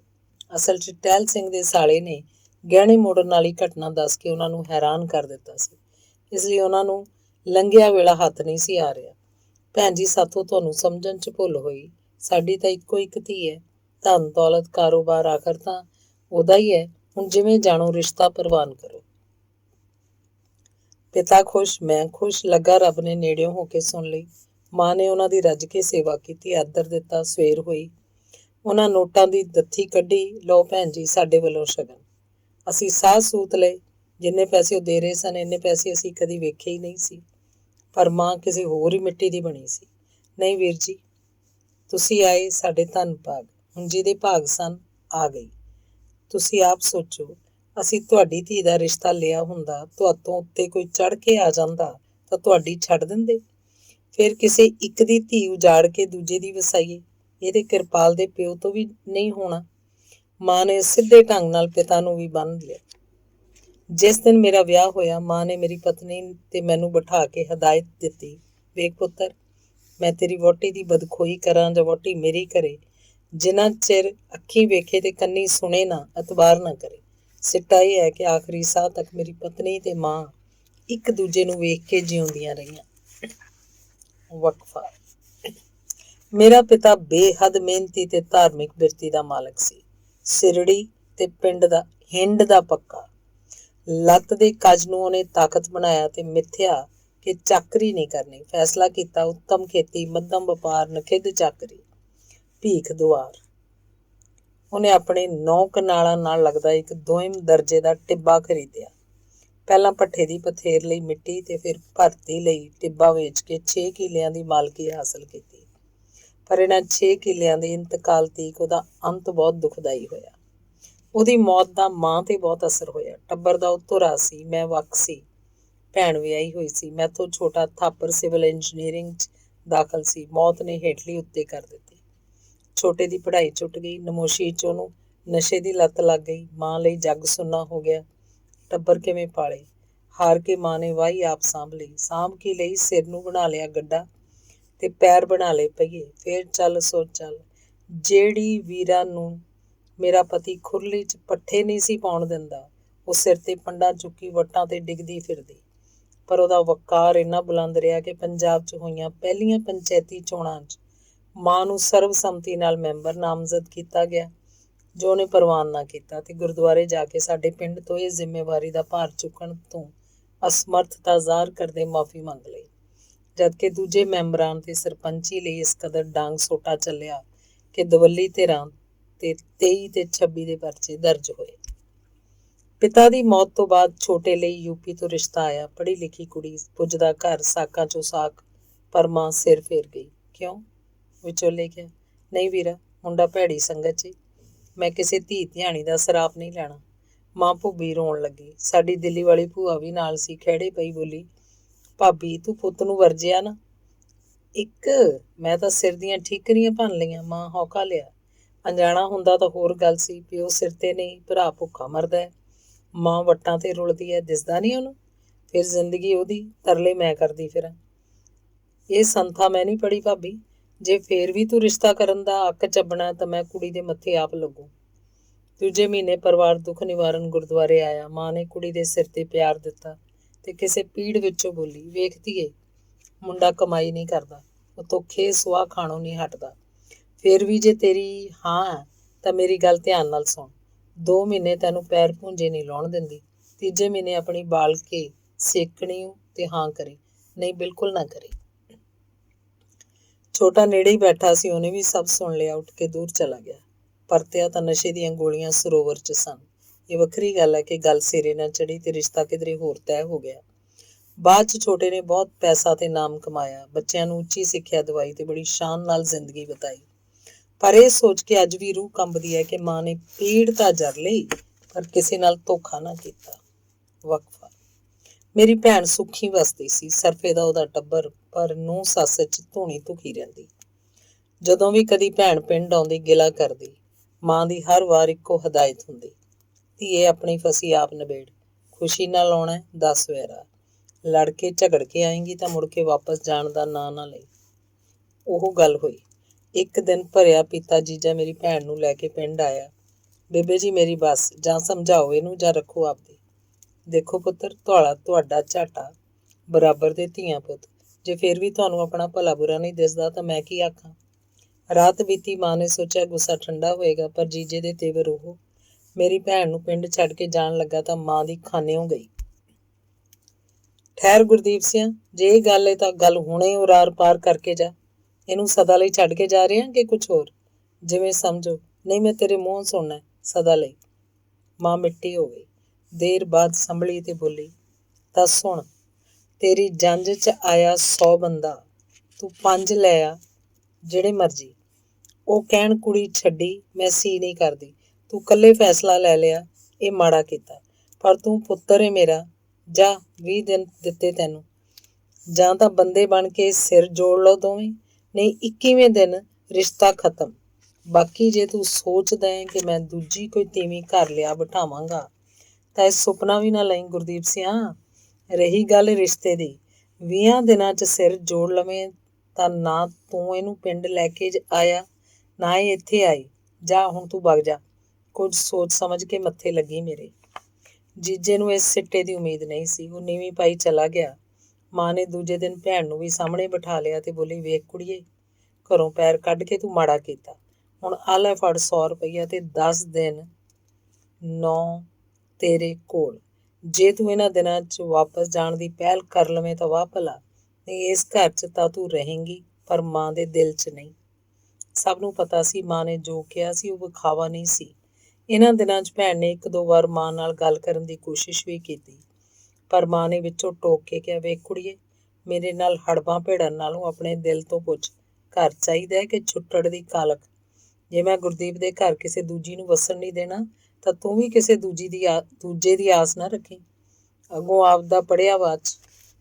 ਇਤਫਾਕ ਦੀ ਗੱਲ ਕਿ 5ਵੇਂ ਦਿਨ ਜਦੋਂ ਭੈਣ ਵੱਡੀ ਸੜਕ ਤੇ ਬੱਸ ਅੱਡੇ ਤੇ ਸਹੁਰੇ ਜਾਣ ਲਈ ਬੱਸ ਦੀ ਉਡੀਕ ਕਰ ਰਹੀ ਸੀ ਤਾਂ ਸ਼ਹਿਰੋਂ ਆਈ ਬੱਸ ਤੋਂ ਜੀਜਾ ਵੀ ਪੰਚਾਇਤ ਨਾਲ ਉਤਰਿਆ। ਉਹਨੂੰ ਲੱਗਾ ਕਿ ਮਾਂ ਪੰਚਾਇਤ ਤੋਂ ਬਿਨਾਂ ਕੁੜੀ ਤੋਰੇਗੀ ਨਹੀਂ, ਪਰ ਕਮਾਲ ਦੀ ਗੱਲ ਇਹ ਹੋਈ ਕਿ ਪਰੇ ਨੇ ਭੈਣ ਤੇ ਜੀਜੇ ਨੂੰ ਤਾਂ ਅੰਬਾਲੇ ਤੋਰ ਦਿੱਤਾ, ਪਰ ਆਪ ਮਾਂ ਨੂੰ ਮਿਲਣ ਆ ਗਏ। ਮਾਂ ਨੂੰ ਧੀ ਜਵਾਈ ਦੇ ਪਰਤ ਜਾਣ ਬਾਰੇ ਪਤਾ ਨਹੀਂ ਸੀ, ਫਿਰ ਵੀ ਮਾਂ ਨੇ ਆਇਆਂ ਦੀ ਰੱਜ ਕੇ ਆਓ ਭਗਤ ਕੀਤੀ। ਇੱਕ ਨੇ ਕਿਹਾ, ਭੈਣ, ਤੁਹਾਨੂੰ ਪਤਾ ਹੈ ਅਸੀਂ ਗੁਰਦੀਪ ਸਿੰਘ ਦੀ ਮਦਦ ਲਈ ਆਏ ਹਾਂ, ਫਿਰ ਵੀ ਤੁਸੀਂ ਮੱਥੇ ਵੱਟ ਨਹੀਂ ਪਾਇਆ, ਕਿਉਂ? ਵੀਰ, ਇਹ ਅਣਜਾਣਿਆਂ ਦੀ ਗਲਤੀ ਬਦਲੇ ਭਲਾ ਮੂੰਹਾਂ ਤੋਂ ਕਿਉਂ ਫਿੱਕੇ ਪਈਏ? ਨਾਲੇ ਮਾਲਕ ਤੀਵੀਂ ਦਾ ਝਗੜਾ ਕਿਸੇ ਨਿਬੇੜਿਆ, ਦੋਵੇਂ ਸਿਆਣੇ ਨੇ, ਆਪੇ ਭਲਾ ਬੁਰਾ ਸੋਚਣਗੇ। ਕਿਸੇ ਦੂਜੇ ਨੇ ਗੁਰਦੀਪ ਤੇ ਸੁਰਿੰਦਰ ਮੇਰੀ ਭੈਣ ਦੇ ਬੱਸ ਅੱਡੇ ਤੇ ਮਿਲਣ ਬਾਰੇ ਦੱਸ ਦਿੱਤਾ ਤੇ ਪੁੱਛਿਆ ਕਿ ਚਲੋ ਗੁਰਦੀਪ ਨੂੰ ਤਾਂ ਤੁਸੀਂ ਝਿੜਕਿਆ ਤੇ ਉਹ ਪੰਚਾਇਤ ਲੈ ਕੇ ਆ ਗਿਆ, ਪਰ ਤੁਹਾਡੀ ਧੀ ਕਿਵੇਂ ਜਾਣ ਲਈ ਰਾਜੀ ਹੋ ਗਈ? ਮਾਂ ਨੇ ਹੌਕਾ ਲਿਆ ਤੇ ਬੋਲੀ, ਜੇ ਮੈਂ ਗੁਰਦੀਪ ਸਿੰਘ ਨੂੰ ਝਿੜਕ ਸਕਦੀ ਹਾਂ ਤਾਂ ਧੀ ਨੂੰ ਨਹੀਂ? ਫਿਰ ਉਸਕੇ ਆਈ ਧੀ ਨੂੰ ਉਜਾੜਨਾ ਹੁੰਦਾ ਤਾਂ ਗੱਲ ਨਾ ਲਾ ਲੈਂਦੀ। ਮੇਰੇ ਲਈ ਦੋਵੇਂ ਇੱਕੋ ਜਿਹੇ। ਜੋ ਮੈਂ ਇਹਨੂੰ ਕਿਹਾ ਉਹ ਧੀ ਨੂੰ। ਉਹ ਤੋਂ ਬਾਅਦ 22 ਸਾਲ ਮਾਂ ਜਿਉਂਦੀ ਰਹੀ। ਉਹਨੇ ਨਾ ਜਵਾਈ ਦੇ ਸਿਰ ਤੇ ਕਦੇ ਪਿਆਰ ਦਿੱਤਾ, ਨਾ ਧੀ ਨੂੰ ਗਲੇ ਲੱਗ ਕੇ ਮਿਲੀ। ਕਈ ਤੀਵੀਆਂ ਨੇ ਮਾਂ ਨੂੰ ਇਸ ਰੰਜਿਸ਼ ਤੋਂ ਵਰਜਿਆ ਵੀ, ਪਰ ਮਾਂ ਦਾ ਇੱਕੋ ਕਹਿਣਾ ਕਿ ਭੈਣੇ, ਟੁੱਟੇ ਰਾਸ ਦਾ ਆਉਂਦੇ ਗੰਢ ਗੰਢਾਲਾ ਹੋਏ। ਜਦੋਂ ਦਿਲੋਂ ਹੀ ਲੱਥ ਗਏ ਤਾਂ ਝੂਠੇ ਪਿਆਰ ਦਾ ਕੀ ਮਤਲਬ। ਵਕਫਾ। ਮਾਂ ਦਾ ਇੱਕ ਬਹੁਤ ਵੱਡਾ ਆਪਰੇਸ਼ਨ ਹੋਇਆ। ਡਾਕਟਰਾਂ ਨੇ ਕਿਹਾ ਕਿਸੇ ਝਟਕਾ ਲੱਗਣ ਵਾਲੀ ਸਵਾਰੀ ਤੇ ਨਹੀਂ ਚੜ੍ਹਨਾ। ਮਾਂ ਦਾ ਹਰ ਐਤਵਾਰ ਪਟਿਆਲੇ ਸਤਸੰਗ ਸੁਣਨ ਦਾ ਨਿਤਨੇਮ ਸੀ। ਫੈਸਲਾ ਹੋਇਆ ਕਿ ਮੈਂ ਹੀ ਸਕੂਟਰ ਤੇ ਲੈ ਕੇ ਜਾਣ ਆਉਣ ਦੀ ਸੇਵਾ ਨਿਭਾਵਾਂ। ਮਾਂ ਖੁਸ਼, ਮੈਂ ਖੁਸ਼। ਇੱਕ ਐਤਵਾਰ ਕੁਝ ਤਬਦੀਲੀ ਕਰਨੀ ਪਈ। ਸੋਚਿਆ ਬੇਬੇ ਨੂੰ ਬੱਸ ਤੇ ਚੜ੍ਹਾ ਕੇ ਦੇਵੀਗੜ੍ਹ ਅਖਬਾਰਾਂ ਦੇ ਬਿੱਲ ਭਰਾਂਗਾ। ਤਦ ਤੱਕ ਬੇਬੇ ਸਤਸੰਗ ਸੁਣ ਕੇ ਅੱਡੇ ਤੇ ਪਰਤ ਆਏਗੀ ਤੇ ਵਾਪਸ ਮੇਰੇ ਨਾਲ ਪਿੰਡ ਆ ਜਾਏਗੀ। ਪਰ ਇੰਝ ਹੋਇਆ ਨਹੀਂ। ਬਿੱਲ ਭਰ ਕੇ ਜਿਉਂ ਹੀ ਮੈਂ ਅੱਡੇ 'ਚ ਆਇਆ, ਬੇਬੇ ਸਤਸੰਗ ਮੁੱਕਣ ਦੇ ਟਾਈਮ ਤੋਂ ਪਹਿਲਾਂ ਹੀ ਅੱਡੇ 'ਚ ਬੈਠੀ ਸੀ। ਮੈਂ ਹੈਰਾਨ ਹੋਇਆ ਤੇ ਪੁੱਛਿਆ, ਸਤਸੰਗ ਖਤਮ? ਨਹੀਂ, ਮੈਂ ਗਈ ਨਹੀਂ। ਕਿਉਂ? ਮੈਂ ਕੰਡਕਟਰ ਨੂੰ 10 ਰੁਪਏ ਦਿੱਤੇ। ਹੁਣ 3 ਕੱਟਣੇ ਸੀ। 7 ਦੀ ਥਾਂ 97 ਮੋੜ ਕੇ ਚਲਾ ਗਿਆ। ਮੈਂ ਵੀ ਉਤਰ ਕੇ ਦੇਖਿਆ। ਡਿੱਕੀ ਜਾਂਦੀ ਹਾਂ ਹੁਣ ਬੈਠੀ, ਕਦੋਂ ਗੇੜਾ ਲਾ ਕੇ ਮੁੜੇ ਤਾਂ ਮੈਂ ਉਹਦੇ ਪੈਸੇ ਮੋੜਾਂ। ਮੈਂ ਗੁੱਸੇ ਹੋਇਆ, ਕਮਾਲ ਹੈ, ਇੰਨੀ ਭੀੜ 'ਚ ਕਿੱਥੋਂ ਲੱਭੇਂਗੀ ਉਹਨੂੰ? ਨਹੀਂ ਪੁੱਤਰ, ਲਾਲ ਪੱਗ ਵਾਲਾ ਸੀ, ਬਾਹਲਾ ਗਰੀਬੜਾ ਜਿਹਾ, ਦੂਰੋਂ ਹੀ ਦਿਸ ਜੂ। ਕਾਫੀ ਦੇਰ ਉਡੀਕਿਆ, ਨਾ ਉਸ ਮਿਲਣਾ ਸੀ ਨਾ ਮਿਲਿਆ। ਤੂੰ ਪੈਸੇ ਫੜਾ ਮੈਨੂੰ, ਮੈਂ ਗੁਰਦੁਆਰੇ ਚੜ੍ਹਾ ਦਿੰਦਾ, ਮੈਂ ਖਿੱਝ ਕੇ ਕਿਹਾ। ਕਿਉਂ? ਗੁਰਦੁਆਰੇ ਕਿਉਂ? ਗੁਰਦੁਆਰਾ ਦੇਣ ਆਊ ਉਹਨੂੰ।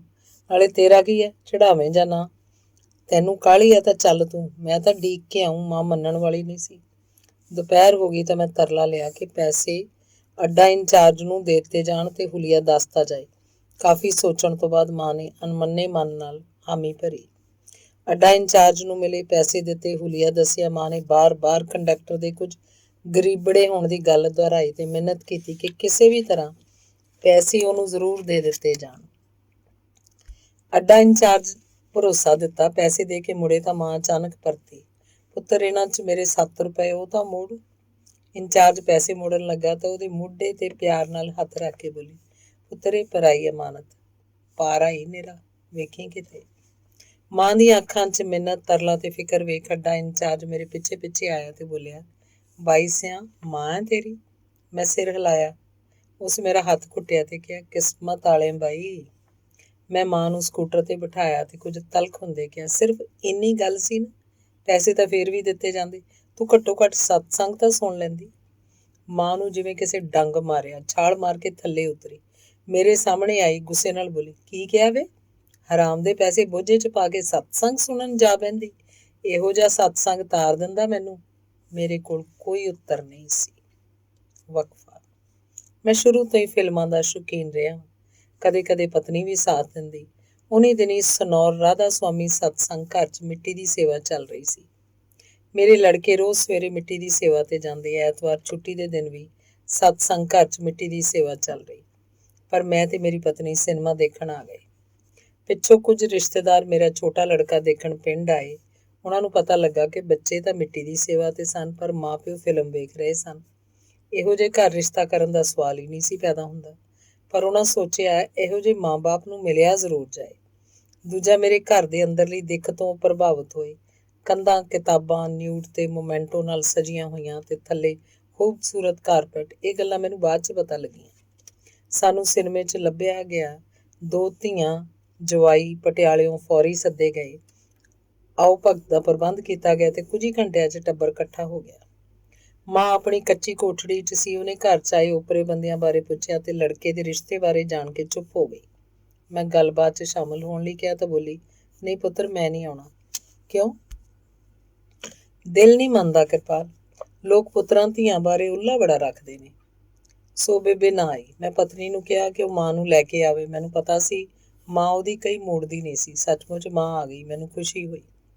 ਚਾਹ ਪਾਣੀ ਖਤਮ ਹੋਇਆ। ਮੈਂ ਸਾਰੇ ਪਰਿਵਾਰ ਬਾਰੇ ਜਾਣਕਾਰੀ ਦਿੱਤੀ। ਆਏ ਬੰਦਿਆਂ ਵੱਲੋਂ ਬੜਾ ਠੰਡਾ ਹੁੰਗਾਰਾ ਮਿਲਿਆ। ਮੈਨੂੰ ਲੱਗਾ ਆਏ ਬੰਦੇ ਉੱਠਣ ਲਈ ਇੱਕ ਦੂਜੇ ਵੱਲ ਵੇਖਦੇ ਬਹਾਨਾ ਭਾਲ ਰਹੇ ਸਨ। ਅਚਾਨਕ ਮਾਂ ਉੱਠੀ ਤੇ ਬੋਲੀ, ਪੁੱਤਰ ਚਾਹ ਪਾਣੀ ਪੀ ਲਿਆ ਸਭ ਨੇ? ਸਭ ਨੇ ਹਾਂ 'ਚ ਸਿਰ ਹਿਲਾਏ। ਵੇਖੋ ਪੁੱਤਰ, ਗੁੱਸਾ ਨਾ ਕਰਿਆ ਜੇ। ਹੁਣ ਜੇ ਤੁਹਾਡੇ ਲੀੜੇ ਕੱਪੜਿਆਂ ਵੱਲ ਵੇਖਾਂ ਤੇ ਮੈਨੂੰ ਬੜੇ ਸਿਆਣੇ ਲੱਗਦੇ ਹੋ ਤੁਸੀਂ। ਪਰ ਪਹਿਲਾਂ ਇਹ ਦੱਸੋ, ਧੀ ਦਾ ਬਾਬਲ ਕਿਹੜਾ? ਸਾਡੀ ਖਾਨਿਓਂ ਗਈ, ਪਤਾ ਨਹੀਂ ਬੇਬੇ ਕੀ ਕਹਿ ਦੇ। ਇੱਕ ਸੱਜਣ ਸੋਫੇ ਤੋਂ ਉੱਠੇ ਤੇ ਬੋਲੇ, ਮੈਂ ਹਾਂ ਜੀ। ਜਿਉਂਦਾ ਰਹਿ ਪੁੱਤਰ। ਹੁਣ ਨਾਲ ਆਇਆਂ ਬਾਰੇ ਵੀ ਦੱਸ ਦਿਓ। ਉਹਨੇ ਨਾਲ ਆਏ ਭਰਾ ਭਣਵਈਏ ਪਿਤਾ ਬਾਰੇ ਦੱਸਿਆ। ਪੁੱਤਰ, ਤੁਸੀਂ ਇੰਨੇ ਸਿਆਣੇ ਤੇ ਸੂਝਵਾਨ। ਮੈਂ ਪੁੱਛਦੀ ਹਾਂ, ਕਿਰਪਾਲ ਦੇ ਮੁੰਡੇ 'ਚ ਕੀ ਵੇਖ ਲਿਆ ਤੁਸੀਂ? ਇਹਦਾ ਚਿੱਟਾ ਚੰਮ। ਤੁਹਾਨੂੰ ਪਤਾ 6 ਮਹੀਨਿਆਂ ਤੋਂ ਘਰ ਬੈਠਾ ਵੇਰ ਕੇ। 50,000 ਮੰਗਦਾ ਪਿਓ ਤੋਂ। ਕਹਿੰਦਾ ਦੁਕਾਨ ਕਰੂੰ। ਪਿਓ ਕੋਲ ਤਾਂ 50,000 ਠੀਕਰੀ ਨਹੀਂ। ਹੱਥ ਪੈਂਦਾ ਹੁੰਦਾ ਤਾਂ ਪਹਿਲਾਂ ਕੁੜੀ ਨਾ ਵਿਆਹੁੰਦਾ। ਵੇਖੋ ਪੁੱਤਰ, ਵਿਹਲੇ ਬੰਦੇ ਨੂੰ ਧੀ ਦੇ ਕੇ ਭੁੱਖੀ ਮਾਰਨੀ ਆ ਤੁਸੀਂ। ਸਾਰੇ ਸੁੰਨ ਹੋ ਗਏ। ਇੱਕ ਘੜੀ ਵੱਢੋ ਤਾਂ ਲਹੂ ਹੀ ਨਹੀਂ ਸੀ। ਸਾਡੇ ਲਈ ਸਾਰੀ ਖੇਡ ਹੀ ਚੌਪਟ ਹੋ ਚੁੱਕੀ ਸੀ। ਸਭ ਨੂੰ ਬੇਬੇ ਬੁਰੀ ਲੱਗੀ। ਬਿਨਾਂ ਮਤਲਬ ਢਿੱਡ ਤੋਂ ਪੱਲਾ ਚੁੱਕਣ ਦਾ ਕੀ ਮਤਲਬ? ਆਏ ਬੰਦਿਆਂ ਨੇ ਇੱਕ ਦੂਜੇ ਵੱਲ ਵੇਖਿਆ। ਇੱਕ ਪਲ ਲਈ ਸਭ ਕਮਰੇ ਤੋਂ ਬਾਹਰ ਚਲੇ ਗਏ। ਫਿਰ ਝੱਬਦੇ ਅੰਦਰ ਆਏ ਤੇ ਇੱਕ ਬਜ਼ੁਰਗ ਬੜੇ ਠਰਮੇ ਨਾਲ ਬੋਲਿਆ, ਵੇਖੋ ਜੀ, ਸਵੇਰੇ ਅਸੀਂ ਘਰੋਂ ਤੁਰੇ ਸੀ ਤਾਂ ਬੜਾ ਚਾਅ ਸੀ। ਪਹੇਵੇ ਤੋਂ ਦੇਵੀਗੜ੍ਹ ਮੁੜੇ ਤਾਂ ਅੱਧਾ ਚਾਅ ਖਤਮ। ਫਿਰ ਵੀ ਤੁਰੇ ਆਏ। ਜਦੋਂ ਵੱਡੀ ਸੜਕ ਤੋਂ 2 ਮੀਲ ਅੰਦਰ ਪਿੰਡ ਦੇਖਿਆ ਤਾਂ ਅਸੀਂ ਫੈਸਲਾ ਕੀਤਾ ਕਿ ਰਿਸ਼ਤਾ ਕਤਈ ਨਹੀਂ ਕਰਨਾ। ਅੱਗੇ ਘਰ ਆਏ ਤਾਂ ਕੱਚਾ ਘਰ, ਚੁੱਲ੍ਹੇ ਅੱਗੇ ਪਰਾਲੀ। ਫਿਰ ਪਤਾ ਲੱਗਾ ਪੁੱਤਰ ਡੇਰੇ ਮਿੱਟੀ ਦੀ ਸੇਵਾ ਤੇ ਸਨ ਤੇ ਮਾਂ ਪਿਓ ਸਿਨੇਮੇ ਗਏ ਸਨ। ਕਦੇ ਹੱਸੀਏ ਕਦੇ ਰੋਈਏ। ਕਿੱਥੇ ਆ ਗਏ? ਅੰਦਰ ਵੜੇ ਤਾਂ ਹੈਰਤ ਗੁੰਮ। ਚੁਫੇਰੇ ਕਿਤਾਬਾਂ ਹੀ ਕਿਤਾਬਾਂ, ਥੱਲੇ ਕਾਲੀਨ, ਇੱਕ ਇੱਕ ਚੀਜ਼ ਨਾਯਾਬ, ਕੰਧਾਂ ਤੇ ਅਰਧ ਨਗਨ ਤਸਵੀਰਾਂ। ਸੋਚਿਆ ਕੁਝ ਵੀ ਹੋਵੇ, ਇਹੋ ਜਿਹੇ ਬੰਦਿਆਂ ਨੂੰ ਮਿਲਾਂਗੇ ਜ਼ਰੂਰ। ਪਰ ਮਾਂ ਜੀ ਹੁਣ ਸਾਡੀ ਆਖਰੀ ਵੀ ਸੁਣ ਲੈ। ਕੁਝ ਵੀ ਹੋਵੇ, ਹੁਣ ਅਸੀਂ ਰਿਸ਼ਤਾ ਕਰੇ ਬਿਨਾਂ ਨਹੀਂ ਜਾਣਾ। ਕਿਉਂ? ਮਾਂ ਹੈਰਾਨ, ਅਸੀਂ ਹੈਰਾਨ। ਇਸ ਲਈ ਵੀ ਜਿਸ ਘਰ 'ਚ ਤੇਰੇ ਜਿਹੀ ਮਾਂ ਮੌਜੂਦ ਹੈ, ਉੱਥੇ ਸਾਡੀ ਕੁੜੀ ਭੁੱਖੀ ਨਹੀਂ ਮਰਦੀ। ਅੰਤਿਕਾ। ਮਾਵਾਂ ਬਾਰੇ ਹਰ ਸ਼ਖਸ ਕੋਲ ਅਨੇਕ ਕਹਾਣੀਆਂ ਹਨ। ਮੇਰੇ ਕੋਲ ਵੀ ਹਨ। ਇਹ ਮੁੱਕਣੀਆਂ ਨਹੀਂ। ਮੈਂ ਮੁਕਾਉਂਦਾ ਹਾਂ। ਮੈਂ ਜਿੰਨੀਆਂ ਘਟਨਾਵਾਂ ਦਾ ਜ਼ਿਕਰ ਕੀਤਾ, ਉਹਨਾਂ 'ਚ ਮਾਂ ਬੜੇ ਤਕੜੇ ਜੇਰੇ ਤੇ ਬੜੇ ਸਖਤ ਸੁਭਾਅ ਦੀ ਨਜ਼ਰ ਆਈ। ਪਰ ਮਾਂ ਦੇ ਕਈ ਹੋਰ ਰੂਪ ਵੀ ਹਨ। ਬੇਹੱਦ ਸੰਵੇਦਨਸ਼ੀਲ, ਮੋਹਵੰਤ ਤੇ ਰਿਸ਼ਤਿਆਂ ਦੀਆਂ ਅਣਦਿਸਦੀਆਂ ਤੰਦਾਂ 'ਚ ਜਕੜੇ ਹੋਏ। ਇੱਕ ਨਮੂਨਾ ਦੇਖੋ। ਕਲਾਲਾਂ ਦੇ ਇੱਕ ਆਥੜੀ ਖੇਤ ਕਾਮਾ ਨੇ ਬਜਾਜੀ ਦੀ ਹੱਟੀ ਭੰਨ ਲਈ। ਲੀੜੇ ਬੇਬੇ ਤੋਂ ਸਿਲਾਏ। ਕਿਸੇ ਨੇ ਸਾਡੀ ਅਰੂੜੀ ਤੋਂ ਚੋਰੀ ਹੋਏ ਥਾਨਾਂ ਦੀਆਂ ਕਾਤਰਾਂ ਪਛਾਣ ਲਈਆਂ। ਮਾਮਲਾ ਪੁਲਿਸ ਕੋਲ ਪੁੱਜਾ। ਕਲਾਲਾਂ ਮੇਰੇ ਤੱਕ ਪਹੁੰਚ ਕੀਤੀ ਕਿ ਮੈਂ ਮਾਂ ਨੂੰ ਕਹਾਂ ਕਿ ਉਹ ਸਾਡੇ ਕਾਮੇ ਦਾ ਨਾਂ ਨਾ ਲਵੇ। ਇਹ ਉਹ ਕਲਾਲ ਸਨ ਜਿਨ੍ਹਾਂ ਮੈਨੂੰ ਇੱਕ ਸਮੇਂ ਪੁਲਿਸ ਤੋਂ ਬਚਾਇਆ ਸੀ। ਮੈਂ ਮਾਂ ਨੂੰ ਕਲਾਲਾਂ ਦੀ ਮੰਗ ਬਾਰੇ ਦੱਸਿਆ, ਪਰ ਮਾਂ ਚੁੱਪ ਰਹੀ। ਅਗਲੇ ਦਿਨ ਮੈਨੂੰ ਨਾਲ ਲੈ ਕੇ ਸਨੌਰ ਪੁਲਿਸ ਚੌਂਕੀ ਜਾ ਖੜੀ। ਕੀ ਗੱਲ ਹੈ ਮਾਈ? ਥਾਣੇਦਾਰ ਬੜਾ ਤਲਖ ਬੋਲਿਆ। ਮਾਂ ਨੇ ਆਪਣੀ ਇੱਕੋ ਇੱਕ ਚੂੜੀ ਲਾਹ ਕੇ ਉਹਦੇ ਮੇਜ਼ ਉੱਤੇ ਵਿਛੇ ਹਰੇ ਕੱਪੜੇ ਤੇ ਰੱਖੀ ਤੇ ਬੋਲੀ, ਪੁੱਤਰ, ਸਭ ਆਂਦੇ ਨੇ ਪੁਲਿਸ ਪੈਸੇ ਲਿਆ ਬਿਨਾਂ ਗੱਲ ਨਹੀਂ ਸੁਣਦੀ। ਮੇਰੇ ਕੋਲ ਤੇ ਪੁੱਤਰ ਇਸ ਤੋਂ ਬਿਨਾਂ ਹੋਰ ਕੁਝ ਨਹੀਂ। ਪਰ ਗੱਲ ਕੀ ਹੈ? ਥਾਣੇਦਾਰ ਹੈਰਾਨ ਸੀ। ਪੁੱਤਰ, ਮੈਨੂੰ ਪਤਾ ਲੱਗਿਆ ਤੁਸੀਂ ਕਿਸੇ ਬਜਾਜੀ ਦੀ ਚੋਰੀ ਬਾਰੇ ਤਫਤੀਸ਼ ਕਰਨ ਫਤਿਹਪੁਰ ਆਉਣਾ। ਅੱਛਾ, ਤਾਂ ਤੂੰ ਹੀ ਹੈ ਜਿਹਨੇ ਉਹ ਕੱਪੜੇ ਸਿਉਂਤੇ? ਹਾਂ ਪੁੱਤਰ, ਤੁਹਾਡੇ ਚੋਰ ਦਾ ਪਤਾ ਹੈ ਮੈਨੂੰ। ਪਰ ਉਹ ਇੰਨਾ ਗਰੀਬ ਹੈ ਕਿ ਉਹਦੀਆਂ ਮੁਟਿਆਰ ਧੀਆਂ ਨੰਗੇ ਹਾਲ ਫਿਰਦੀਆਂ। ਪਤਾ ਨਹੀਂ ਵਿਚਾਰੇ ਕਿਸ ਮਜਬੂਰੀ 'ਚ ਅੱਕ ਚੱਬਿਆ। ਮੈਂ ਤੇ ਉਹਦੀ ਹਾਲਤ ਵੇਖ ਕੇ ਉਹ ਤੋਂ ਸਵਾਈ ਵੀ ਨਹੀਂ ਲਈ। ਤੇਰਾ ਉਹ ਕੀ ਲੱਗਦਾ? ਮੇਰਾ ਉਸ ਕੀ ਲੱਗਣਾ ਬੱਚਿਆ। ਪਰ ਜਿਨ੍ਹਾਂ ਦਾ ਉਹ ਕੰਮ ਹੈ, ਮੇਰੇ ਸਿਰ ਉਹਨਾਂ ਦਾ ਇੱਕ ਅਹਿਸਾਨ ਹੈ ਬਹੁਤ ਵੱਡਾ। ਉਸੇ ਅਹਿਸਾਨ ਲਈ ਪੁੱਤਰ ਹੱਥ ਜੋੜੇ। ਮਾਂ ਹੱਥ ਜੋੜ ਕੇ ਖੜ ਗਈ। ਥਾਣੇਦਾਰ ਸੋਚਣ ਲੱਗਾ, ਪਰ ਤੂੰ ਮਾਤਾ ਚੋਰ ਨੂੰ ਕਿਉਂ ਬਚਾਉਣ ਨਹੀਂ ਹੈ? ਬਚਾਉਣਾ ਹੁੰਦਾ ਤਾਂ ਝੂਠ ਬੋਲ ਦਿੰਦੀ। ਪਰ ਪੁੱਤਰ, ਝੂਠ ਮੈਂ ਬੋਲਣਾ ਨਹੀਂ ਤੇ ਕਿਰਤ ਘਣ ਮਰਨਾ ਨਹੀਂ। ਅੱਗੋਂ ਪੁੱਤਰ ਮੁਨਸਫ ਏ ਤੂੰ, ਜਿਵੇਂ ਦਿਲ ਆਂਦਾ ਹੈ ਕਰ। ਥਾਣੇਦਾਰ ਉੱਠਿਆ, ਮਾਂ ਨੂੰ ਚੂੜੀ ਫੜਾਈ ਤੇ ਪੁੱਛਿਆ, ਚੋਰ ਕੌਣ ਹੈ ਮਾਤਾ? ਬੀਲੇ ਕਲਾਲ ਦਾ ਕੰਮ ਆ। ਚੂੜ ਏ ਪੁੱਤਰ, ਜਿਹਨੇ ਉਹ ਲੀੜੇ ਸਵਾਏ। ਸਜ਼ਾ ਦੇਣ ਤੋਂ ਪਹਿਲਾਂ ਜੇ ਉਹਦੇ ਘਰ ਝਾਤੀ ਮਾਰ ਲਵੇਂ ਤਾਂ ਖੌਰੇ ਤੇਰੇ ਦਿਲ 'ਚ ਰਹਿਮ ਆ ਜਾਏ। ਥੋੜੇ ਦਿਨਾਂ ਬਾਅਦ ਪਤਾ ਲੱਗਾ ਚੂੜ ਤੋਂ ਬਜਾਜੀ ਤਾਂ ਬਰਾਮਦ ਕਰ ਲਈ, ਪਰ ਉਸ 'ਤੇ ਪਰਚਾ ਦਰਜ ਨਾ ਹੋਇਆ। ਫੁਟਕਲ। ਪਿਤਾ ਦੀ ਮੌਤ ਤੋਂ ਬਾਅਦ ਮਾਂ ਨਾ ਮੇਰੇ ਨਾਲ ਰਹੀ ਨਾ ਛੋਟੇ ਨਾਲ। 8x8 ਫੁੱਟ ਦੀ ਝਲਾਨੀ 'ਚ ਰਹੀ ਤੇ ਜਦੋਂ ਆਖਰੀ ਸਾਹ ਵੇਲੇ ਮੇਰੇ ਘਰ ਸੀ ਤਾਂ ਉਹਦੀ ਇੱਕੋ ਖੁਆਇਸ਼ ਸੀ ਕਿ ਉਹਦੀ ਆਪਣੀ ਮੰਜੀ ਤੇ ਜਿੰਦ ਨਿਕਲੇ। ਬੈੱਡ ਦੇ ਗੱਦਿਆਂ ਤੇ ਜਿਵੇਂ ਹੀ ਉਹ ਪਾਸਾ ਪਰਤਦੀ ਡਰ ਕੇ ਉੱਠ ਖੜਦੀ। ਉਹਨੂੰ ਲੱਗਦਾ ਪਾਸਾ ਪਰਤੇਗੀ ਤਾਂ ਭੁੰਜੇ ਡਿੱਗ ਜਾਏਗੀ। ਮੇਰੇ ਰੋਕਣ ਦੇ ਬਾਵਜੂਦ ਮੇਰੀ ਪਤਨੀ ਸਦਕਾ ਉਹ ਆਖਰੀ ਸਾਹ ਵੇਲੇ ਆਪਣੀ ਮੰਜੀ ਤੇ ਸੀ। ਉਹ ਹਰ ਸਾਲ ਆਪਣੇ ਕਿਰਿਆ ਕਰਮ ਲਈ ਸਮੱਗਰੀ ਤੇ ਕਫਨ ਖਰੀਦਦੀ ਤੇ ਲੱਕੜ ਕਾਠ ਲਈ ਪੈਸੇ ਜਮ੍ਹਾਂ ਰੱਖਦੀ। ਇਹ ਸਿਲਸਿਲਾ ਕਈ ਸਾਲ ਚੱਲਦਾ ਰਿਹਾ। ਨਵਾਂ ਕਫਨ ਖਰੀਦਣ ਵੇਲੇ ਪਹਿਲਾਂ ਖਰੀਦਿਆ ਕੱਪੜਾ ਲੀੜਾ ਵੀਰ ਜੀ ਦੀਆਂ ਮੜੀਆਂ 'ਚ ਭੇਜ ਦਿੰਦੀ। ਉੱਤੋਂ ਇੰਨੀ ਸਖਤ, ਸ਼ਾਂਤ ਤੇ ਅਡੋਲ ਦਿਸਣ ਵਾਲੀ ਮਾਂ ਕਿਸੇ ਦੇ ਦੁੱਖ ਜਾਂ ਮੌਤ ਦੀ ਖਬਰ ਸੁਣ ਕੇ ਕਈ ਦਿਨ ਅੰਨ ਮੂੰਹ ਨਾ ਲਾਉਂਦੀ ਤੇ ਅੰਦਰ ਵੜ ਕੇ ਸਿਸਕਦੀ ਰਹਿੰਦੀ। ਕਿਸੇ ਲੋੜਵੰਦ ਨੂੰ ਬੋਝੇ ਵਿਚਲਾ ਆਖਰੀ ਸਿੱਕਾ ਵੀ ਦੇਣ ਲੱਗੇ ਬਿੰਦ ਨਾ ਲਾਉਂਦੀ। ਮੈਂ ਉਹਨੂੰ ਇਸ ਗੱਲੋਂ ਰੋਕਿਆ ਤਾਂ ਕਹਿੰਦੀ, ਕਮਲਾ ਹੈ ਤੂੰ, ਜਿਹਨੇ ਇੰਨੀ ਉਮਰ ਤੋਟ ਨਹੀਂ ਆਉਣ ਦਿੱਤੀ, ਅੱਗੋਂ ਆਉਣ ਦੇਗਾ? ਟੱਬਰ 'ਚ ਕਿਸੇ ਅੱਖ ਦੀ ਪਿੱਪਣੀ ਵੀ ਤਪਦੀ ਤਾਂ ਸਾਹ ਸੂਤ ਲੈਂਦੀ, ਔੜ ਪੌੜ ਕਰਦੀ ਨਾ ਥੱਕਦੀ। ਕੋਈ ਢਿੱਲਾ ਮੱਠਾ ਹੁੰਦਾ, ਸਾਰੀ ਸਾਰੀ ਰਾਤ ਸਰਾਣੇ ਬੈਠੀ ਕੱਢ ਦਿੰਦੀ, ਅਰਦਾਸਾਂ ਕਰਦੀ, ਸੁੱਖ ਮੰਗਦੀ। ਜਿਸ ਦਿਨ ਮੇਰੇ ਪਿਤਾ ਦੀ ਮੌਤ ਹੋਈ, ਨਾ ਰੋਈ ਨਾ ਰੋਣ ਦਿੱਤਾ। ਉਹ ਗੁਰੂ ਪੀਰ ਵਾਲਾ ਸੀ, ਬਾਗ ਪਰਿਵਾਰ ਵਾਲਾ ਸੀ, ਕਿਉਂ ਰੋਈਏ? ਫਿਰ ਅਸਾਂ ਨਹੀਂ ਮਰਨਾ। ਸੋਗ ਮਨਾਓ, ਉਹਦੀ ਥੁੜ ਮਹਿਸੂਸ ਕਰੋ, ਉਹਦੀ ਨੇਕੀ ਨੂੰ ਚੇਤੇ ਕਰੋ। ਰੋਣਾ ਤਾਂ ਸਾਰੀ ਉਮਰ ਏ। ਅਸੀਂ ਵੇਖਿਆ ਇਹ ਗੱਲਾਂ ਉਹ ਕੇਵਲ ਸਾਨੂੰ ਕਹਿੰਦੀ ਸੀ, ਪਰ ਉਹ ਆਪ ਕਈ ਵਰੇ ਪਤੀ ਦਾ ਸਲ ਨਾ ਭੁੱਲ ਸਕੀ। ਖੁਸ਼ੀ ਗਮੀ ਸਮੇਂ ਪਤੀ ਦੀ ਘਾਟ ਨੂੰ ਮਹਿਸੂਸ ਕਰਕੇ ਉਹ ਕਈ ਚਿਰ ਸਿਸਕਦੀ ਰਹਿੰਦੀ। ਪਟਿਆਲੇ ਮੇਰੇ ਇੱਕ ਜਾਣੂ ਪ੍ਰੋਫੈਸਰ ਕਿਰਪਾਲ ਸਿੰਘ ਕਸੇਲ ਦੀਆਂ ਅੱਖਾਂ ਦੀ ਰੌਸ਼ਨੀ ਚਲੀ ਗਈ।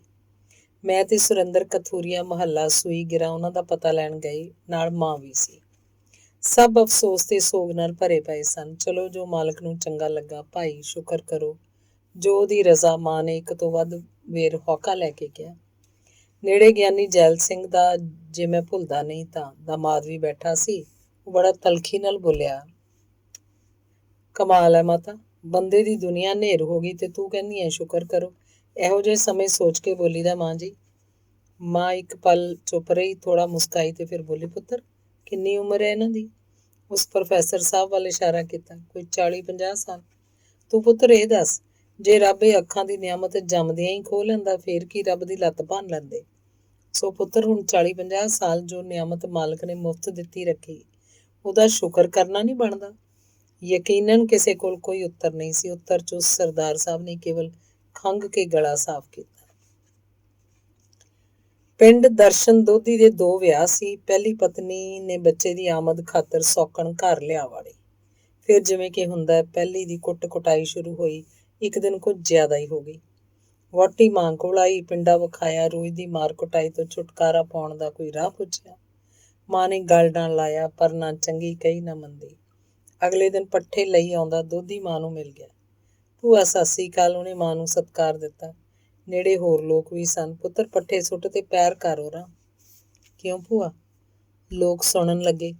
ਪੁੱਤਰ ਸਾਰੀ ਉਮਰ ਅਸੀਂ ਸੰਤਾਂ ਮਹਾਤਮਾ ਦੇ ਦਰਸ਼ਨਾਂ ਲਈ ਭਟਕਦੇ ਰਹੇ, ਬਚਨ ਸੁਣੇ ਵੀ ਮੋਹ ਮਾਇਆ ਤਿਆਗੋ, ਤੇ ਸਾਡੇ ਕੋਲ ਏਡਾ ਵੱਡਾ ਸੰਤ ਜਿਹਨੂੰ ਨਾ ਨਿੱਕੇ ਨਿਆਣਿਆਂ ਦਾ ਮੋਹ, ਨਾ ਤੀਵੀਂ ਦਾ। ਪੁੱਤਰ ਪੈਰ ਕਰ ਉਹਰਾ, ਮੈਨੂੰ ਤਾਂ ਇੱਕ ਵੇਰ ਮੱਥਾ ਟੇਕ ਲੈਣ ਦੇ। ਬਸ ਭੂਆ, ਹੋਰ ਜੁੱਤੀਆਂ ਨਾ ਮਾਰ। ਬੰਦਾ ਹੋਇਆ ਤਾਂ ਮੁੜ ਕੇ ਉਲਾਂਭਾ ਨਹੀਂ ਲੈਂਦਾ। ਮੇਰੇ ਘਰ ਅਕਸਰ ਲੇਖਕ ਆਉਂਦੇ, ਗੋਸ਼ਟੀਆਂ ਹੁੰਦੀਆਂ, ਬਹਿਸ ਹੁੰਦੀ, ਕਈ ਵੇਰ ਗੁਫ਼ਤਗੂ ਤਲਖ ਵੀ ਹੋ ਜਾਂਦੀ। ਸਵੇਰ ਫਿਰ ਅਸੀਂ ਹੱਸਦੇ, ਜੱਫੀਆਂ ਪਾਉਂਦੇ, ਬਾਗੀਆਂ ਪਾ ਰਹੇ ਹੁੰਦੇ। ਮਾਂ ਕਈ ਵਾਰ ਮੈਨੂੰ ਕੋਲ ਬਿਠਾ ਕੇ ਪੁੱਛਦੀ, ਮੈਂ ਕਿਸੇ ਨਾਲ ਉੱਚੀ ਬੋਲ ਪਵਾਂ ਤਾਂ ਵਰਾ ਸਾਵੀਂ ਨਹੀਂ ਹੁੰਦੀ, ਤੁਸੀਂ ਕਿਹੋ ਜਿਹੇ ਸ਼ੁਦਾਈ ਹੋ? ਰਾਤੀ ਕੁੱਕੜਾਂ ਵਾਂਗ ਲੜਦੇ ਹੋ, ਸਵੇਰੇ ਜੱਫੀਆਂ ਪਾਉਂਦੇ ਨਹੀਂ ਥੱਕਦੇ। ਪੁੱਤਰ ਕਿੰਨਾ ਕੁ ਚਿਰ ਜਨਾਨੜੇ ਜਿਹੇ ਬਣੇ ਰਹੋਗੇ? ਮੈਂ ਬਥੇਰਾ ਸਮਝਾਉਣ ਦੀ ਕੋਸ਼ਿਸ਼ ਕਰਦਾ ਕਿ ਵਿਚਾਰਾਂ ਤੇ ਸਿਧਾਂਤਾਂ ਦੀ ਲੜਾਈ ਹੈ, ਪਰ ਉਹਦੇ ਲਈ ਲੜਾਈ ਕੇਵਲ ਅਣਖ ਤੇ ਇੱਜ਼ਤ ਦੀ ਸੀ, ਬਾਕੀ ਸਭ ਫਜ਼ੂਲ ਸੀ। ਮਾਂ ਕਦੇ ਵੀ ਪੈਸੇ ਦੀ ਸੁਖਣਾ ਨਾ ਸੁਖਦੀ। ਪੁੱਛਣ ਤੇ ਕਹਿੰਦੀ ਉਹਦੀ, ਰੱਬ ਦੀ ਦਿੱਤੀ ਦੌਲਤ ਵਿੱਚੋਂ ਥੋੜੇ ਜਿਹੇ ਪੈਸੇ ਮੋੜ ਕੇ ਰੱਬ ਨਾਲ ਸੌਦੇਬਾਜ਼ੀ ਕਰਾਂ? ਨਾ ਭਾਈ, ਮੈਥੋਂ ਇਹ ਪਾਪ ਨਹੀਂ ਹੁੰਦਾ। ਥੋੜੀ ਕੀਤੇ ਆਪਣੇ ਲਈ ਅਰਦਾਸ ਨਾ ਕਰਦੀ। ਕਹਿੰਦੀ ਰੱਬ ਨੂੰ ਨਹੀਂ ਪਤਾ ਕੀ ਚਾਹੀਦਾ ਮੈਨੂੰ, ਫਿਰ ਅਰਦਾਸ ਕਿਉਂ ਕਰਾਂ? ਤੇ ਗੁਰਬਾਣੀ ਦੀ ਕੰਠ ਕੀਤੀ ਤੁਕ ਬੋਲ ਦਿੰਦੀ, ਬਿਨ ਬੋਲੇ ਜਾਣਦਾ ਭਾਈ, ਕਿਸ ਅੱਗੇ ਕਰੀਏ ਅਰਦਾਸ? ਕਈ ਵਰੇ ਮਾਂ ਨਾਲ ਮੇਰੀ ਨੇੜਤਾ ਇੱਕ ਵਿੱਥ ਵਾਲੀ ਰਹੀ। ਇਹਦੇ ਕਈ ਕਾਰਨ ਸਨ। ਧਰਮ ਪ੍ਰਤੀ ਅੰਨੀ ਸ਼ਰਧਾ ਦੀ ਅਣਹੋਂਦ, ਫਿਰਤੂ ਸੁਭਾਅ ਤੇ ਕਈ ਕੁਝ ਹੋਰ ਜੋ ਮਾਂ ਨੂੰ ਚੰਗਾ ਨਹੀਂ ਸੀ ਲੱਗਦਾ। ਇੱਕ ਵਾਰ ਮੇਰੇ ਸਹੁਰਾ ਸਾਹਿਬ ਨੇ ਕਿਹਾ, ਭੈਣੇ ਪੁੱਤ ਤੇ ਤੇਰਾ ਥੋੜਾ ਹੱਥ ਰੱਖਿਆ ਕਰ ਇਹਦੇ ਸਿਰ ਤੇ। ਅੱਗੋਂ ਕਹਿੰਦੀ, ਮਾਂ ਹੋਣ ਤੋਂ ਨਾਬਰ ਨਹੀਂ ਮੈਂ ਭਾਈਆ, ਪਰ ਜਿਹਨੇ ਕਹਿਣਾ ਕੁਝ ਕਰਨਾ ਕੁਝ ਹੋਵੇ, ਅਜਿਹੇ ਦਿਲ ਦੀਆਂ ਗੰਢਾਂ ਵਾਲੇ ਬੰਦੇ ਨਾਲ ਨਹੀਂ ਖੜਦੀ ਮੈਂ। ਇਹਨੂੰ ਕਹੋ ਜੇ ਕਮਾਈ 'ਚ ਬਰਕਤ ਪਾਉਣੀ ਹੈ ਤਾਂ ਮਿਹਨਤ ਕਰੇ, ਭਾਈ ਲਾਲੂ ਦੀ ਜਦ 'ਚੋਂ ਆਏ। ਮਾਂ ਮੈਨੂੰ ਵਾਹ ਲੱਗਦੀ, ਹਰ ਗੱਲ ਤੋਂ ਟੋਕਦੀ। ਇੱਕ ਦਿਨ ਤਾਂ ਉਹਦੀ ਤਿੱਖੀ ਗੱਲ ਨੇ ਮੇਰਾ ਜੀਵਨ ਹੀ ਬਦਲ ਦਿੱਤਾ। ਟੱਬਰ ਵੱਡਾ ਸੀ, ਇਸ ਲਈ ਮੈਂ ਆਰਥਿਕ ਪੱਖੋਂ ਥੋੜ੍ਹਿਆ ਰਹਿੰਦਾ, ਪਰ ਮਾਂ ਵਾਹ ਲੱਗਦੀ, ਦਾਣੇ ਫੱਕੇ ਦੀ ਤੋਟ ਨਾ ਆਉਣ ਦਿੰਦੀ। ਇੱਕ ਦਿਨ ਮੈਂ ਸ਼ਰਮਿੰਦਗੀ ਤੋਂ ਬਚਣ ਲਈ ਕਿਹਾ, ਬੇਬੇ ਮੈਂ ਤੇਰਾ ਚਹੇਤਾ ਪੁੱਤ ਨਹੀਂ, ਫਿਰ ਵੀ ਤੂੰ ਟੱਬਰ ਦਾ ਇੰਨਾ ਕਰਦੀ ਹੈ ਕਿਉਂ?